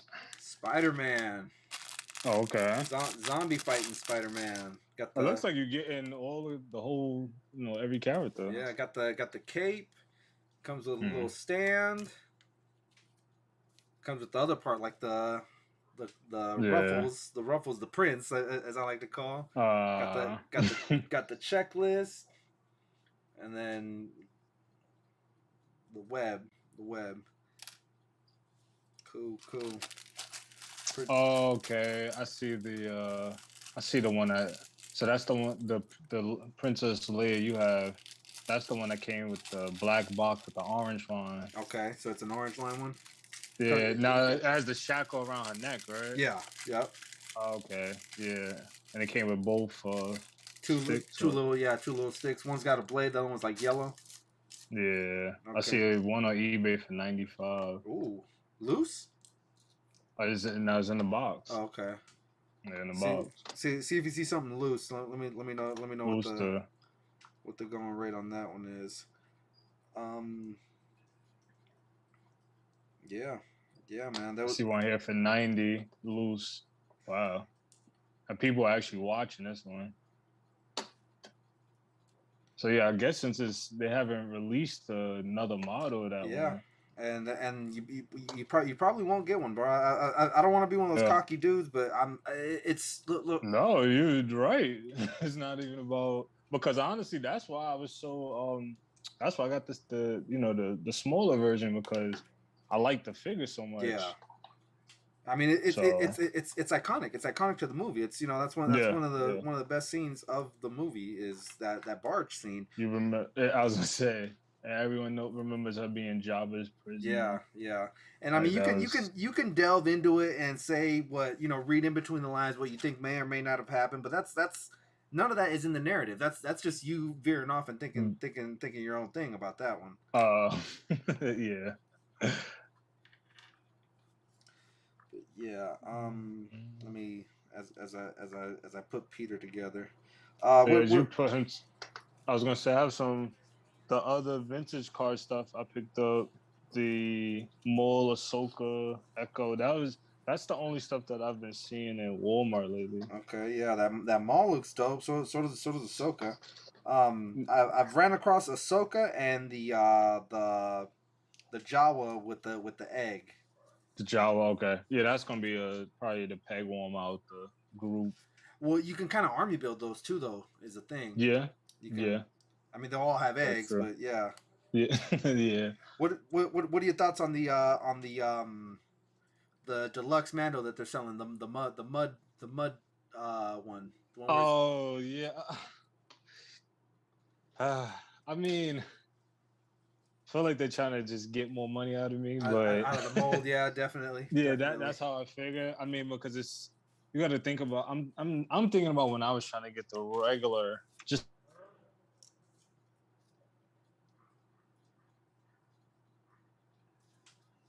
I mean, I'm probably going to get it just because I'm such a big fan of that series. Completionist almost, yeah. Exactly. And I feel like they know that they could probably drop anything Mandalorian or anything Grogu. Yeah. And it's going to sell. Yeah, because the series was amazing. Like, that's...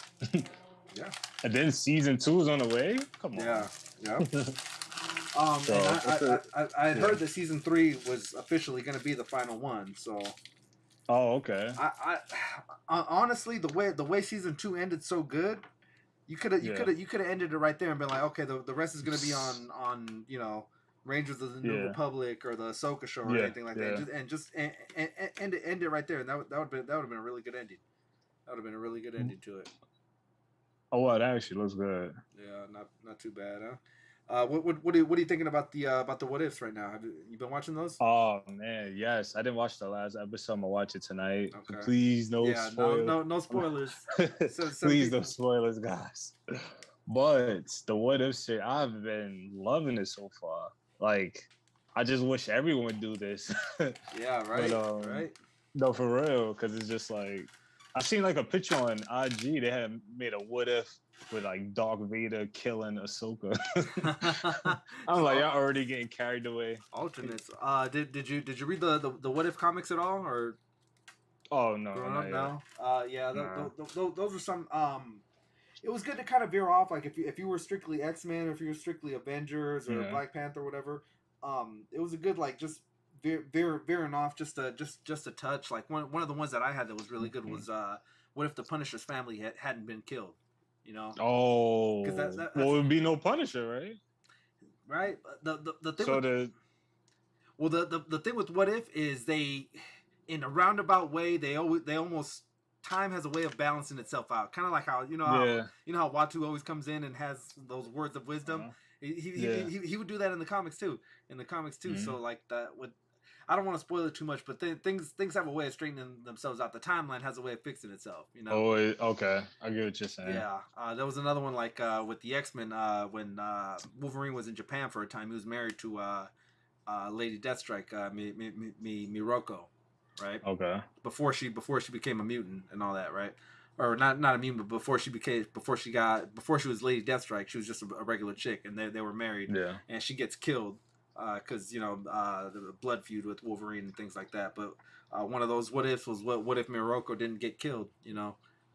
It's just crazy how much that could change everything. Yeah.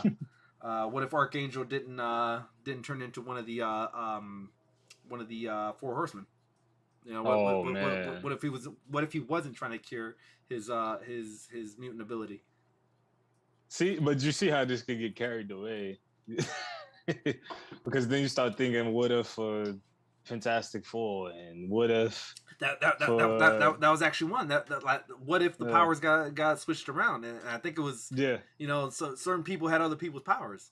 It just gets they split. could have turned into villains. That I would love to see. Yeah, no, definitely. So, but what's your favorite episode out of the What If series? So, not including the most recent one. Yeah, no, not. I won't include that one. I'm gonna say. I don't hate the episode, but my least favorite would probably be the Doctor Strange one. That's your least favorite? That's my least favorite. I get everything that he was doing. Okay, so like if you ever seen the butterfly effect, right?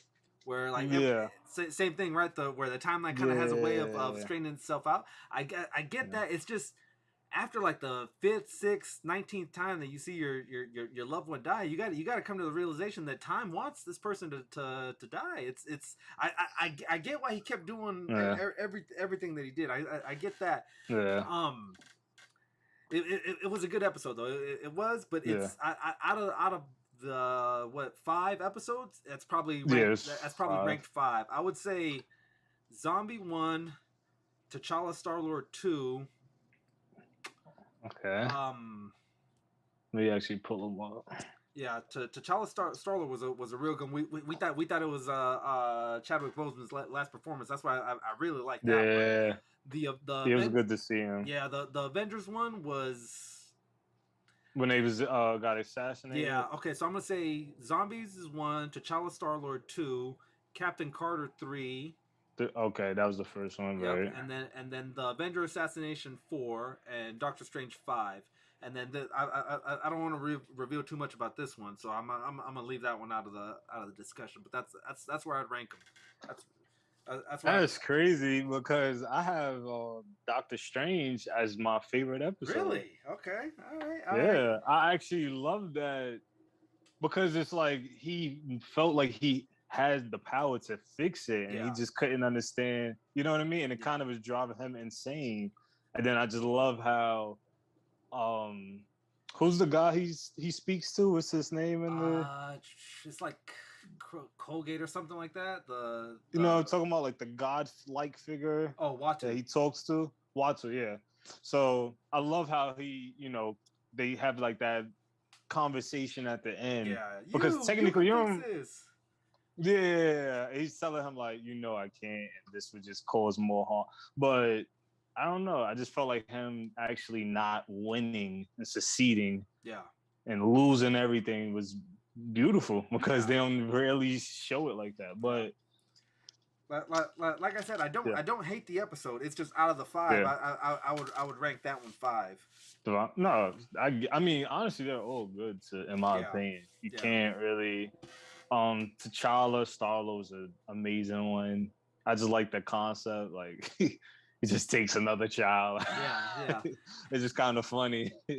So a few weeks before the What If series had aired on one of the streams, we were talking about it. How I think someone was like, how are you gonna just swap the characters and this and that? I was like, well, but think about it like this, right? Think about us, right? You're driving. We're just driving a car, and you swerve out of the way to miss a pothole, or maybe there's a dog running across the street. You swerve, and all of a sudden you go down this other street, right? Yeah. So now it's instead of going down, Washington Ave, now you're down Laurel Heights, and okay, but you're still there. It's like, well, maybe with the spaceship, they miscalculated just a little bit, and it threw them off. Instead of the United States, they're in Africa. And bam, and it's all timing, I think, really. Yeah. Like one little decision could have just had him somewhere else, and that's where he got kidnapped and found out his father was looking. That was crazy. Yeah. I'm not gonna lie, that was crazy. Yeah. And for the most part, I don't think it's with the zombies. I don't think we're gonna get the to be continued in this season. I think we're gonna have to wait till next season. No spoilers, but I think to this episode, episode 6, we're not gonna get a resolution to it. It's just that. It's just that. What else? I mean, I think with the Captain Carter episode, they ended it kind of ambiguously. I noticed that the tentacle monster came back, right? So I mean, people were thinking that the tentacle monster was gonna be like a recurring villain episode after episode. Yeah. So I do think that was a good episode to start the What If series, though. That was amazing. Just changing the whole, the female as basically the first Avenger. So. And it definitely sold that line. Those with the Hydra Stomper. I wasn't 100%. I wasn't 100% on board with the Hydra Stomper, but after watching that episode, I want 1. I might even want 2. I don't know. I was gonna say it makes sense now to get it. Yeah. Yeah. No. Definitely. Yeah. The one thing I might have wanted to change with that one is, okay, so like with every episode, there's the one event that changes everything, right? That changes the universe. With Captain Carter, like, is like, really, instead of going up to the office, you stayed like that. That's the one event. Like, you could have been like, she could have been like, well, with the Nazi dude, like, oh, I'm noticing him acting a little funny, man. Let me keep my eye on him. Then you see him, pulling out the thing, and you jump on it because you're a trained soldier. So that's where, like, with Star Wars, right, with Kathleen Kennedy, it's everyone was always like, well, the Force is female, this and that. Like, they try to push it too hard on you, right? Trying to basically force it on you. Yeah, it's like you're right. You got to be subtle, but in that case, you could have been subtle about it. Like, all she's got to do is glance over and see that he's sweating, or he keeps wiping something. Like, something's off with this dude.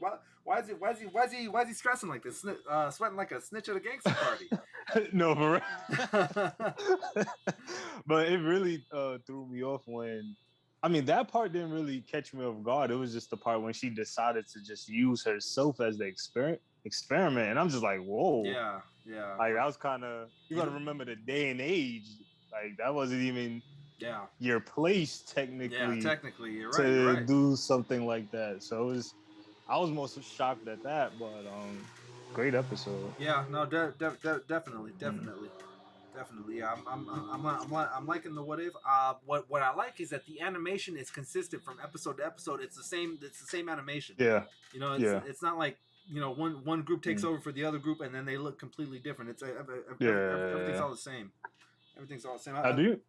Do you know how many episodes this was? I don't. I was wondering that the other day because we're on 6. Maybe we get 8. Maybe we get 10. I don't know. I'm hoping 10 to 12. But you know, that would be nice. Who knows? So the Legos kind of spoiled, and so did Jeff Goldblum. Kind of spoiled that he's going to be in an episode. And okay. And then we're also getting an episode with Robert Downey Jr. I think one of them is going to be. I think it's what if instead of Hulk going to was it Takar where Ragnarok where Ragnarok takes place, where they get switched around. What if it was Tony Stark that goes instead of Bruce Banner? Oh my gosh. Yeah. He might die there.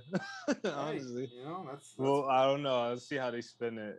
That's what if for you. Let me open up one more since we're still on the subject or whatever. I was trying to look at see how many episodes, but any guesses? So far we've got Wanda, Sylvie, Gamora, Spider-Man, and Cap. So the one I really the one I really wanted was zombie fighting Peter Parker. I really want this zombie Captain America. Yeah. And I kind of like this Loki. Yeah. Really, I wanted T'Challa Star-Lord too. That'd be pretty dope. I was gonna say I think the zombie Cap gonna be next. Honestly. Yeah. All right. We'll see. We'll see. I've been seeing on other people's Instagrams that Monica Rambeau is coming out doubles. Like I saw a dude bought like 10 of these, and then 7 of them were Monica Rambeau. I was like, damn, take them back. Say they were defective. All right, let's go. Let's see. All right, no luck on the episodes, but we're just gonna have to wait and see. Yeah, but yeah, I'm looking forward to watching that next episode. Yeah, we have got Captain Carter. Oh wow, okay. Got the UK shield popping off. Yeah. Comes with the Tesseract. Oh, that's cool. Yeah. You build it. They're just translucent studs, but you stack them up to make a square, and you get the Tesseract. Oh, at least you could put them with other figures. Yeah. But yeah, man, how's everything been? Brooke is good. Yeah, bro. We've been as you see, she went to Myrtle Beach with me too, so we enjoyed ourselves. And then she also was in my last video with the Galactic Comics. So we both were just talking about this, like, yo, our collection is like, just look back and see, like, damn, we have all this stuff. Hey, but yeah, no, what I start to forget your stuff in the comic book drawers and stuff, just sitting there. what I like about her is she's legit. She's legit, bro. She's not faking it to be like, oh well, let me find something that Ty likes or something like that. It's you collect what you like. She goes off and she goes looking for what she likes. Yeah. So. Yeah, she doesn't. Even if she's the type like she knows what she likes, and then also like she'll also just see a figure and she's like, oh no, that's cool. Like she may not know about it, but she'll just be like, yo, this is cool and dope. Like I just want it just because. Yeah. Like you don't need to know the background story of the figure all the time. All right, hang on one second. I think we got someone trying to join. We'll see if it happens. Very good. So I'm doing a fantasy football with a bunch of YouTubers. Man, we're crossed over through two different leagues. I got John Joker, Darth Blaze, Valley 559, Man Cave, Nerdzoic, Syntastic, and then Sal's another guy. So Basically, I was trying to do this, only mix it with a little bit of football, and we can talk some smack about it, man. It's like we've got loves outside of outside of just this, outside of the fig collecting, the plastic, man. What's your team? What's your football team? Yeah. Oh, football team. I'm not even big on football anymore. I used to be a Giants fan though. Okay. You originally from New York? Yeah. Okay. I didn't want to be like, oh yeah, he's got a New York accent. I could hear something. I just couldn't tell. Like one time I was talking to Seth from MCE, and I'm just like, he sounds like he's from Brooklyn. The guy talks like this, you know. Is that? That's a terrible. That's I a thought terrible everyone accent. from up north. That's yeah. You made it a little worse. Yeah. It's okay. My girl gets on me. She's like, that's what you say. It's like coffee. Get my coffee. Yeah, you're a Niners fan. So well, how you been doing in the fantasy league so far? Okay, so one of them, John Joker was supposed to be on here, but he got scared because I whooped his ass, 60 to 120. You know, at some point you call a mercy rule, you know, but yeah. So he sorry, John, sorry for kicking your ass last week. Yeah. In the other one, I lost by 3 points. I sat Deebo Samuels. Deebo Samuels had a career game, bro. He went for 189 yards and a touchdown. 27 points that I left on the bench. Oddly enough, John Joker had Deebo Samuels. Well, he had him in the league that me and him are playing against, but he sat him. He sat him too. Oh, so yeah, it's not like it would have mattered. You know, he lost by 60 points. That was. I mean, hey, but at least make it competitive. Yeah. You know who's actually pretty good is Nerdzoic. Nerdzoic's team put up 150 points last week. Let me see who's. Wow. Okay, so in my YouTube football league, I'm with Nerdzoic, Geek Squad, Fantastic, Man Cave Collectibles, Valley, Ryan Rumsey's in there, John Joker's in there. So John Joker's 0-1, Man Cave is 0-1. I'm 1-0. Fantastic, Geek Squad, and Nerdzoic are 1-0. And then Nerdzoic put up almost 150 points. I put up 122 points. So I'm. It could be a fluke, but Nerdzoic might be he might be the point getter. He's got Tom Brady. There you go right there. Yeah, Amari Cooper. Let me see who's this dude. Terry McCollin, running back for the Redskins, put up 16 points Thursday night. Alvin Kamara, Joe Mixon, tight end from Green Bay, Robert Tanoia. So it's He's got a pretty solid team, and he's already got 16 points so far going into this week. I'm not playing them this week. I'm playing. It's not he did his research.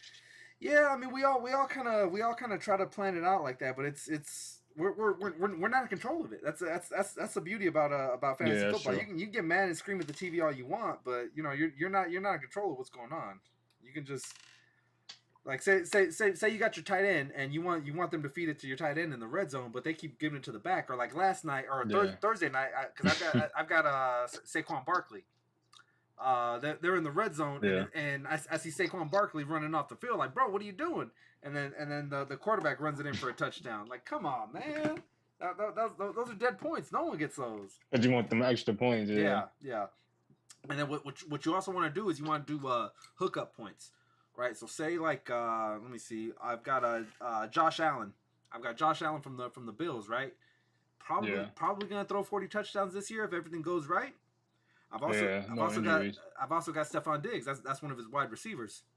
Now, if he's throwing 40 touchdowns, maybe 10 to 15 of them are going to him, right? So you get those hookup points where your quarterback gets the 6 points for the touchdown, and then your wide receiver gets the 6 points for the touchdown. So that's a combined 12 points on top of whatever they're getting for their yardage. So I was gonna say passing and receiving. Yeah. So every 10 yards that your guy gets, whether it's rushing or passing, you get 1 point. But then you also, if he fumbles, if he throws an interception, you get deductions, and then your defense puts up points too. Okay. So yeah. Well, hey, you're gonna have a few games where you're gonna do good because you have that QB wide receiver duo. And then as backups, so you're gonna have some high point games. Yeah, as backups, I got Joe Burrows, and I got his 2 top receivers. Last week they did pretty damn good. They did pretty damn good. It was against the Browns, but they were lighting them up. They were lighting them up. Oh, so shit. Yeah.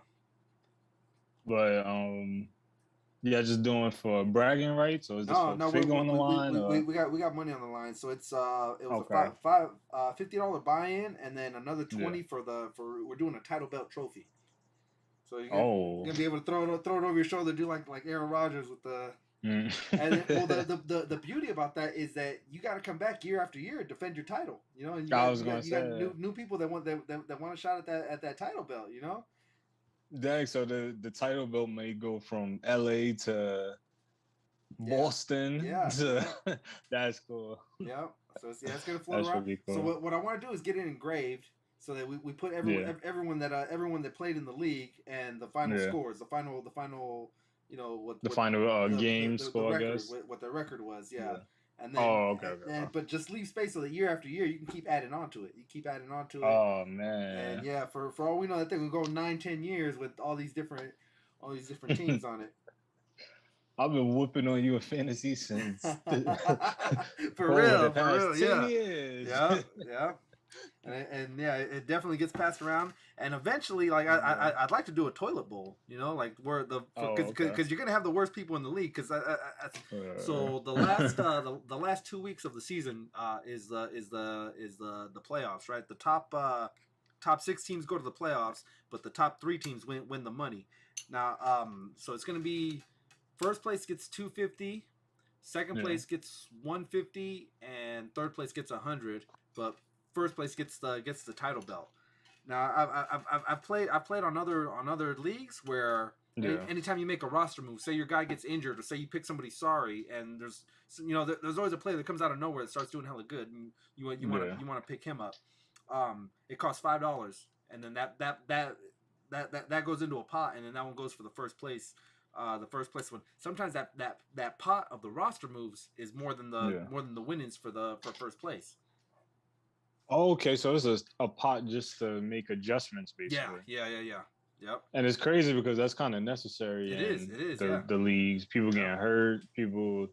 You just some people may just not like. Some people might just have a better game than another that you may want to try out and use, or the matchup may be better. So yeah, definitely. It's kind of. I think it's a little strategy into it. No, it's there's definitely strategy. Even though you don't have control over the players, but so like I don't know how well you can see these right now, but some of the reds and some of the greens, right? I mean, the greens means they're going against some of the worst teams ranked at this category, and some of the best teams ranked at this category, right? So red, like the running backs would be like they're playing against a defense that gives up yardage, right? So if they're in the green, you want to start those guys because that defense is weak against the run. You know, right? Same thing with the pass. Like these tight ends or this defense allows tight ends to just run around and do whatever they want.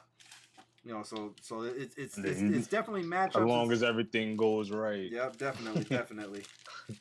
We got one more guy jumping on. What's going on, Sal? What's going on, man? Sal, can you hear us? Can you hear us? Hello? Deuces. I'm not sure if you can. You might be muted, Sal. No. Hang on, let me see. Yeah, pin the chat. Sal, do you got a copy? Sal, come in, Sal. You're muted. I gotta write down. I don't think he can hear us either because he's not talking. Yeah, I gotta write down on a piece of paper. You're muted. Yeah, talk. Okay, we got you now. What's up, boys? What's going on, Sal? What's up? Are you talking that fantasy smack? Yeah, man. Yeah, we're out here getting it. We're out here getting it, dog. What's going on? Not much. Getting ready for that fantasy season. Yeah, man. We got yeah. week 2 is right around the corner tomorrow. Matter of fact. Did you have anybody going on Thursday? No, you didn't, right? You're muted.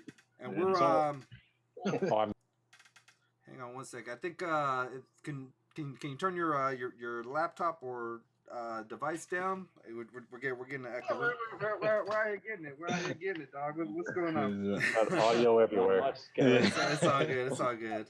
We got week 2. I think it's an echo. Yeah. Hello. Did you have anybody going on Thursday? Giants or nothing. Giants. Yeah, I got Saquon Barkley, man. He didn't do very well for me last Thursday night.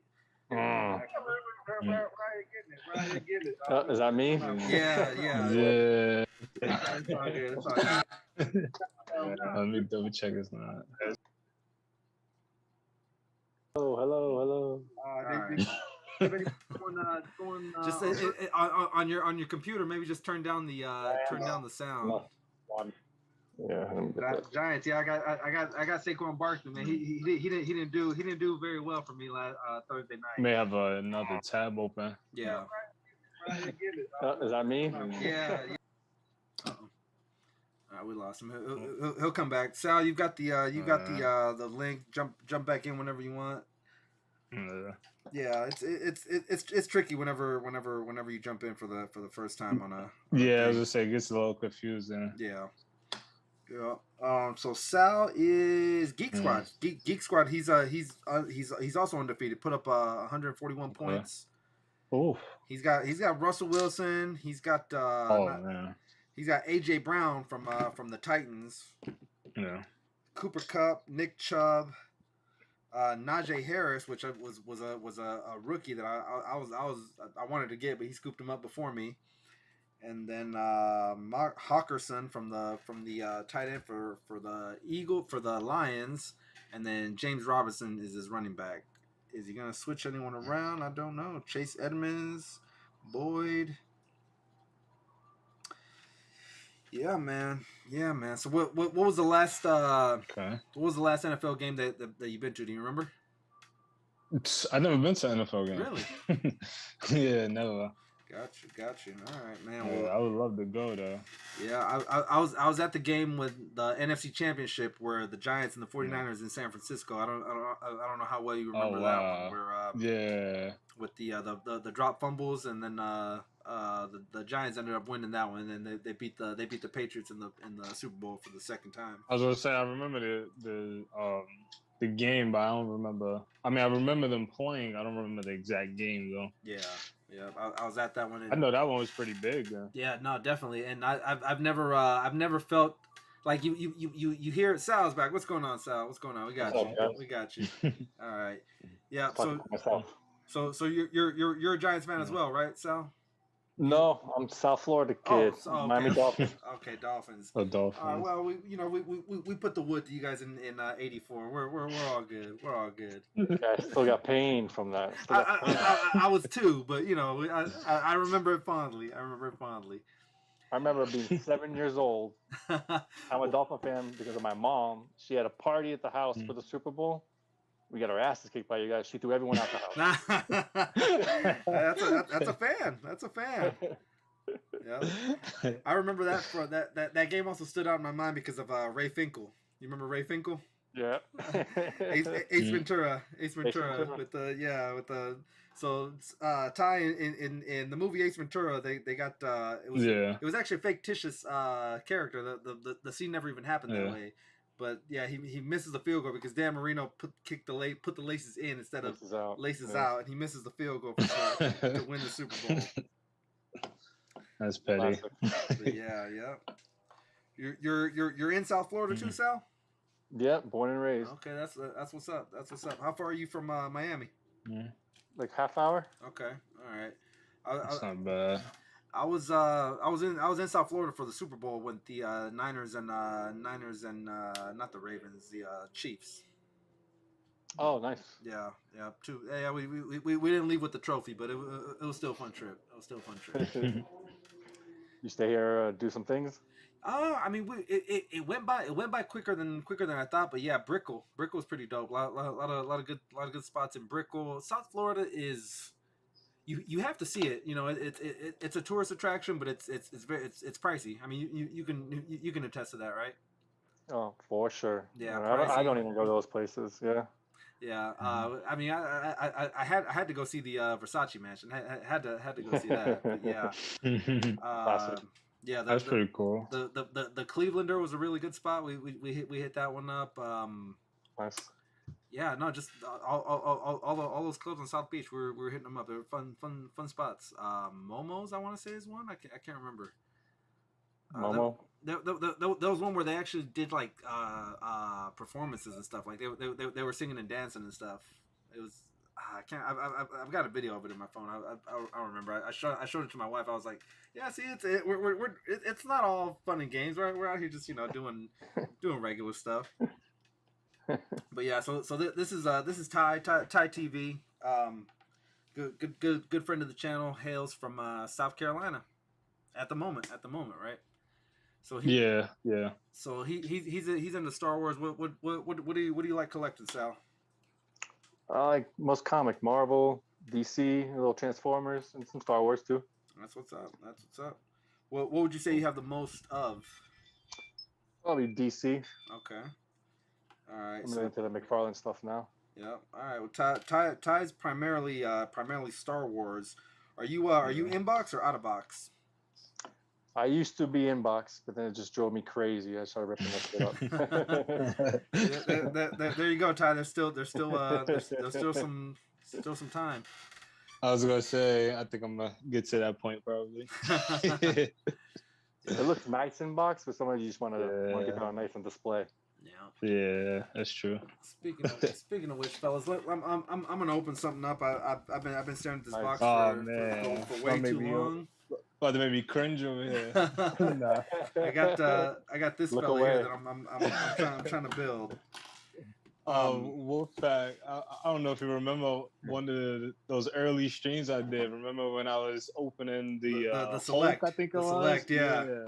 I told you, I was like, don't do it. He was giving me hell in the chat, so now I'm like, I gotta give you hell. Okay, so the thing with selects, man, I love them. I love them to death. I really do. But I think the boxes on those are so pretty that they look a lot better sealed up. You know, and sometimes their articulation ain't the best. So leaving them in that pose is probably I don't know. That's just me. So I don't know, guys. What do you think? Suicide Squad movie of the year? Agree? Disagree? Movie of the year? Watch your mouth. Hey, you know me, man. I'm trying to stir shit up. Okay, so I guess Polka Dot Man is there's a piece in between these, so I can't even put them together yet. There's a piece in between. It's like the ab crunch, because it's ball joint on ball joint, and then so it's the ab crunch and then the head. Which did you guys see? McFarlane came out with the new 4-pack or 5-pack of for the movie. Yeah, Suicide Squad, so you can buy it directly like that. Really? Yeah, he came out. Nice display case and everything. Yeah, came out with his own one, and I guess so. The one that comes with Polka Dot Man has a regular mouth, and the newer one is gonna have a bloody mouth. So, oh, nice. I mean that ain't nothing I can't do with a little paint, so you know.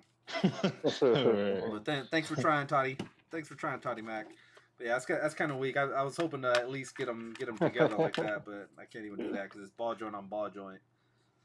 Now the figures where they all come together, are they the same scale or are they smaller? It's gonna be the same scale. Same thing. It's just coming in a box set of 4 or 5 with the Build-A-Figure, and then what he was saying was that you get a card now because for King Shark.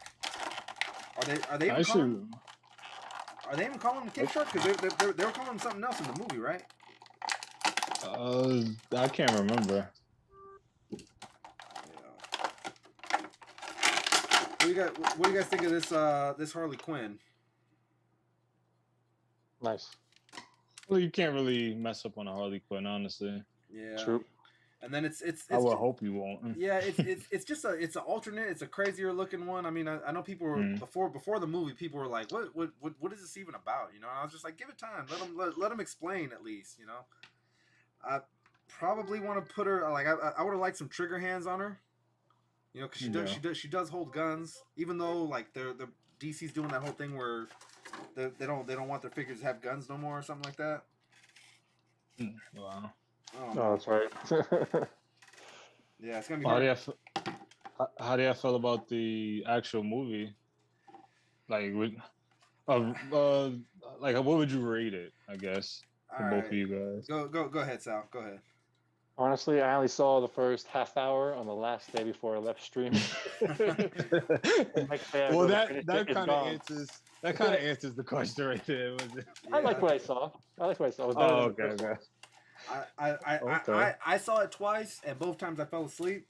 Okay, but, come on now. But that don't mean the movie was weak. Okay, I'll give them this at the beginning, right? At the beginning when they're running through the teams and explaining, you know, who everyone is and stuff like that. Yeah. I was like, oh, you guys are dog meat. You guys are gonna fucking get killed, man. I don't recognize any of you guys from the trailers. Right. So yeah, you know, you kind of knew what you were gonna get with those guys. But I liked it. I like that whole little intro, like, you know, bring them in, just meat for the grinder, get them killed. Yeah. Nice cameos. Yeah, basically what it was, right? Michael Rooker comes in for a split second. Yep. What about you, Ty? What do you think of the movie? I honestly think it was. I think it was terrible, honestly. Yeah. And it's funny because me and Brooke was gonna go to the movies to actually go see it, and then we realized it was on HBO Max, I think, or Disney Plus. Yeah. And I was just like, I'm so happy I just saved like $10 or $12 because it wasn't. Yeah, I think it was just kind of they made it a little too like we're just gonna do whatever we want now.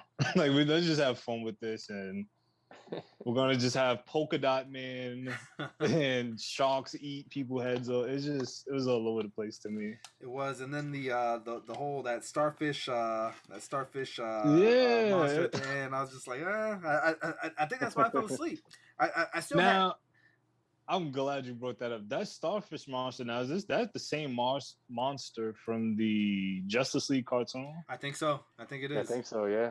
It is. Yeah, now that's pretty dope. Yeah, not gonna lie, that was pretty cool. So yeah, that's such a random, I guess, villain to put in the like, because I guess that was a villain technically. Yeah, an evil starfish. Right, like you just threw him in there. Did you like it better than the first one? I actually liked the first one better. Yeah. Did you? Yeah. First one it looked like it was a little bit more serious. Well, okay, and the first one had a much better soundtrack. I don't know about you guys, but sometimes a sucky movie can have good music, and you can kind of like you vibe with the music a little bit better, even though the movie wasn't the best. I know they suffered from like reshoots and stuff like that in the first one. It technically was a Will Smith movie, right? It wasn't a group movie, but or so they thought. I guess they fixed the problem by not having him in this one, but I think he declined. He declined to even come back instead of, you know, I don't know. I was kind of disappointed to not see him again. Yeah, so was I. Honestly. So was I. Yeah. Not to knock Idris Elba though. He was good in it. It's just those were big shoes to fill. Those were big shoes to fill, and then you're playing the exact same character, like the exact same character. The exact same, and they were totally too. Honestly, he seemed like it was just an alternate version of the real character. It didn't seem like the same person, but I don't know. So, have you guys come across Polka Dot Man very much or no? Nah. Yeah. I haven't seen him. I mean, I'll wait patiently. I'll have a halfway built King Shark, and you know, we'll get it one day. I think I'm not gonna go eBay route or anything like that, but that's where we're at. That's where we're at with that. Now, Wolfpack, would you be interested in those fully 5-pack? I mean, the pack with all the figures, the 4 figures? No, like, because would that be interesting? I'm already three figs in. But if I wasn't, I'd say yeah, just snatch that one up completely. I think it's what. Yeah, I was speaking more for like the future. Like if they did like other films or figures like that. Okay, so let's look down the pipeline and see what movies DC's got coming out. I mean, we've got the Batman is coming out. So if they're smart, they'll tie some kind of figures in there. I'd like to see a Robert Pattinson. If it's accurate, maybe who's gonna be the villain in that one? Penguin is gonna be the villain, I think, and Riddler. Yeah, Penguin's in it. Yeah. Yeah. So we'll see. I mean, I never say never. Never say never on that one. Yeah, Yep. I got. Anybody found this guy yet? Oh, that's a nice one. I want that one. Maestro. He's hitting GameStops right now. I was gonna say I seen him when I picked up the Night Brother. Okay. And I actually seen him on the bottom rack, but I didn't want to pull that trigger. I'll go down there. Yeah, I was like, this looks too good. And then I'm just looking at the package and I'm like, I don't want to open it. Yeah. I was just thinking too much, and I was just like, I'm gonna just leave it. Just leave it. So was that GameStop? GameStop. Yeah. GameStop got him right now. Yeah. So he's. I wouldn't say he's old, but he's been out for a little bit. So a few people have already done reviews on him. So I'm not. I wouldn't save this for to do a review because it's not brand new. But I just just open it because it's there, and I want him in my collection because he can fit in with Old Man Logan. A lot of people were using him as the Hulk from Old Man Logan, even though he's not the same. Oh, that's fire. Yeah, he's not the same character. They're two different characters. But... Shit, he looks damn near the same. Yep, damn near. See Studio Light, see if it helps me out. I was gonna ask, is his articulation better than the Marvel Select? Well, which one? The newer one? The one with the half robot face? That one. Immortal Hulk, I want to say. One thing I don't like about this one, right off the bat, is that they gave him it's the same body mold that we've been getting from all the Hulks that we've gotten in the last year and a half. They gave him butterfly joints going backwards, but not forwards. So he can't do the clap. The Hulks. Yeah. He can't do that. That's as close as he goes shut. I like the gold gauntlets. I like the fact that they gave him punching hands and gripping hands. I really like the face scope. One face, right? Yeah, just the one. I would have liked an alternate one and made because he's. I wouldn't say this is a neutral face. I wouldn't say. Let me go full screen real quick, guys. I wouldn't say that's a neutral face, and I wouldn't say that's an angry face. He's kind of in between. So I would have liked an either or face, and then an alternate one like this one. Or at least change the hair on him. Yeah, something. Because it's cool. It's got to be blown in the wind every time. It's constant wind tunnel. Yeah, right. Right. I like it though. I like you could pose him up, switch up the hands, and I want to say that if you take the gauntlets off, he can curl his wrists a little bit better. Do like that, that full flexing on him pose. But yeah. Does that hair get in the way at all? I mean, it's a little flexible. It's a little flexible. Oh, so's his necklace. Pop the head off, and I mean, if you guys are customizers, you can put that Outback Hulk head on this, and bam, that takes care of that. He's got the beard or whatever. Nice. It's good. Okay. It's just an alternate version of something that we might already have, because I mean the pants and I mean from the waist down it looks like if you got Red Hulk, if you got that Compound Hulk, what else? And the Outback Hulk, I think Mischievous has it up there somewhere. Yeah. And the one that came with Wolverine with the 2-pack. If you've got those, I'm pretty sure it's the same body mold. We're just getting a retouch up on the head. but it's Right. it's a good hit. It's something that like as soon as you look at it, you're like, oh, that's Maestro. I don't know. And now GameStop does the.